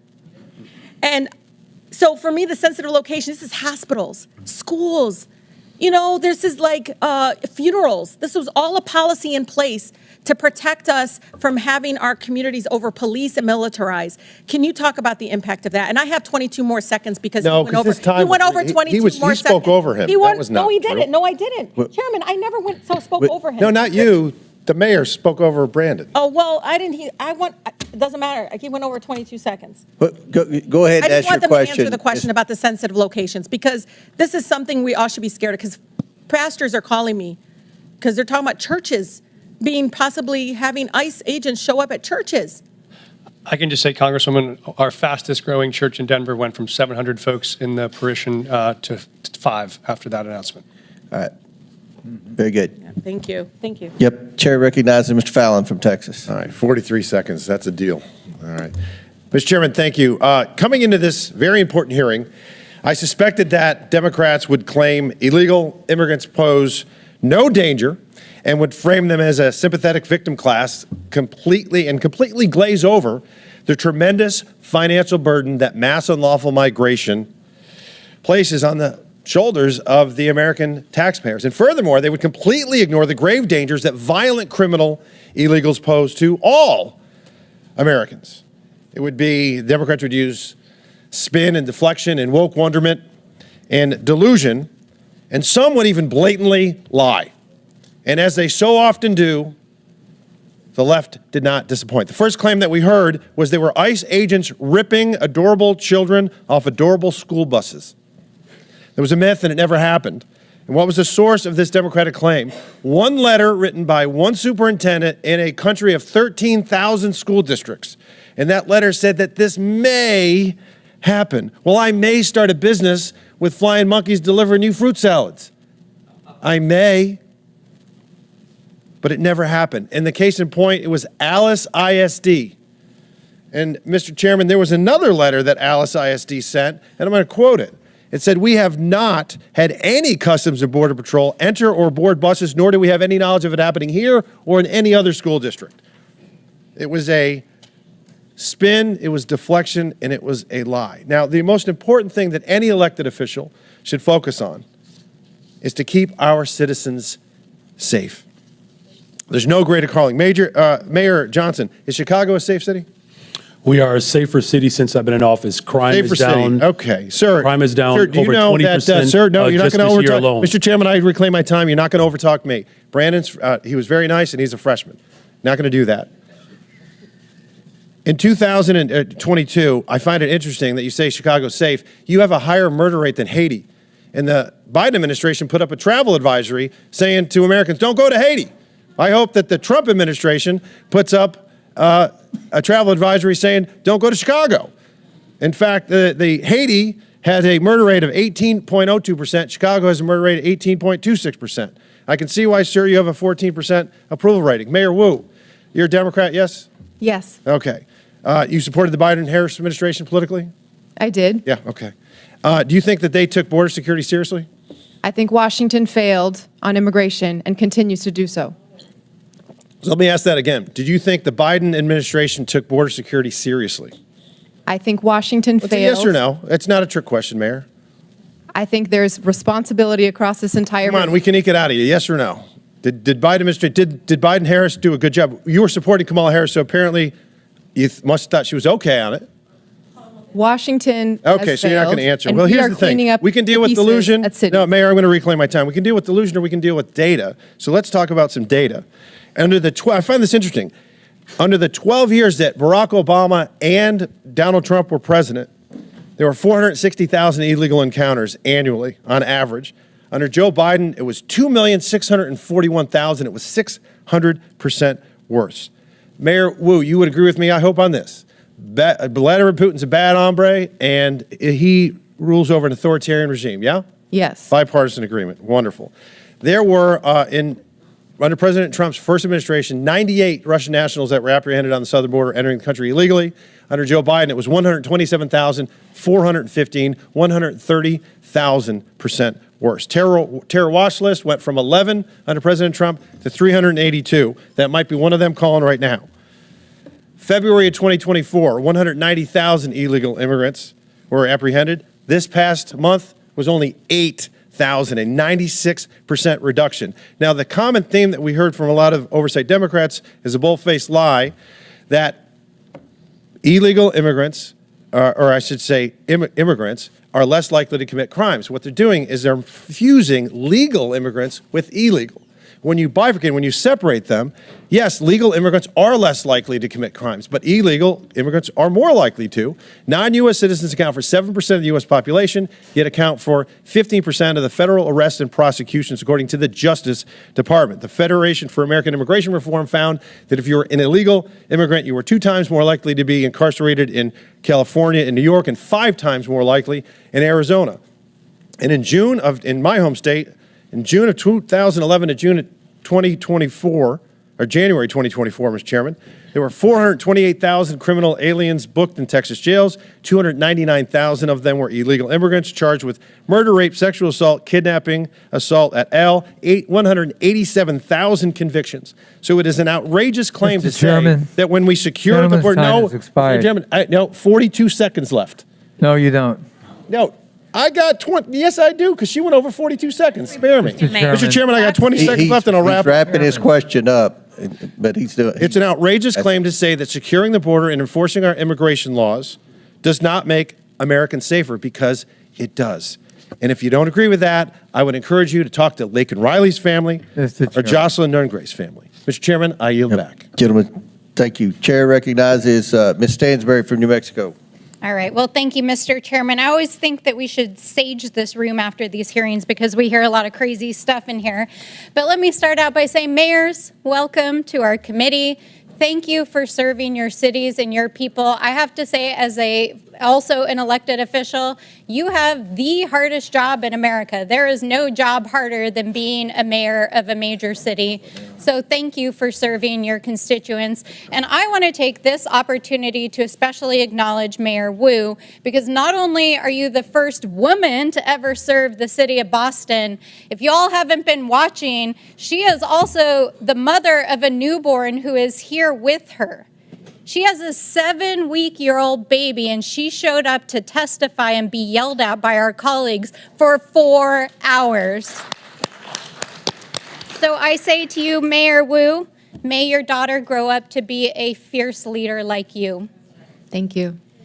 Now, I want to reject the fundamental premise of this hearing, because what this entire effort is about is intimidating state and local officials, attacking law-abiding immigrant families, and spending millions of dollars of taxpayer dollars, both in the administration and in Congress, to make ads that are complete smoke and mirrors, trying to say that Donald Trump has somehow secured America's safety. What they are doing is not making America safer. In fact, it's a total and complete lie, because Donald Trump has failed to actually even secure the border. He's failed to stop illicit drugs like fentanyl from crossing the border. He's failed to secure sufficient staffing and technology to stop human trafficking and illicit drugs from crossing the border. He's failed to support local law enforcement and behavioral health programs to address the issues that are affecting our communities.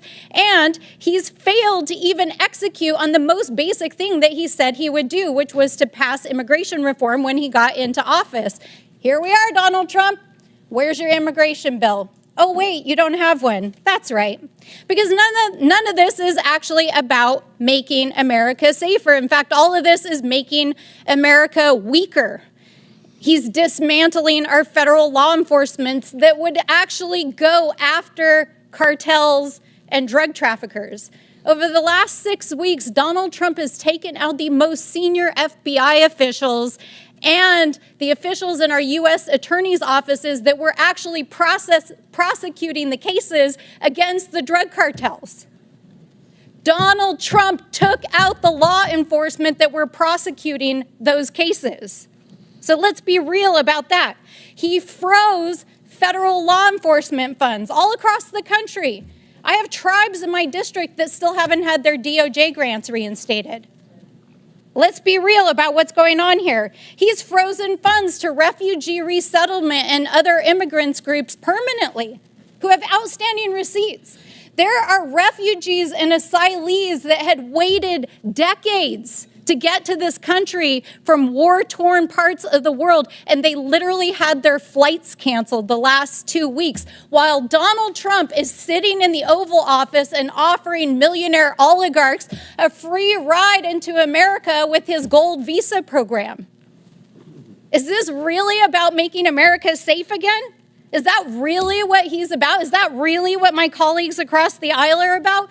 Because what I can tell you, as a representative from a great city, the city of Albuquerque, a border state, is that we know what makes our communities safer. It means we stop drugs from coming into our country and our communities. It means that we support and we fund our law enforcement. It means that we fund our behavioral health system. It means that we support our mayors, our tribal leaders, and our state officials. It means that we invest in them. It does not mean that we drag them in front of Congress for 4 hours. We yell at them. We tell them we're going to give them criminal referrals. The DOJ is intimidating our mayors, and my colleagues across the aisle are producing TV ads to try to pretend that they're making this country safe again. It's total bullshit. Absolute bullshit. They are not making America safer again, and what they are doing is terrorizing immigrant families. That is what they are doing. Parents who are afraid to send their kids to school, parents who are afraid that they won't come home again, kids who are afraid to leave their houses, refugees who have waited for years to come into this country. And our mayors are sitting here enduring this ridiculous hearing as they've been threatened in front of the American people. And so I will say, in the words of my sister in the front row who brought forward the words of one of our faith leaders just a few days ago on the House floor, I hope that my colleagues across the aisle, who I can tell, most of whom come from immigrant stock, will have the same mercy that our ancestors had shown to them by this country so that you could sit here and be a congressperson. Gentlelady's time's expired. We're Mr. going Chair, I'd to ask the unanimous consent. Ms. Crockett. From The Economist, how Boston became the safest big city in America. Murder is declining across the country, but Boston has led the way. And then I have one more UC request.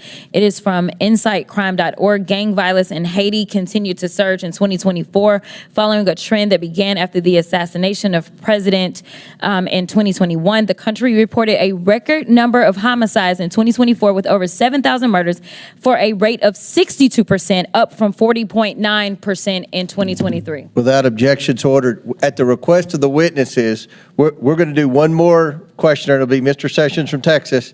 Then the committee will take a 15-minute break. Last questioner before the break, at the request of the witnesses, will be Mr. Sessions from Texas. Mr. Chairman, thank you very much to the panelists. Thank you for taking time to be here. I hasten to say that I'm probably not going to yell at you.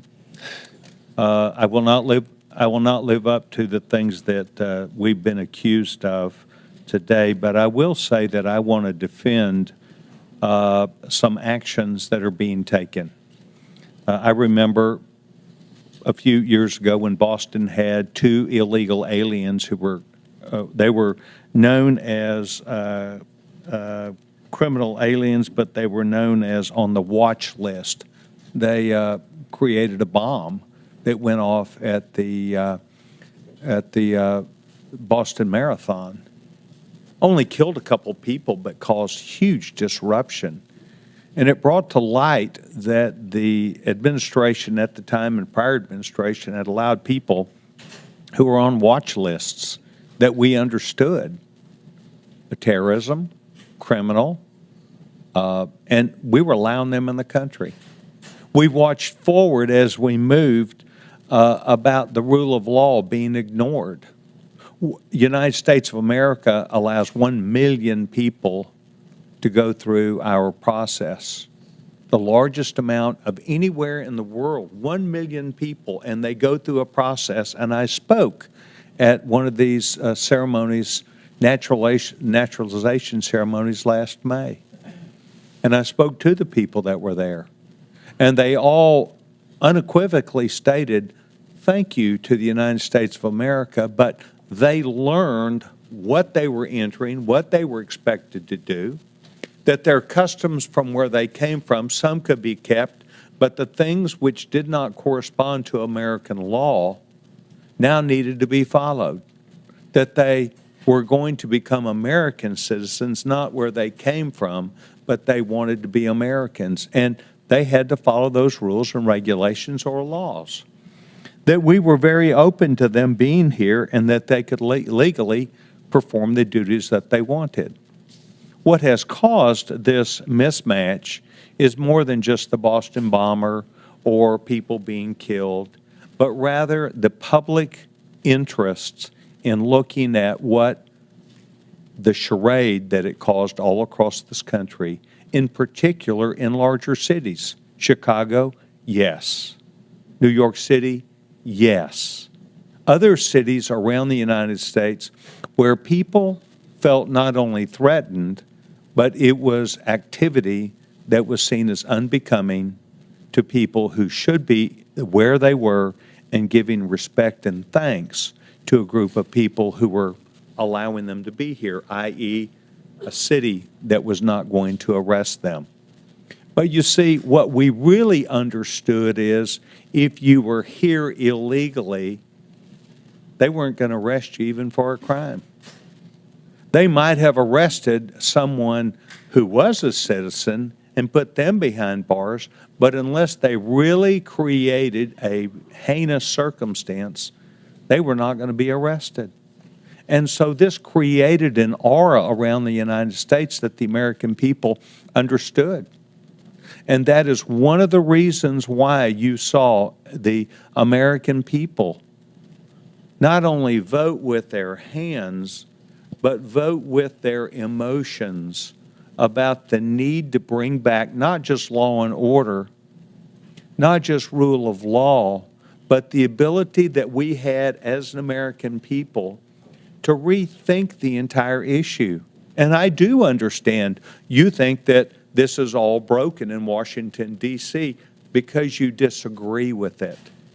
But what we've been allowing is the next president, whether it be Barack Obama, whether it be George W. Bush, whether it be Donald Trump, whether it be Joe Biden, to insist upon their own way instead of the law.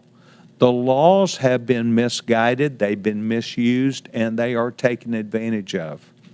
I think what we're trying to do today is to hear from you, not as we're accused, but rather thoughtful people, to hear you talk about your cities, the things which you encounter, and the things which you think are right. And by and large, and I've been in and out of this committee today, but we by and large heard it's more safe. It's not less safe. It's more safe because of what we do. And yet it comes at a cost and a price, and it creates circumstances. So I want to thank you for being here. I want you to remember that not everybody yelled and screamed at you. Some people actually showed up to listen. And that is what I did today. I want to thank each of you because your modeling that you have been doing is something that we do need to pay attention to. Mr. Chairman, I yield back my time. Very good. The committee will take a 20-minute break. Pursuant to the previous order, the chair declares the committee in recess for 20 minutes.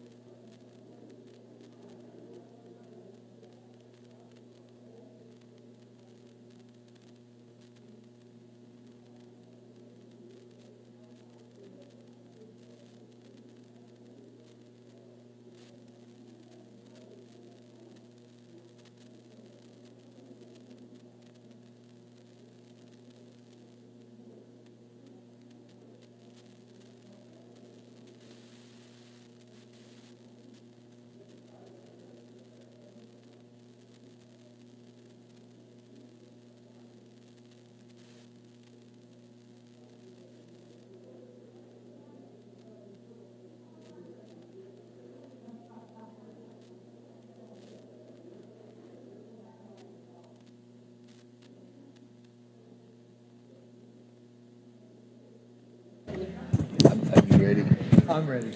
I think the mayor's out here. Okay. Yeah, with Chairman Connolly.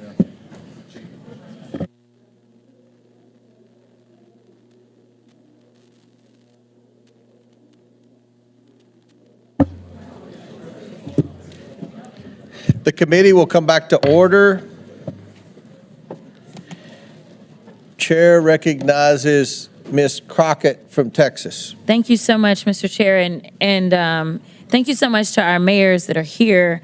And I really quickly want to touch on something because I know that many of you prepared for today's hearing by making sure that you got a little bit of information about immigrants and crime in your cities. Let me ask each of the mayors, just yes or no, have any of you been made aware of any immigrant that has had 34 felony convictions that has still been able to roam around in your cities? Anyone? No, ma'am. 34 felony convictions. No, from Congresswoman. the immigrants. Anybody? I'm not aware. Oh, okay. Okay. I'm just curious because we are so concerned about crime, and I know that my Republican colleagues would never want anybody with 34 felony convictions roaming around because that could be a danger to the community, but I will move on. The Republicans put more effort into producing their little propaganda trailer for this hearing than they have into reforming America's immigration system. And that's why we're here today. In fact, Republicans are beating up on the vast majority of you about what you're doing for your citizens, but the last time I checked, you're actually showing up. You may or may not be aware, but the NRCC just instructed Republicans to stop their town hall meetings because their constituents were showing up and telling them to do your jobs. If I had to sum up some of what you have said thus far today, I would sum it up as you have been trying to tell them as politely as you can to do their jobs. In fact, we know that they have not done their jobs, and so they're trying to force you to do it for them by turning your local law enforcement officers into ICE agents. They have this fake outrage about how immigrants are stealing resources and jobs from Americans when residents of Boston, Chicago, New York City, and Denver are subsidizing public services in their districts and their states because the Republicans refuse to ensure that their constituents earn a livable wage. Look, they don't have a plan to fix immigration in America because they don't want to. Mass deportation isn't a plan. Arresting kids in schools or worshipers in church isn't a plan. But there are important points to discuss as it relates to immigration in America. So, Mr. Bier, in January, you testified before the Judiciary Subcommittee on Immigration, Integrity, Security, and Enforcement. During that hearing, we played a little game called Rhetoric or Reality. Do you remember that? I remember, yeah. Okay. Well, let's go ahead for round two, why don't we? Rhetoric or reality? Immigrants are a burden to the American taxpayers because they deplete our federal resources. That would be rhetoric. Correct. In fact, the Congressional Budget Office estimates that immigrants will lower U.S. deficits by a cumulative $1 trillion and increase the U.S. economy's size by nearly $9 trillion over 10 years. Is that correct? That is correct. In 2023, 47 million immigrants paid nearly $652 billion in taxes, $58.1 billion in taxes alone into Texas. Rhetoric or reality? During his first administration, Trump improved enforcement of U.S. immigration laws. He did not. In fact, President Trump closed almost all immigration courts for removal proceedings, cut prosecutions for unauthorized entry by 87%, cut ICE removals to the lowest level in the history of the agency, and released 9,000 people with violent crime convictions back into our communities. Is that correct? That's right, yes. So rhetoric or reality? President Trump's immigration policies make American communities safer. No, they don't make communities safer. In fact, nearly 100,000 unauthorized immigrants have obtained legal status through their cooperation with law enforcement. And local law enforcement agencies have more than 300,000 pending requests for immigrants seeking legal status based upon their cooperation with law enforcement, according to the Department of Homeland Security. Is that correct? That's right. Immigrants work with law enforcement to stop and solve crimes. Thank you. That was one of my rhetoric or reality questions. Sorry. The question was immigrants without legal status can help stop crime. That's correct. Yes, right? that's correct. All right. And Mr. Bier, isn't it true that Republicans are threatening to illegally strip cities of law enforcement grants intended for local policing and public safety if they don't go along with Trump's immigration agenda? That's right. They want to redistribute the fiscal burden onto the Democratic cities and away from the Republican ones. Which brings me to my next point. Mayor Adams, do you believe that President Trump is weaponizing the Department of Justice against local governments like New York City? As I stated publicly,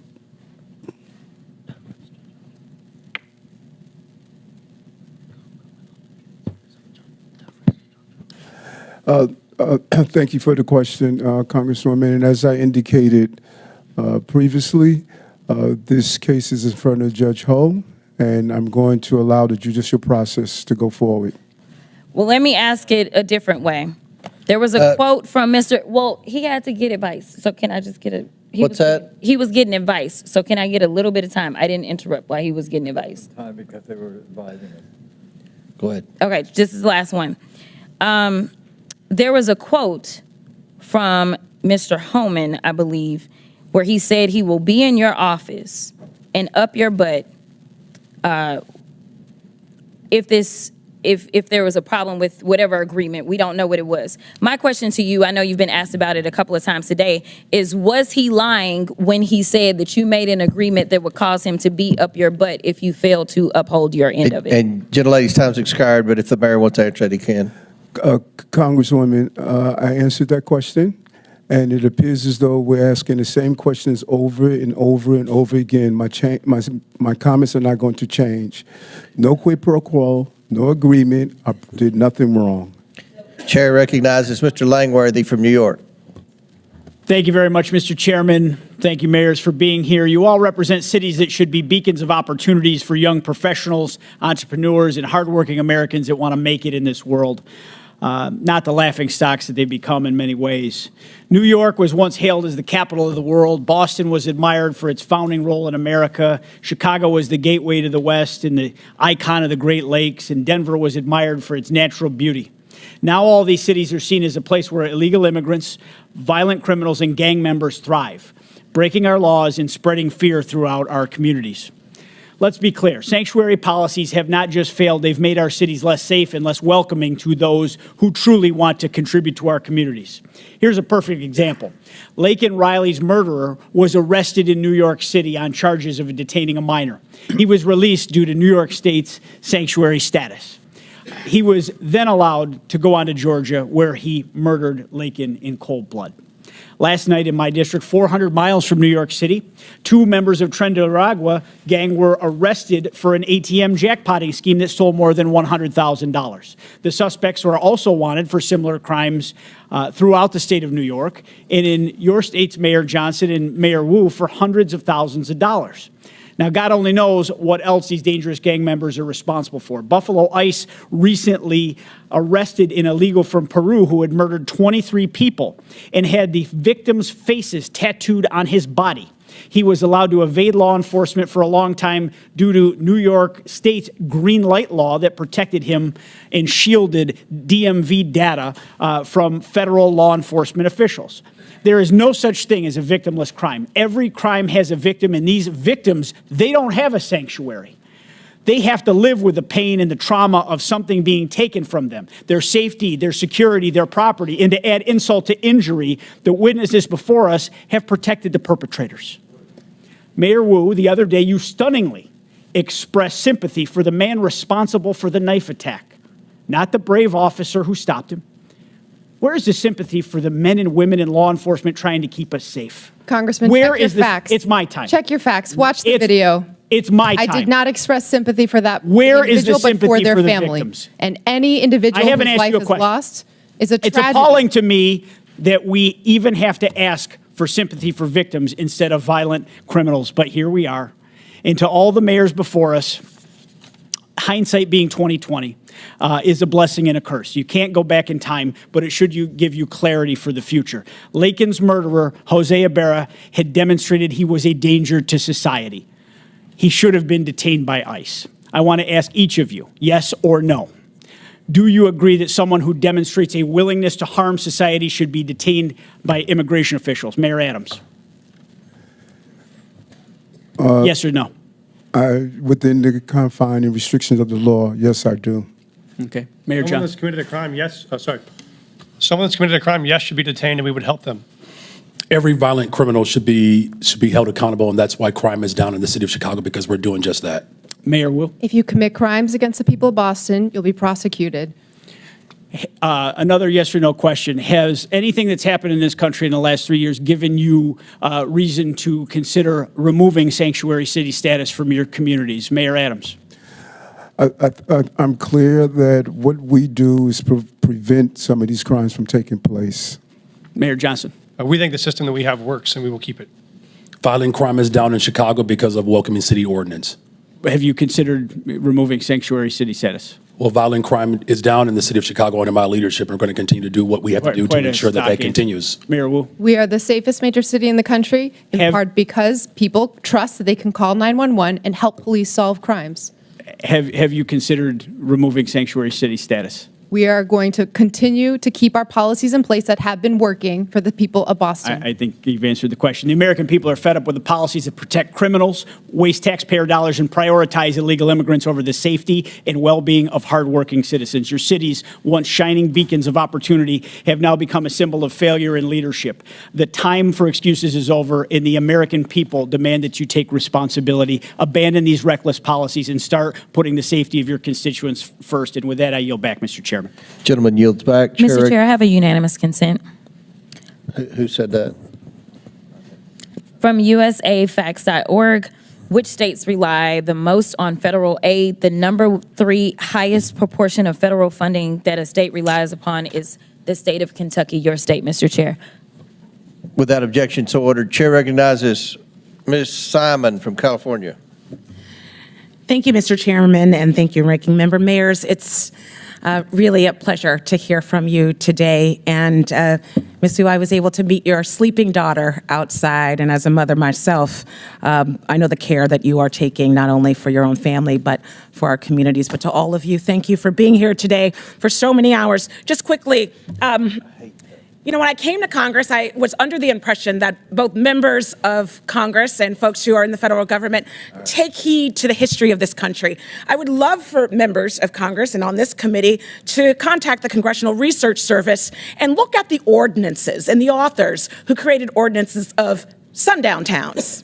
That animus is almost mirrored with the conversations today about our immigrant communities. So when you get in your Uber and when you talk to your nurse and when you go home, I want you to look in the face of the folks that you are disrespecting today. The real crisis is a crisis to me and many who study this issue for a career. It's a broken asylum system. Right now, 3.7 million folks are in this country waiting, and they have waited years, meaning these folks fleeing violence for years are waiting for an immigration system that works. That is not on the duty of these mayors. It is our job, it's the federal government's job, create an asylum system that honestly purports what we say on the base of the Statue of Liberty, and let's get that work done. Don't blame our mayors who are supporting young people and elders and bringing in federal dollars for health care.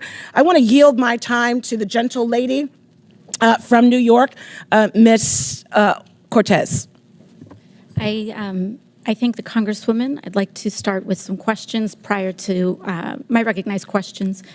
Mayor Adams, on January 31st of 2025, your attorneys met with federal prosecutors regarding the charges of bribery, campaign finance fraud, and conspiracy against you. Were you aware of this meeting prior to its occurrence? Congresswoman, as microphone, please. I'm sorry. As I stated to your colleagues, and I'm going to continue to state because we're asking the same question over and over again. This is a new question. This case is in front of Judge Hull, and out of deference to I understand, Mayor Adams. Process, I'm going to Mayor Adams, as your counsel, I'm sure will inform you. The only permissible way to refuse to answer a question during a congressional proceeding such as this is by pleading the Fifth Amendment. Deference to the judge is not a permissible excuse for not answering questions during a congressional hearing. Is it your intention to plead the Fifth today? Councilwoman, you said the only way that you can't answer a question is to plead the fifth. I am answering your question. I'm answering your question directly. That You are not, Mayor Adams. Okay, I believe I am. I will ask it again. Were you aware of the meeting between your attorneys and federal prosecutors on January 31st? Answering this question is a yes or a no. And I'm going to answer it again. Out of deference to Judge Holt with this case. That is not an answer, Mayor Adams. He is going to deal with the outcome of the case. Mayor Adams, is it your intention to not comply with these questions?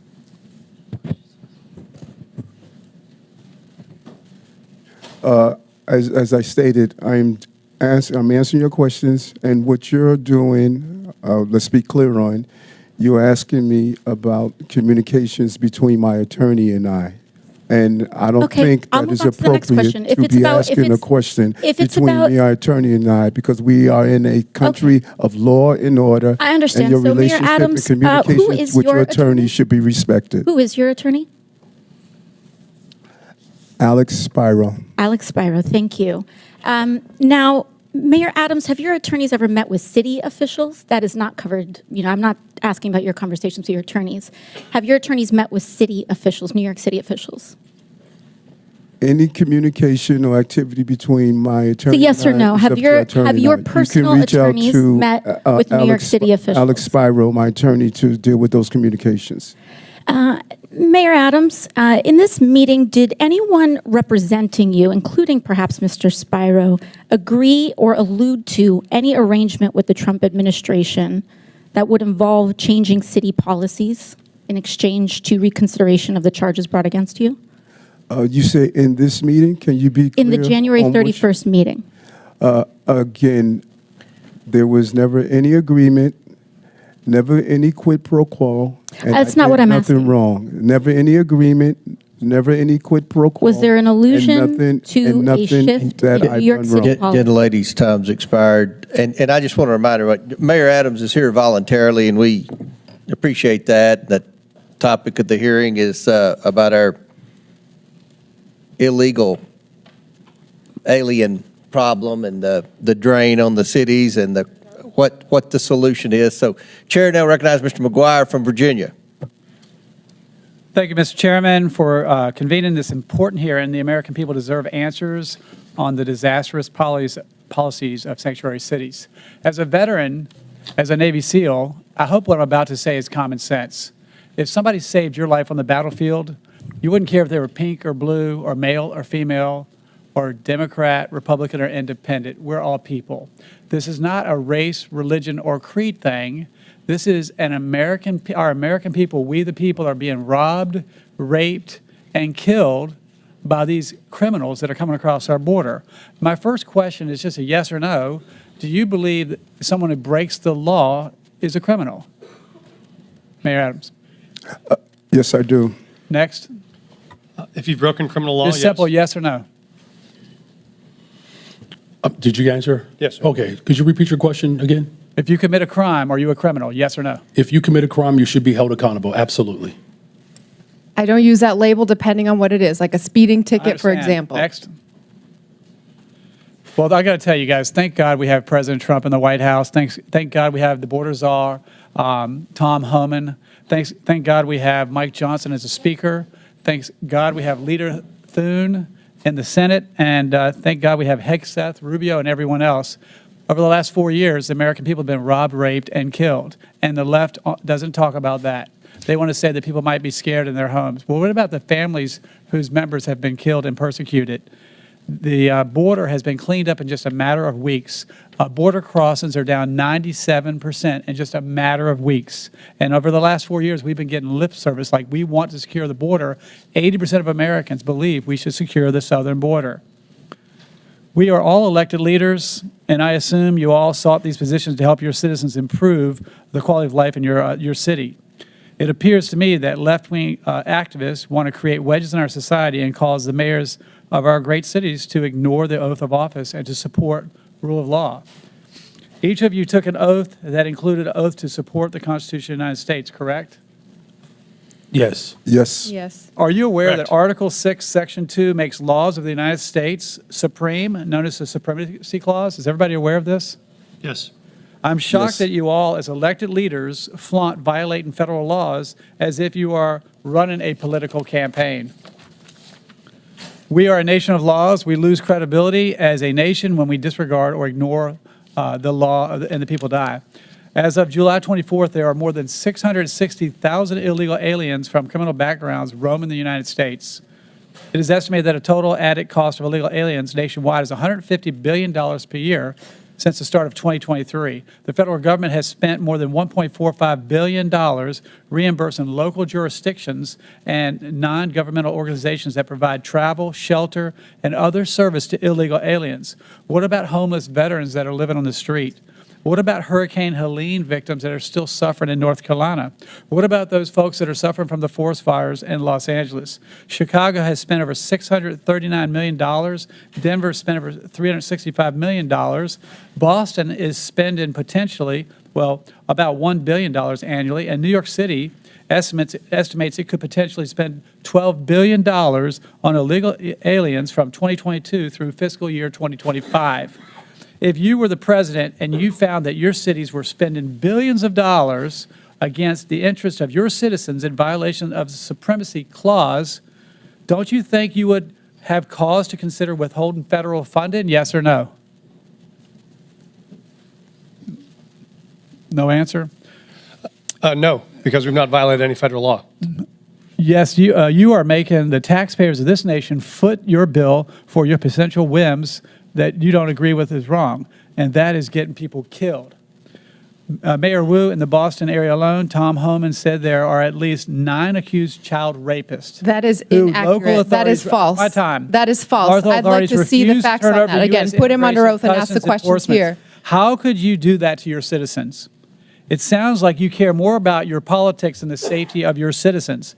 Imagine the parents of those children abused by someone you all released into society. Congressman, our It safety could have been statistics prevented. are the lowest in the country, In my lower than your district. A little girl was age 14, was raped by an illegal alien. He was released from jail 4 times because it seems, and a lot of you guys on the left, you believe that criminals are good, police are bad, and no one cares about the victims. This horrific crime was avoidable, but it was sanctuary policies like yours that allowed the offender to travel to the U.S. and end up in my district. And with that, I yield. Gentleman yields. Chair recognizes Mr. Min from California. Thank you, Mr. Chair. I want to take a moment just to note that once again, this committee is failing to do its job and actually exercise oversight in the way it should. My phones are ringing off the hook with people who are angry as hell about what they see as the rampant corruption of this administration, the illegal activities of Elon Musk and Doge, and the massive cuts to Medicaid that Republicans voted for last week. Literally not one person has called to ask about the immigration enforcement priorities of the cities I represent, let alone Boston or Chicago. This hearing is an attempt to distract from the actual waste, fraud, corruption, and abuse that is happening at unprecedented levels in this country right now. So thank you to the witnesses. I want to start off with a few simple yes-no questions for you all. First, please raise your hand for the mayors if you are aware of any laws or policies that prevent federal authorities from enforcing immigration in your city. Okay, no hands are raised. Please raise your hand if you're aware of any cities or states in America that have laws or policies that prevent federal authorities from enforcing immigration law. Any cities or states. Okay, I just want to know for the record again, there are no hands up. And as your answers make clear, this whole sanctuary city, quote unquote, debate is a sham. There's no place in America, not one, that actually provides sanctuary from federal law, period. The real issue here is whether state and local governments should spend scarce taxpayer dollars to help the federal government enforce its immigration priorities. Whether local police should spend their time focused on their actual jobs, keeping our streets safe, apprehending violent criminals, solving crimes, or whether they should be deputized to help enforce federal immigration laws. And a lot of cities and states, including my state of California, have made the very reasonable decision to say, hey, we want our teachers, nurses, doctors, cops, firefighters to focus on their actual jobs and not be dragged into this Republican war on immigrants. And let's be clear, the Republican immigration policies being pushed forward right now are counterproductive and will make us far less safe, something several of our mayors pointed out in their testimony. Look, I support a 100% ban on all illegal border crossings, but the reality is we already have over 10 million people here in this country without proper immigration status, many of whom have been here for decades. And if you have ICE agents patrolling our courthouses, police stations, and hospitals, that means that those undocumented immigrants are not going to go anywhere, but they are going to stop reporting crimes or seeking medical care, and this makes us all less safe from the rapists and murderers out there. Now, recently, my Orange County Sheriff, Don Barnes, a staunch conservative, issued a statement outlining his position on immigration enforcement. And here's what he stated. The Orange County Sheriff's Department does not enforce federal immigration law. It is not part of our primary mission, and we remain focused on violations of state and local laws. The department will provide for your safety and respond to your calls for service regardless of your immigration status. We do not and never will ask the immigration status of victims, witnesses, suspects, or those who call to report crimes. We enforce state and local laws equally without bias and without concern for your citizenship. Now, I actually think this is a pretty good summary of what each of you are describing happens in your cities, a situation where the federal government enforces immigration law while states and local authorities enforce state and local laws, and it makes a lot of sense. I don't know what my colleagues on the other side think, but I don't want my police focused on immigration status and asking people about that. I want them focused on preventing violent crimes. But with that, I want to shift gears to address Mayor Eric Adams. Mayor, as has been well discussed in this committee, you are the first sitting mayor in modern New York City history to be indicted while in office. Last year, of course, you were charged with numerous felony counts for soliciting and accepting bribes for nearly a decade from foreign nationals, businessmen, and others, including illegal campaign contributions and luxury travel. On February 10th of this year, the Trump Justice Department instructed federal prosecutors to drop charges against you. This decision caused 7 federal prosecutors, including a Trump appointee, to resign because they believed this was such an enormous miscarriage of the rule of law in law enforcement. Now, as some of my colleagues have pointed out, this was widely reported as a quid pro quo.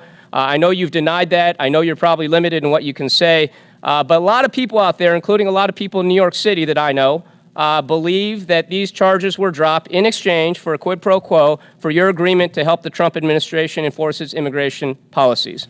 So my question for you, Mayor Adams, is actually a very simple one. It's clear that whatever your intentions, whatever actions you take, whether on immigration or anything else, you do not enjoy the trust and confidence of the people of New York City. So my question is, why haven't you not resigned yet, and do you plan to resign today or anytime soon? I'm really surprised after you laid out your strong belief in the country It's a yes/no question. And what we stand for, that Why you are haven't you acting resigned to yet, take away Mayor the Adams? power Why have you of not the resigned people. yet? The people not of a the question that city gets to your elected lawyers. me to be Why the have you mayor, not resigned yet? and you Please answer should the not be a question. hypocrite and ask the people of the city power to be reserved for them. Why have you not I resigned was yet, and elected do by you the people of the intend to city, resign anytime and you soon, don't Mayor? live in the Gentleman's city. time's expired. Gentleman's time's expired. Chair recognizes Mr. Jack from Georgia. Mr. Chairman, thank you for convening this hearing, and I'd like to begin by offering some thoughts about our colleague from Texas, Congressman Sylvester Turner, who sadly just passed away, as some of you may know. Congressman Turner was a former 2-term mayor of Houston, and as our witnesses can no doubt attest, being the mayor of a big city is not easy. Congressman Turner was a member of our freshman class, and his office is right next to mine in the Longworth House Office Building, and as such, I had an opportunity to walk with him to and from votes, found him to be an incredible gentleman with respect and courtesy.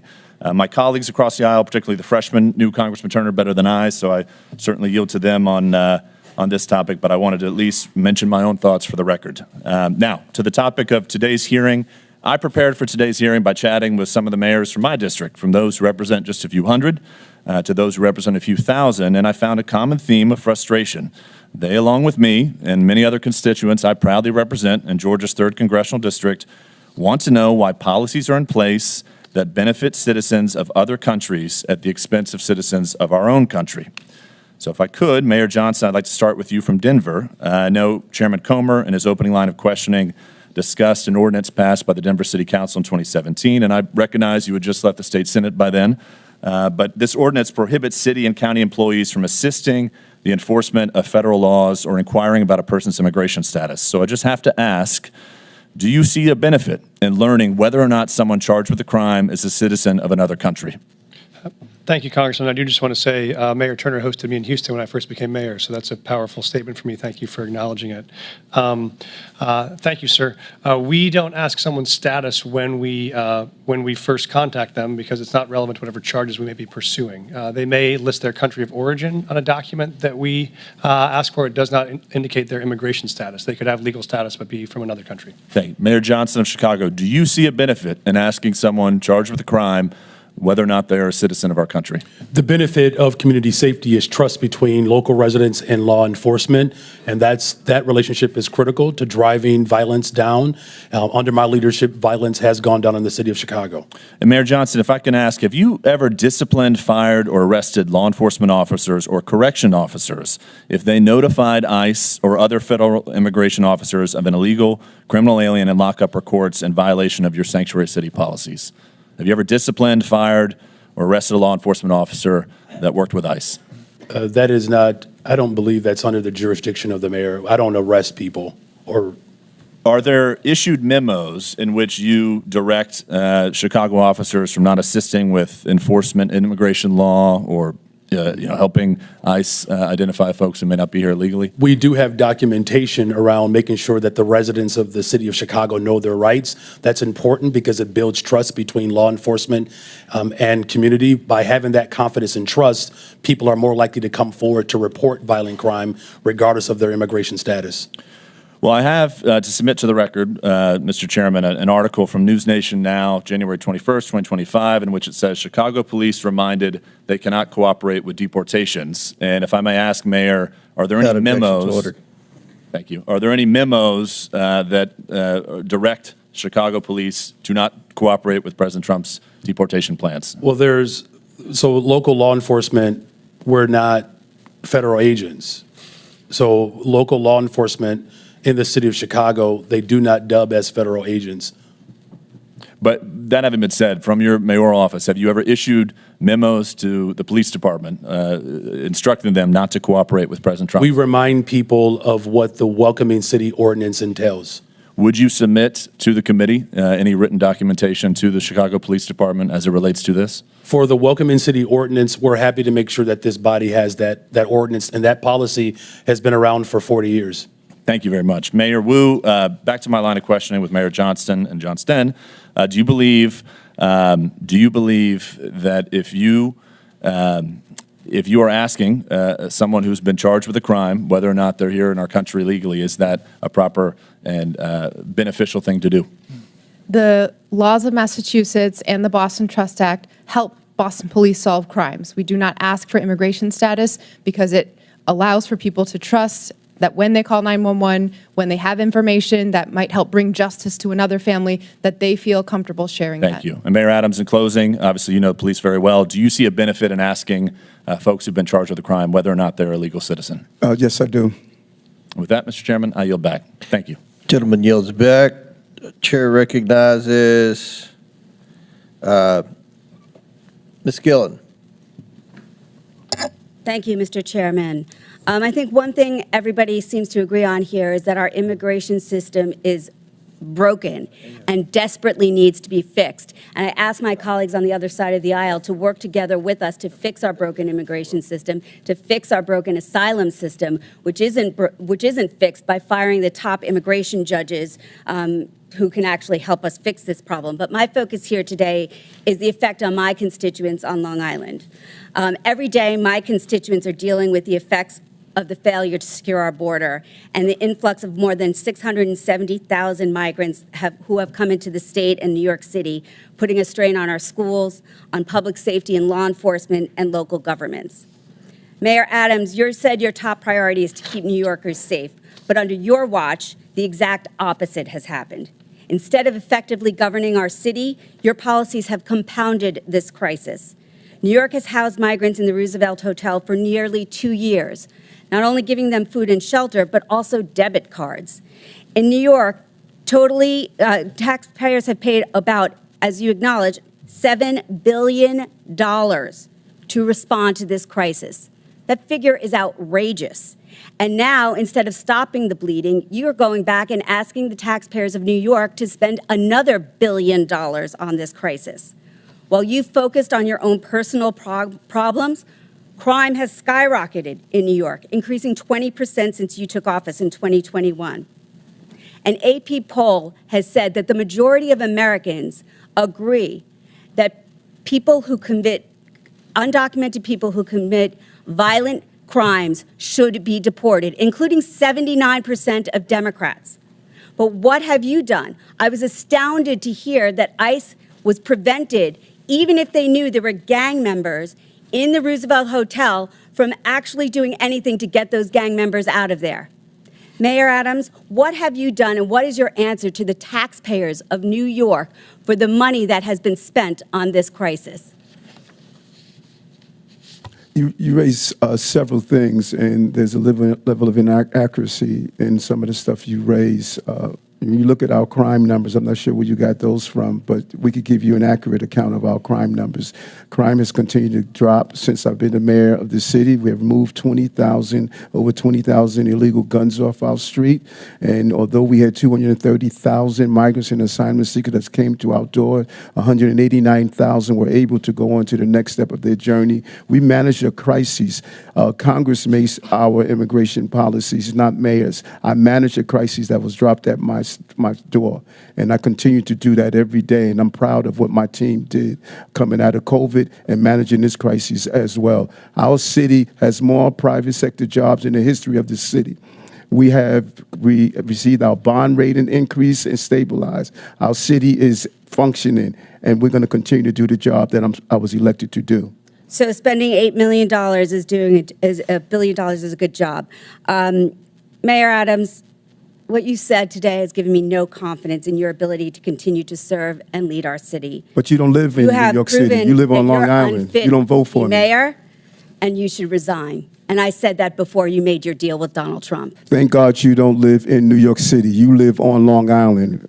But people the problems of New York City affect my constituents who work in Manhattan, whose kids live in Manhattan, who go to the doctor in Manhattan. Everything that happens in Manhattan affects my constituents, Mayor. I yield back. Would the gentlelady yield to me, please? I thank the gentlelady. My question, Mr. Bier. We've heard a lot about crime. So the overwhelming majority of crime in the United States is committed by undocumented individuals whose immigration status is dubious. Is that correct?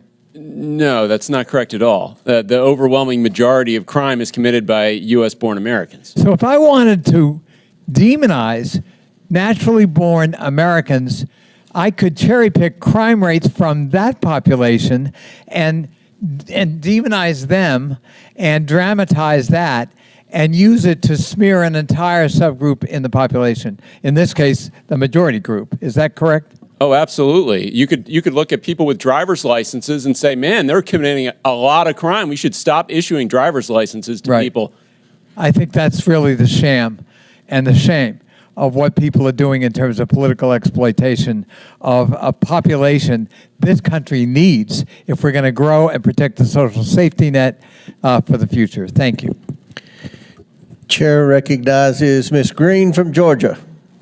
Thank you, Mr. Chairman. Thank you for coming before our committee today. In the past 4 years, our nation has been invaded by millions and millions of people who have crossed our border. There's also millions of what's called known gotaways. These are people that our government has no idea where they came from, who they are, what they're going to do in our country. And many of these known gotaways could be criminals. They could be part of the narco cartels. They could be terrorists. We don't know who they are, and there's millions of them here. This country has also been the victim of fentanyl. This is a dangerous chemical that comes from China, is made into pressed pills in Mexico and Canada, and illegally distributed into our country by the cartels. On average, 200 to 300 Americans die every single day from fentanyl. Not die, they're murdered. They're murdered. Americans have also been victims of all types of illegal alien crimes. One family in particular, Laken Riley's family, I know them personally, and her death was absolutely horrific. Jose Ibarra entered the United States illegally on September 8th, 2022, near El Paso, Texas, with his wife and son. He was detained by the U.S. Border Patrol, but soon released due to overcrowding at detention facilities. After his release, he was transported to New York City, arriving around September 15, 2022. The following summer, he was arrested by New York Police Department and charged with acting in a manner to injure a child. Injure a child. And a driver's license violation. Before an immigration detainer could be issued, NYPD released Ibarra according to ICE. He later, after this release, moved to Athens, Georgia, where he was cited for a misdemeanor for shoplifting in 2023. This guy got arrested multiple times. He was stopped at the border, but he was continually released. Just a few months later, he brutally murdered Laken Riley. Mayor Adams, do you agree that Laken Riley would still be alive today if New York Police Department hadn't released Jose Ibarra after they arrested him? Despicable crime. And as a former law enforcement officer, I respond to these crimes as the mayor as well. And I believe people like that should be held accountable. And I've advocated to stop this revolving door criminal justice systems like him to come out and hurt innocent people. I wish we would have had the power to prevent that from happening. Mayor Adams, will you continue sanctuary city policies in your city? That policy is by law. I do not make the law. I must operate within the confines of the Constitution and the law. Mayor Adams, will you advocate to get rid of sanctuary city policies in the city of New York? I have made it clear on a portion of the sanctuary city policies that I believe we need to alter to prevent crimes like this from taking place. Federal law under 8 U.S.C. 1324 makes it a crime to knowingly harbor and shield illegal aliens from detection, but your cities refuse to work with ICE detainers to help them find these criminals. I'll go one at a time. Mayor Adams, will you work with ICE in New York City, yes or no?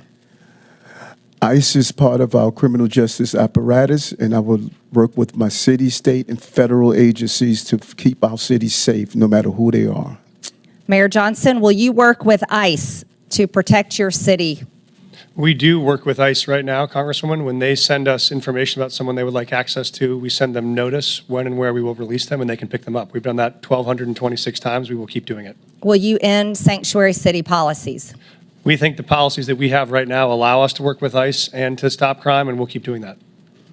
Mayor Johnston, will you work with ICE?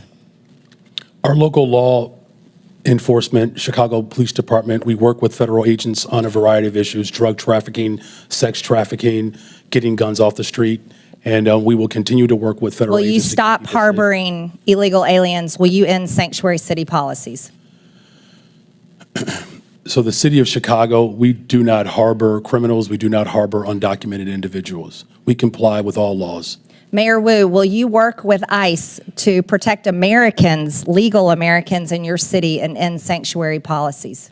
The Boston Police work with ICE and federal agencies every single day on criminal matters and hold people who are committing crimes accountable. Chairman, if I may, I'd like to enter for the record, according to the U.S. Constitution, giving aid and comfort to the enemies of the United States is an act of treason, and those that violate that should be Without be objection, so ordered. Thank you. Chair Dale recognizes Ms. Ocasio-Cortez. Thank you, Chairman. Now, Mayor Adams, are you aware that the former acting U.S. Attorney Danielle Sassoon was present at the January 31st meeting between your lawyers and federal prosecutors? As I stated, and you, Congresswoman, you appear to want to ask the question over and over again, and so I could only give you the appropriate question over and over again. That this okay, I understand, Mayor Adams. Are you not answering this question because you believe you will incriminate yourself? To the movement of this case. Mr. Chairman, I would like to submit to the Congressional record Danielle Sassoon's resignation letter from the U.S. Attorney.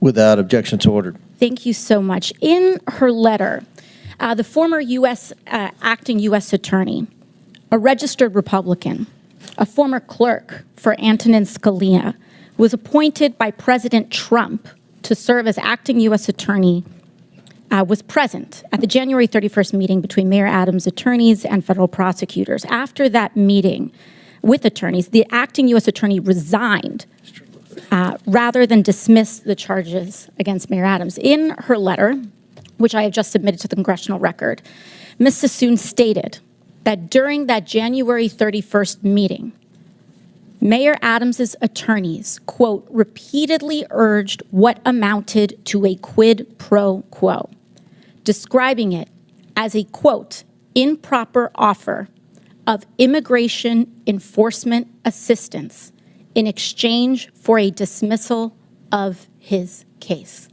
end quote.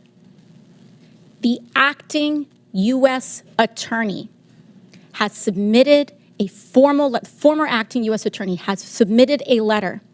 And Mayor Adams, do you know how many federal prosecutors total resigned rather than file the motion to drop the charges? It was reported that 7. 7, correct. Mr. Chair, I would like to submit another letter from Hagan Scotton, his resignation letter. Without objection, so ordered. Mr. Scotton was an assistant U.S. attorney who also attended the January 31st meeting between your attorneys and federal prosecutors. He also resigned rather than drop the charges. In his resignation letter, he stated, and I quote, "Our laws and traditions do not allow using the prosecutorial power to influence other citizens, much less elected officials."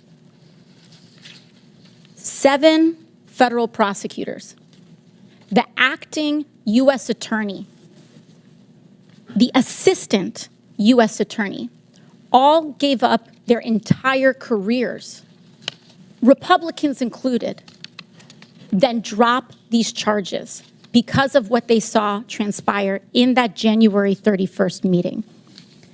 This is important not just for the city of New York, but for the people of the United States of America. Because what is being alleged is genuinely not just about what may or may not have occurred from the mayor's office and with the mayor, but what is happening at the Department of Justice. And that's what I want everyone to understand. These are not Democratic U.S. attorneys. These are Republican U.S. attorneys that have trained under Republican-appointed Supreme Court justices who have stated that there is and suggested as well, that the prosecutorial power at the Department of Justice may be influencing what is occurring.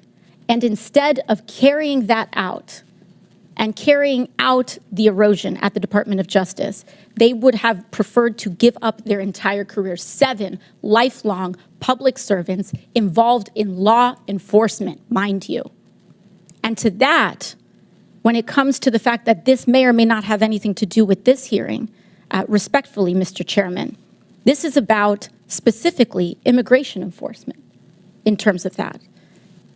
And this right here is the 4-alarm fire that everyone must be paying attention to. Because if it's not just in the mayor's office of New York City, what other city, what other individual, what other municipality leader can be next?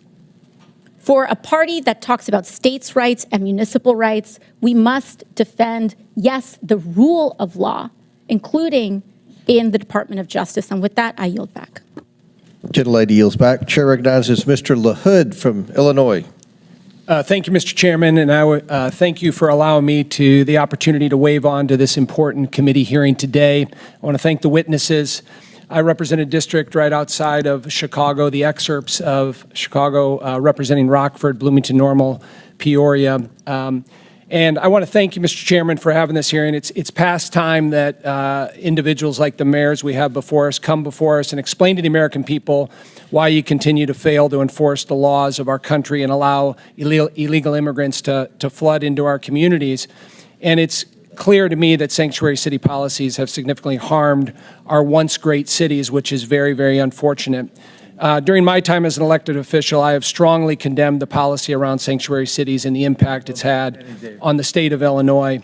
And I believe every sensible resident in Illinois knows these policies have further harmed the economy in Illinois, increased crime throughout our state, and endangered hardworking, law-abiding Illinois citizens. I want to turn my attention to you, Mayor Brandon Johnston of Chicago. As I've watched you over the last 2 years that you've been mayor, I've been amazed at how tone deaf you have been and how oblivious you've been to the decline of Chicago. And I say that looking objectively at a number of things. Out of control crime in Chicago, people scared throughout neighborhoods on the west side, south side, north side. Morale has never been lower with law enforcement and CPD. Record number of police officers leaving the force. We have been hemorrhaging people out of the city of Chicago to the suburbs and elsewhere where they feel safe. Record number of businesses fleeing the city of Chicago. You couple that with record deficits. $2 billion deficit, the $2 billion deficit line of credit that you just had to take out this week. But you've spent $300 million of taxpayer money on illegal immigrants. And when I think about all of those things and I look at the strategy you continue to take, I mean, you're putting the interest of illegal immigrants above the interest of taxpayers in Chicago. But you continue to go down this path, and for the life of me, I can't understand it. So, Mayor, tell me why you continue to put the interests of illegal immigrants above taxpayers in Chicago. Thank you for your representation. Violent crime is down in Chicago. Well, let me reclaim my time. So I have a statistic here. Last year, Chicago had 573 murders. Down. Okay, but I want to compare that to the city of New York that is almost two-thirds the size of Chicago, 337 murders. So you had 573 murders in the city of Chicago, and you're one-third the size. That's the lowest amount in 5 years under my leadership. Okay, and you look at the level of violent criminals, sexual offenses, and drug dealers. All violent crime is down in Chicago. In fact, just this year alone, Congressman, respectfully, there's a 20% decrease in violent crime in the city of Chicago. I don't agree with your statistics. Well, it's not a matter of whether or not you agree with it. It's a matter of whether it's a fact. Let me reclaim my time, because I thought you might do this. And when I hear your answer, no one in this room should be surprised that your approval rating is 6.6%.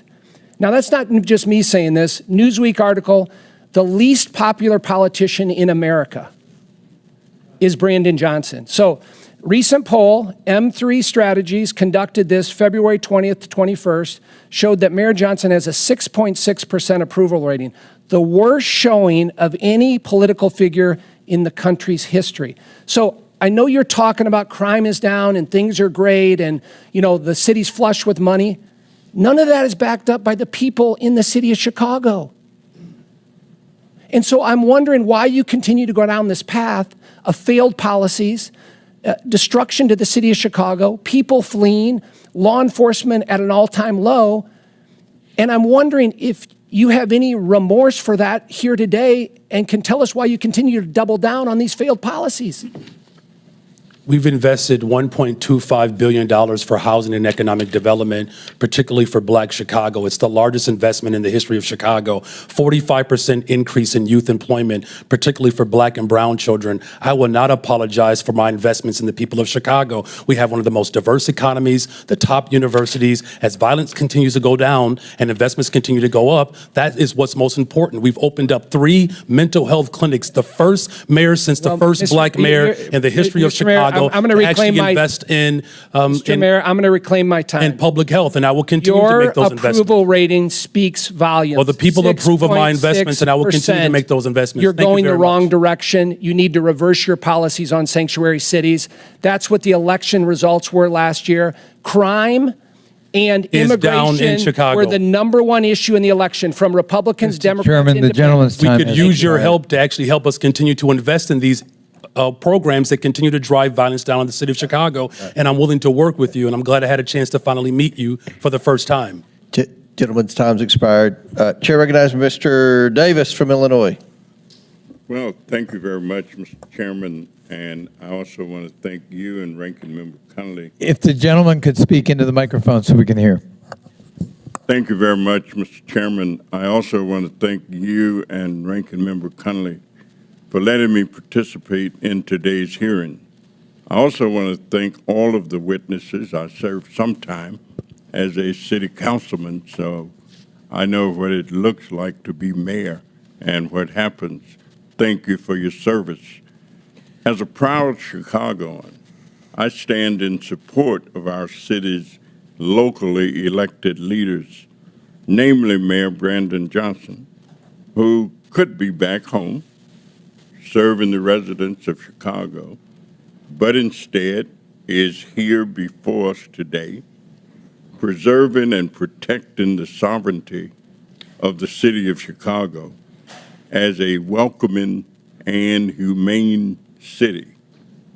At a time when immigrants are being blanketly labeled as criminals and targeted haphazardly to fuel the Trump-Musk administration's PR-orientated deportation stunt, I'm proud that since the enactment of the Illinois Trust Act in 2017, the state of Illinois, Cook County, and the city of Chicago have maintained an ongoing commitment to welcoming those in need, including those that have endured persecution abroad and pressed their way across borders, looking and longing for a better life for themselves and their families. I think we all agree that immigration has long played an integral role in the development of American society, culture, and its economy.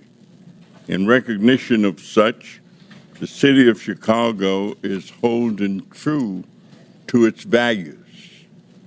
As Mayor Johnston has stated on several occasions, that Chicago, and I quote, will remain a welcoming city, end of quotation, despite recent and repeated threats and attempts of coercion from the current administration to do otherwise. Likewise, H.R. 32, the supposed No Bailout for Sanctuary Cities Act that undergirds today's hearing, is drafted in the same threatening, intrusive, and non-constructive manner, as the measure unfairly calls for welcoming jurisdictions to be stripped of federal funding that we just heard often goes towards supporting critical public safety initiatives and local programming needs. In fact, I would commend that the bill as drafted infringes on the constitutional balance of power between states and the federal government and will cause more harm than help if enacted. So, Mr. Mayor Johnston of Chicago, the Windy City, the city of the big shoulders, would you share with this committee what principles and concepts guide your thoughts and actions as you go about your task of being mayor for all of these people in Chicago? Thank you very much, Congressman Davis, for your leadership, and it's good to see my neighbor here today. You know, look, the city of Chicago, we reflect and we represent the best part of America. It's a diverse city, again, a city that was established by a Black Haitian immigrant and a Potawatomi woman, a city that has invited immigrants from around the world, a city that was built by the formerly enslaved, my ancestors. And it's a very proud moment to not only represent the city of Chicago, but it is my honor. What we've experienced over the last 20 months since I've been in office, first of all, the city of Chicago is safer. We have violent crime has gone down in the city of Chicago. by over 20% just this year alone. We've invested in housing. We've invested in mental health care. We've invested in youth employment. We've invested in our overall community safety plan, 200 more detectives to solve crime. We are headed in the right direction, and I'm grateful for your leadership, and I will look for this body to continue to support these efforts for all of our cities. Thank you. Mr. Chairman, and I yield back. Thank you. Chair recognizes Mr. Evans from Colorado. Thank you, Mr. Chairman and Ranking Member, for allowing me to wave onto this committee. And of course, thank you to the witnesses for taking the time to come and have this conversation. So, Denver Mayor Johnston. I'm a Colorado native, grew up in and around the Denver metro area, also Latino, grandson of an immigrant from Mexico, and I also served for 12 years in the U.S. Army, Colorado Army National Guard, and in the Denver metro area for another 10 years as a police officer. And unfortunately, as a Denver metro area police officer, I've seen firsthand how public safety in Colorado and in Denver is plummeting. When I started my law enforcement career, Colorado was ranked 31st in the nation for our crime rate. We were ranked 3rd in the nation last year. Denver, 6 years ago in 2019, they didn't even make the top 50 most dangerous dangerous cities in the country list. This year in 2024-2025, U.S. News and World Report ranks Denver as the 10th most dangerous city in the country. Denver has twice the homicide rate as San Francisco. We've lost more than 7,000 Coloradans to illegal drug overdose deaths since 2020, with a significant percentage of that coming from illegal drugs like fentanyl. And we know from criminal intelligence that in the Denver, Colorado area, almost all of that fentanyl is being trafficked by illegal transnational criminal organizations, the Jalisco cartel and the Sinaloa cartel. We've seen a massive increase. This is just a recent headline. We've seen an increase in Tusi, which is the drug of choice of Tren de Aragua in the Denver metro area. And we've seen headlines that show that overdose deaths in the Denver metro area remain stubbornly flat despite falling in pretty much everywhere around the country. In terms of violent crimes, Denver's had over 6,400 violent crimes. So that's including things like 689 sexual assaults, over 1,200 robberies, over 4,400 aggravated assaults, and again, depending on which database you look at, anywhere from 65 to 71 homicides. Again, double the homicide rate of San Francisco. So the first question to you is, for those homicides, do you know how many of those were committed by people illegally present in the country? Thank you, Congressman, and happy to answer that because I think you may have some bad facts. I'm happy to clarify them for you. In terms of what's happening in Denver right now, as we know, crime is down in Denver from last year to this year. Reclaiming my time, Meyer. Do you know? I do want to answer the question you phrased. Reclaiming my time. Do you know how many of those 65 to 71 homicides were committed by people illegally present in the country? And I'm happy to show all of the sources for my facts. We don't ask anyone's status at point of arrest. We do not know someone's status and when they're charged. Thank you. Thank you for the answer, Mr. Mayor. And I'm glad you've brought that up because as you can see displayed here, we actually have a training bulletin to the Denver Police Department dated January of this year, which pretty much says what you just said, which is that Denver Police Department is prohibited from asking for any information about the national origin, immigration, or citizenship status of any individual, and that's a problem because of the second item that we're going to display here, which is the standard FBI fingerprint card, something that I filled out for over a decade when I was a police officer, which has those items as mandatory fields, location of birth and then the citizenship.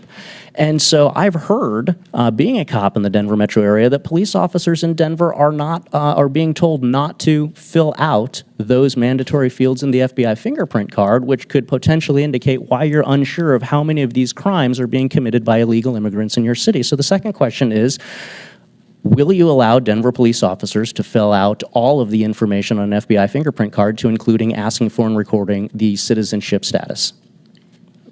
Thank you, Congressman.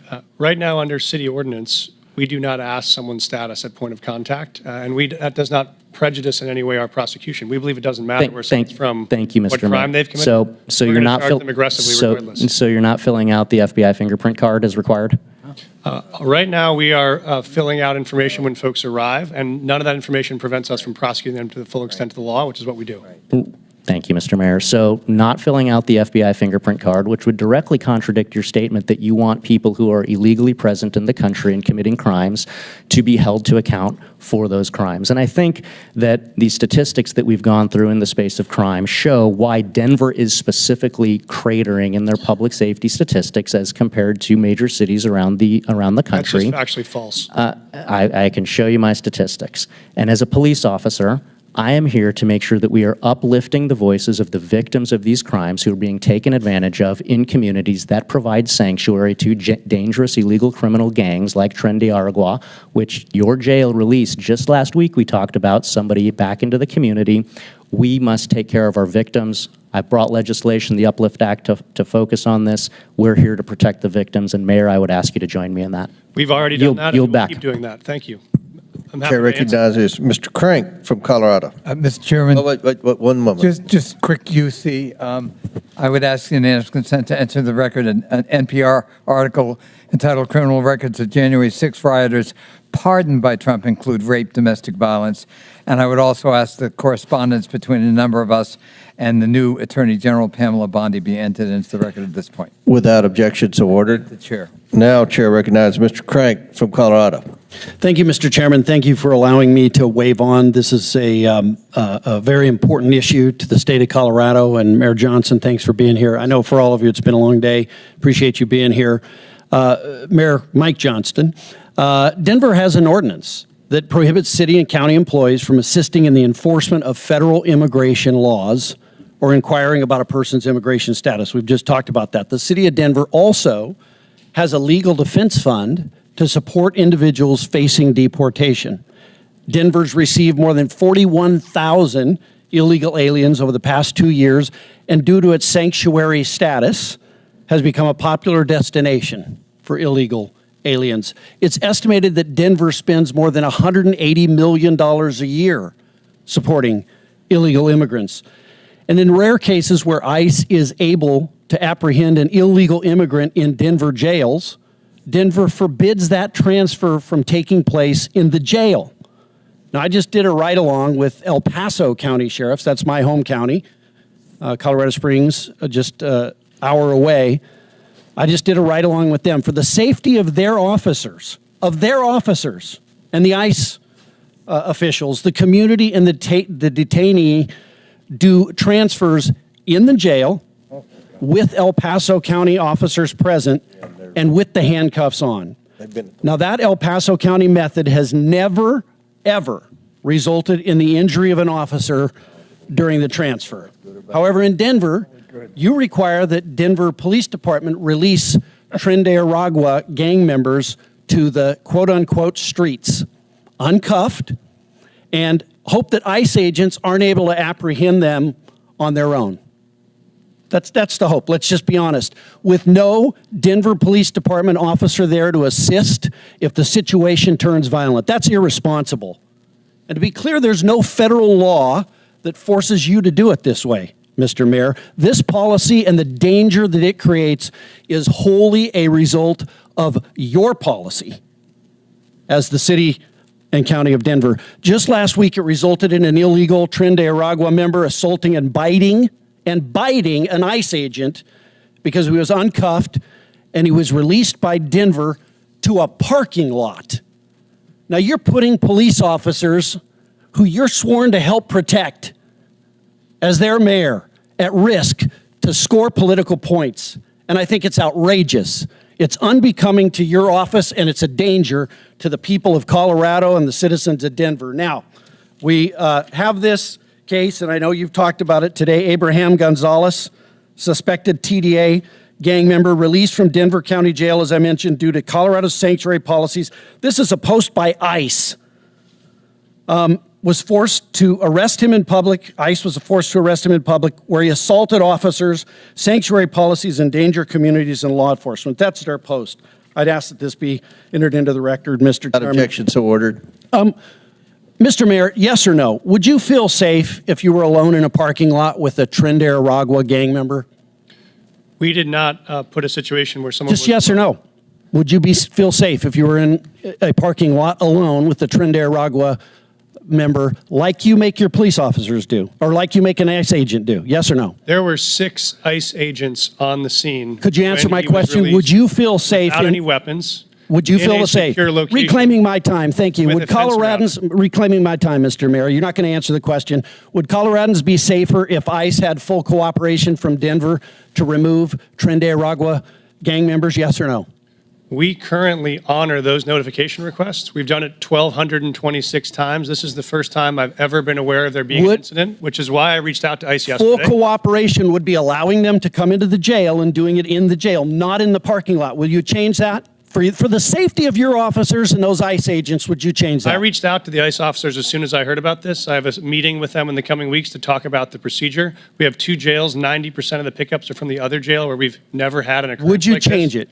And so I'm going to sit down with the ICE officers and see if they're It's just common sense. You don't do a transfer in the middle of a parking lot when you can do it in a jail. It's common sense. It's common sense. It's been common sense 1,226 times it's worked, and so we're going to figure out what happened. Mr. Mayor, is your highest priority as mayor the citizens, the safety of the citizens of Denver? My priority as mayor is to protect public safety for all of our Okay, residents. last question. Have you apologized to the federal law enforcement agent who was assaulted by a Tren de Aragua gang member because of your failed leadership? Yes or no? I reached out to the ICE officers yesterday, and I've asked to sit down with them to talk about this procedure and how we can align systems to make sure no other officers get injured. Thank you. Chair recognizes Mr. Burleson from Missouri. Thank you, Mr. Chairman. From what I gathered from this hearing, the term sanctuary cities seems to mean a sanctuary only for criminals. Throughout this hearing, we have heard countless examples of illegal immigrants with criminal histories being allowed to roam free in these cities and continue to commit crimes and violence against American citizens that should never have happened. The bottom line is that sanctuary policies are a violation of federal immigration laws. The states, when they enacted the Constitution in Article 1, Section 8, Clause 4, made it very clear that it's in the purview of the federal government, not the states, to determine these policies. States shouldn't be flaunting our laws that they gave us the sole responsibility to implement. And yet Chicago, Denver, New York City, and Boston are aiding and abetting in the furtherance of laws and policies that are in direct defiance of the immigration laws that are passed by Congress. This hearing is important for us as Congress to determine ways in which we can use our constitutional powers, such as the power of the purse, to force these and other sanctuary cities into compliance. My first question, I want to ask Mr. Bier. You haven't had a lot of questions today, right? Not enough. I want to ask, okay, so are you aware of how much it costs the American taxpayer per illegal immigrant in the United States, roughly? Not on a per capita basis, no. Okay.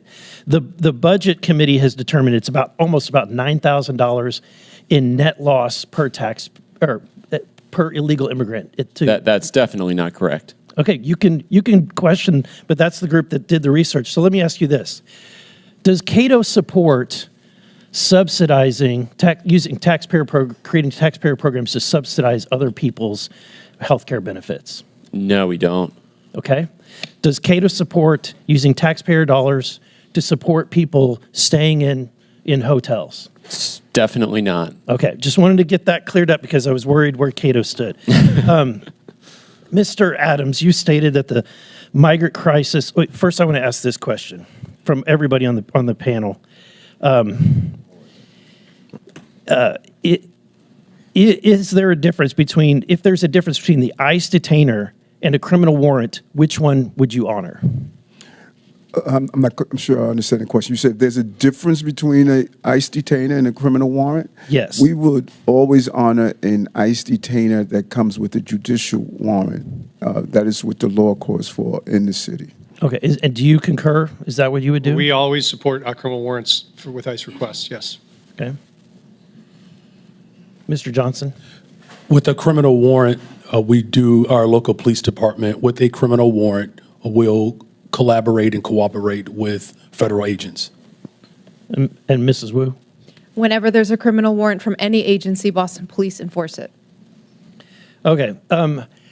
Mr. Johnston, I'm concerned about about what's happening, obviously my neighboring state of Illinois, but you said that you're prepared, let's see, you said that you oppose proposals to eliminate sanctuary protections for illegal immigrants that are convicted of serious crimes. Why do you think it's important to protect even violent criminals?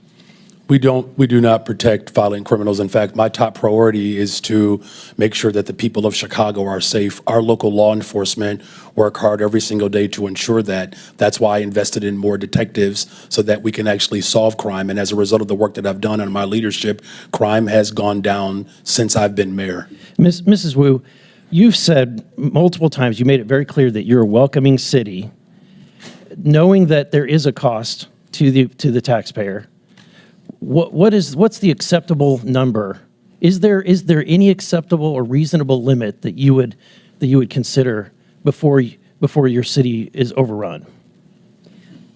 We are a city that is the safest in the country because everyone feels connected to city services. Everyone can So call there's 911. you have no answer. There's no capacity. That's too much. Congressman, respectfully, I'm the mayor of Boston. I don't get to decide who comes into our country and where they go after that. Our job is to keep people fed and healthy and safe when they arrive in our city. And we do that in order to make sure that everyone across our community is safe. Resources are strained, but I would ask you to please do your job and be part of passing bipartisan legislation that would allow us to do what we passed HR 2, but what's been made very clear is that we don't need to pass laws. All we need is a new president.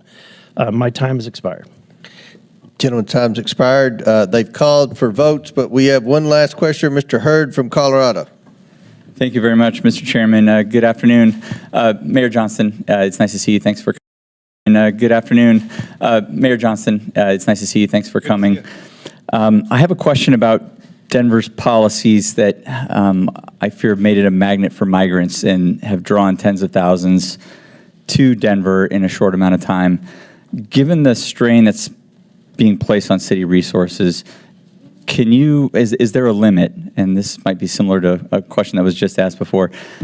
If another wave of arrivals begins, does Denver have a contingency plan, or is the commitment to being a sanctuary city truly open-ended no matter how many come? Thank you, Congressman. And we have adjusted our policies when we were facing some of the fiscal crisis around this. We were hoping for the Senate bipartisan immigration bill to pass, which would have provided some resources to interior cities. When that didn't, we had to make adjustments. And so what we've done now is we've really focused on connecting people to work. So those folks that arrive, we think the most important thing is for them to be able to work and support themselves, pay their own taxes, pay their own rent. And so we've run work authorization clinics to help people get legal work authorization. If this body could help us accelerate the rate of work authorization, we would not need to spend any public resources at all because folks want jobs they could support themselves. So that's been our real focus. The more folks we work authorized, we've been able to then need to provide fewer resources around housing, shelter, food, et cetera.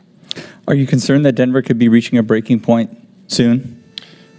Thank you, Congressman. We actually are seeing dramatic drops in arrivals since June of 2024. So we are not in a moment of crisis right now. We don't have migrant encampments. We've closed all of our shelters. We've actually dropped our spending on migrant supports by 90% from 2024 to 2025. So our expenditures are down dramatically, and we'd love to see it stay that way. How about my concern about incentivizing certain actions? Do you have any concrete evidence that sanctuary policies have not made Denver more vulnerable to crime? Thank you, Congressman. We do have concrete evidence that even as 42,000 newcomers have arrived in the city over the last 18 months, crime has gone down in Denver. And so shootings are down 24%, homicide is down 17%, auto theft is down almost 30%. So we've seen all those major drivers go down. At the same time, we've had new folks arrive. And that's because of the sanctuary policies or in spite of them, or what would those numbers be absent the policies in Denver that incentivize these behaviors? Thank you, Congressman. We see them as unrelated. We are continuing to make a strong stand on public safety. We're continuing to find ways to integrate folks who have arrived on our city in the middle of the winter with no clothes or support, and we've been able to do both. We've also made historic reductions in homelessness at the same time that we were facing this. I declared an emergency on homelessness because that was our top priority, and we've become the largest big city in America to end the cycle of street homelessness for veterans. So that's been equal part of our focus at the same time. So just so I'm clear on your testimony, you don't believe that there's any evidence that the city of Denver's policies have made Denver more vulnerable to crime? No, sir, I do not see any evidence that it has. Okay. If violent criminals are exploiting these protections, are you willing to reconsider aspects of the city's policies to prioritize public safety? Thank you, sir. We are very aggressively pursuing violent criminals right now. In fact, we're doing it in collaboration with many federal agencies. We have a Raven task force we launched, which has been focused on disrupting gang activity. That's why we've been so successful in managing and reducing the presence of TDA in the city. It's how we helped reduce the presence of MS-13. So we have aggressive actions going on in partner with federal agents, and that's working. One of the concerns that I've heard, Mayor Johnston, in Western Colorado and Colorado's 3rd Congressional District and also in Southern Colorado is that there are illegal immigrants here that are coming to, or that are in Denver that are then relocating to Western and Southern Colorado. Are you aware, or can you confirm that the illegal migrants that are in Denver, that were in Denver, have stayed in your city and have not traveled to other parts of the state? Thank you, sir. Obviously, as you know, when folks arrive to Denver, whether they come from Carbondale or Grand Junction or Chicago, we don't track where they go. It's a free country. If they choose to move to Lakewood or to move to Pueblo, we wouldn't know. We just provide the emergency services to make sure they're not freezing on the streets. And so that's our focus, but we don't track anyone's long-term trajectory, whether they're a native-born or an immigrant. Would it surprise you if there were individuals that were leaving Denver that were relocating to other parts of Colorado? It wouldn't surprise me that folks were moving in the same way it doesn't surprise us that folks are constantly relocating to Denver from other parts of the country as well. Okay. Thank you very much, Mayor Johnston. Mr. Chairman, I see my time has almost expired, and I yield the remainder back. Well, thank you very much, and that's it. In closing, I want to thank our witnesses for being here today, and believe it or not, this is the best behaved this committee's been all Congress. So I want to compliment my ranking member, Mr. Connolly, and again, thank you for your testimony today. I look forward to further discussion. With that and without objection, all members have 5 legislative days within which to submit materials and additional written questions for the witnesses, which will be forwarded to the witnesses. If there's no further business, without objection, the committee stands adjourned.